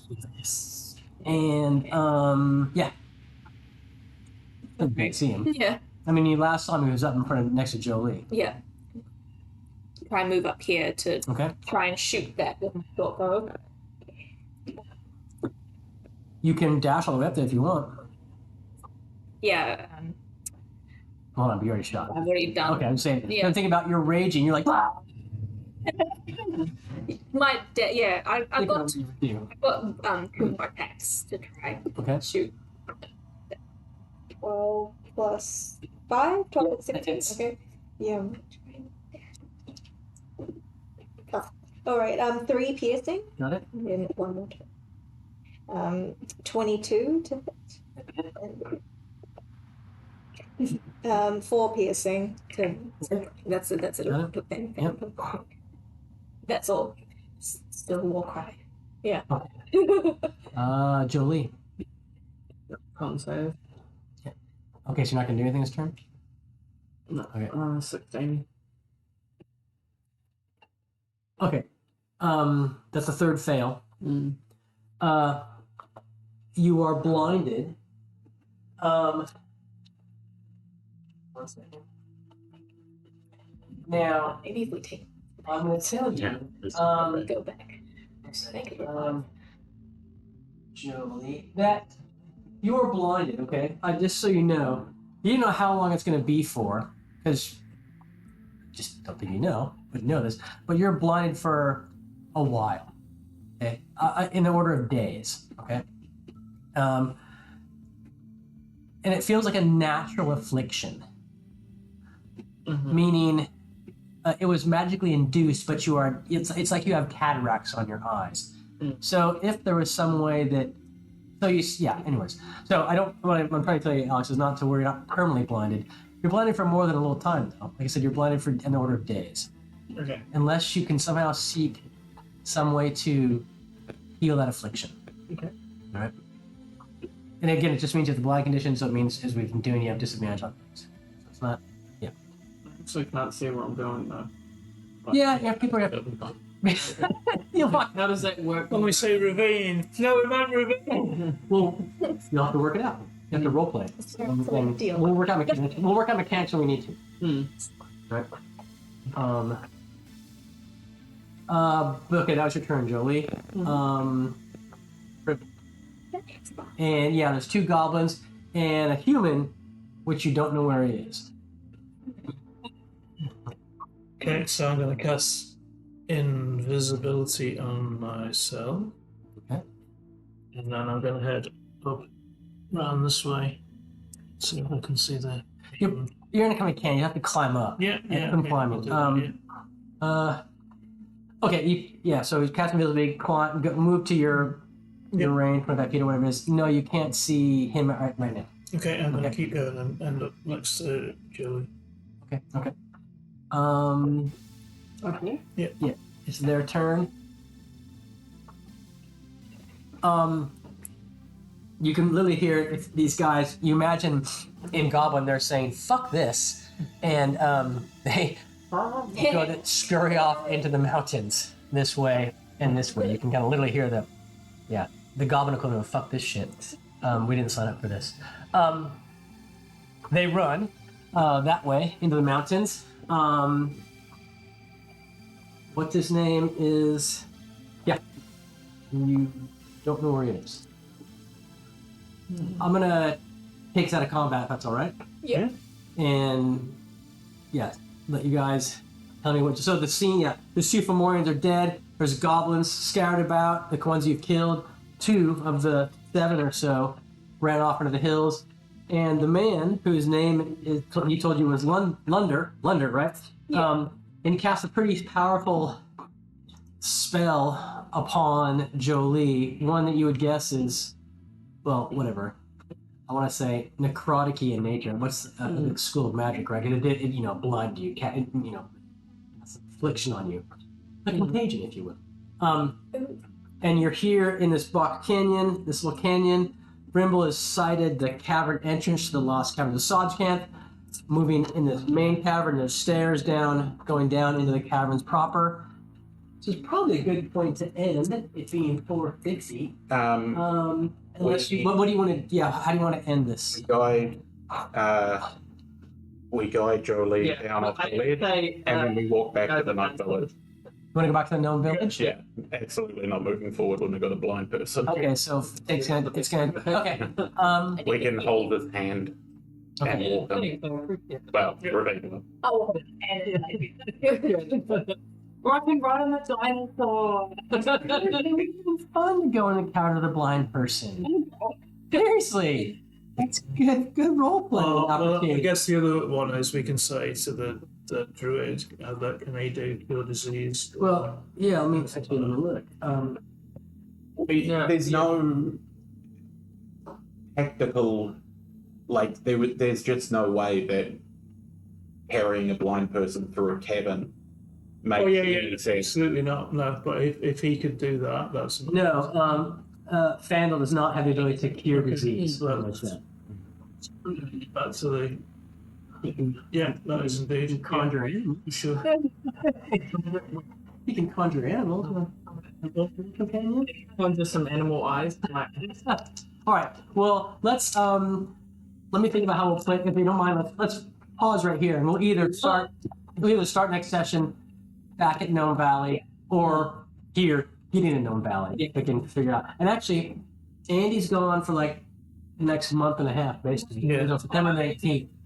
And so we'll be playing Andulus for the next Well, no Brimbles there for sure. 3 or 4 Yeah, sessions. stick him to the front. But it's good. I did want to get you in because I wanted you to be a part of the yeah. Gnome Valley session. Okay, so we'll pick it up here next time. We'll either just pop to Gnome Valley or we'll do something else. That's cool. That's all right. Yep. Thank you. Yeah. You were mean to my Tyrannosaurus. Oh, Then 36 points of damage. that is Yeah. Might need to use You guys are meeting my Fomorians. It's pretty much obliterated everything. That was some good like grits and stuff. I want to laugh and say just like constantly this session. Yeah, it's me. That was pretty crazy. And it's all right because Yes. if the gnomes can't heal you, we'll just kill you. Yeah. Most times. Raise the dead. Yeah, Thank you. if I can't, if I don't get cured, Okay, okay. flavor wise, he would just go back to the syrup. Like, Oh my god. I'm gonna have to use the other device on this next week anyway with all that psychic damage. You were going to raid into Hero Zone.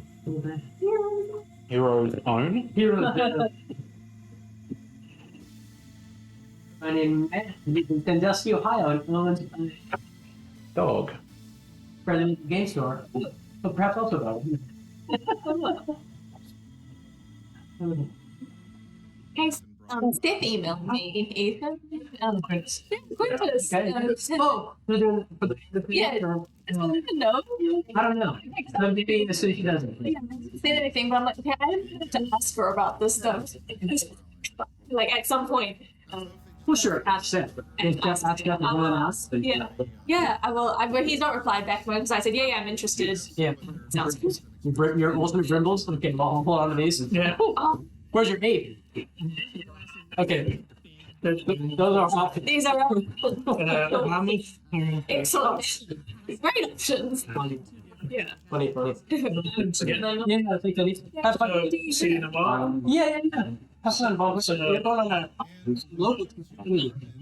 Yeah, so I'm away this weekend and I'm the weekend after the 19th of September. Yeah. Either we'll take some breaks and get done kind of play. I'm gone Yeah, what are you? for 2 Sundays, but like essentially the end of. Well, no, I'm going for Sunday. Like September 4th or something. I'll be in Europe.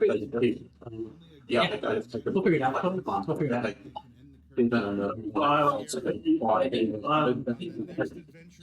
It's so nice. I'm pleased that I think we'll start combat with Brimble and Fruit. They're happy. Your opportunity. I was like, Brimble's my friend. I can start combat right now.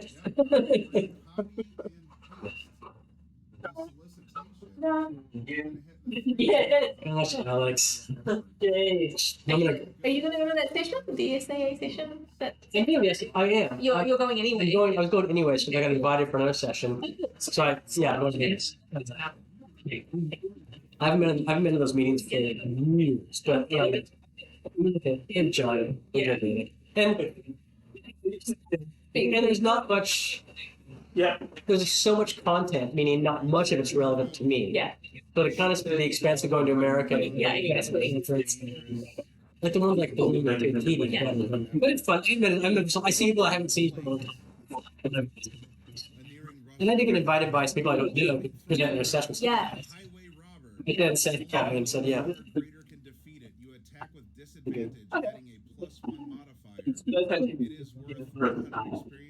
Okay, see you guys. You did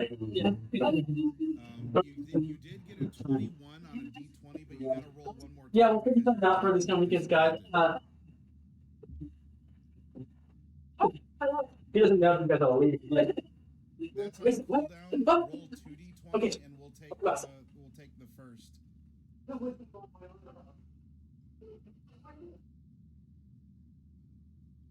All right. 8 plus 1 is 9, minus 2 is 7, and you have just been robbed on the highway in the plains, Sierra. You are DED dead. I'm sorry. Sucks to be you, friend. Yep.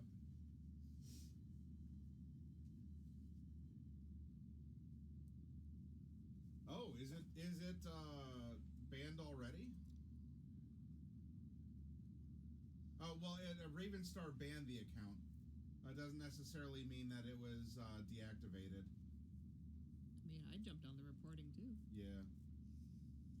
Yeah, well, with Raven here, although Raven, Belladonna's been eating bots pretty nicely. So You got to make sure if you want them, you gotta snap them up. You just also got to have time to report it.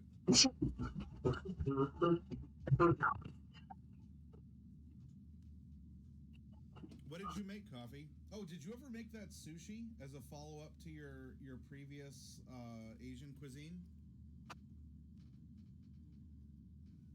Yes, she is hungry like the wolf for bots. And where's the thing?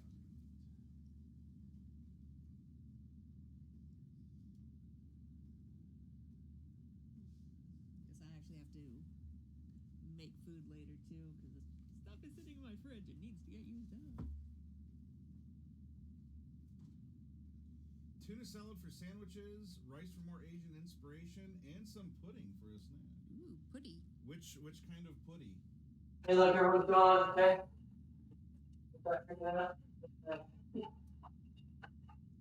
All right, we will set this aside for future nomming. And then I'm sure that there's a way, chat, that we can get you involved in this game. We're going to play Forbidden Island. 2 to 4 players.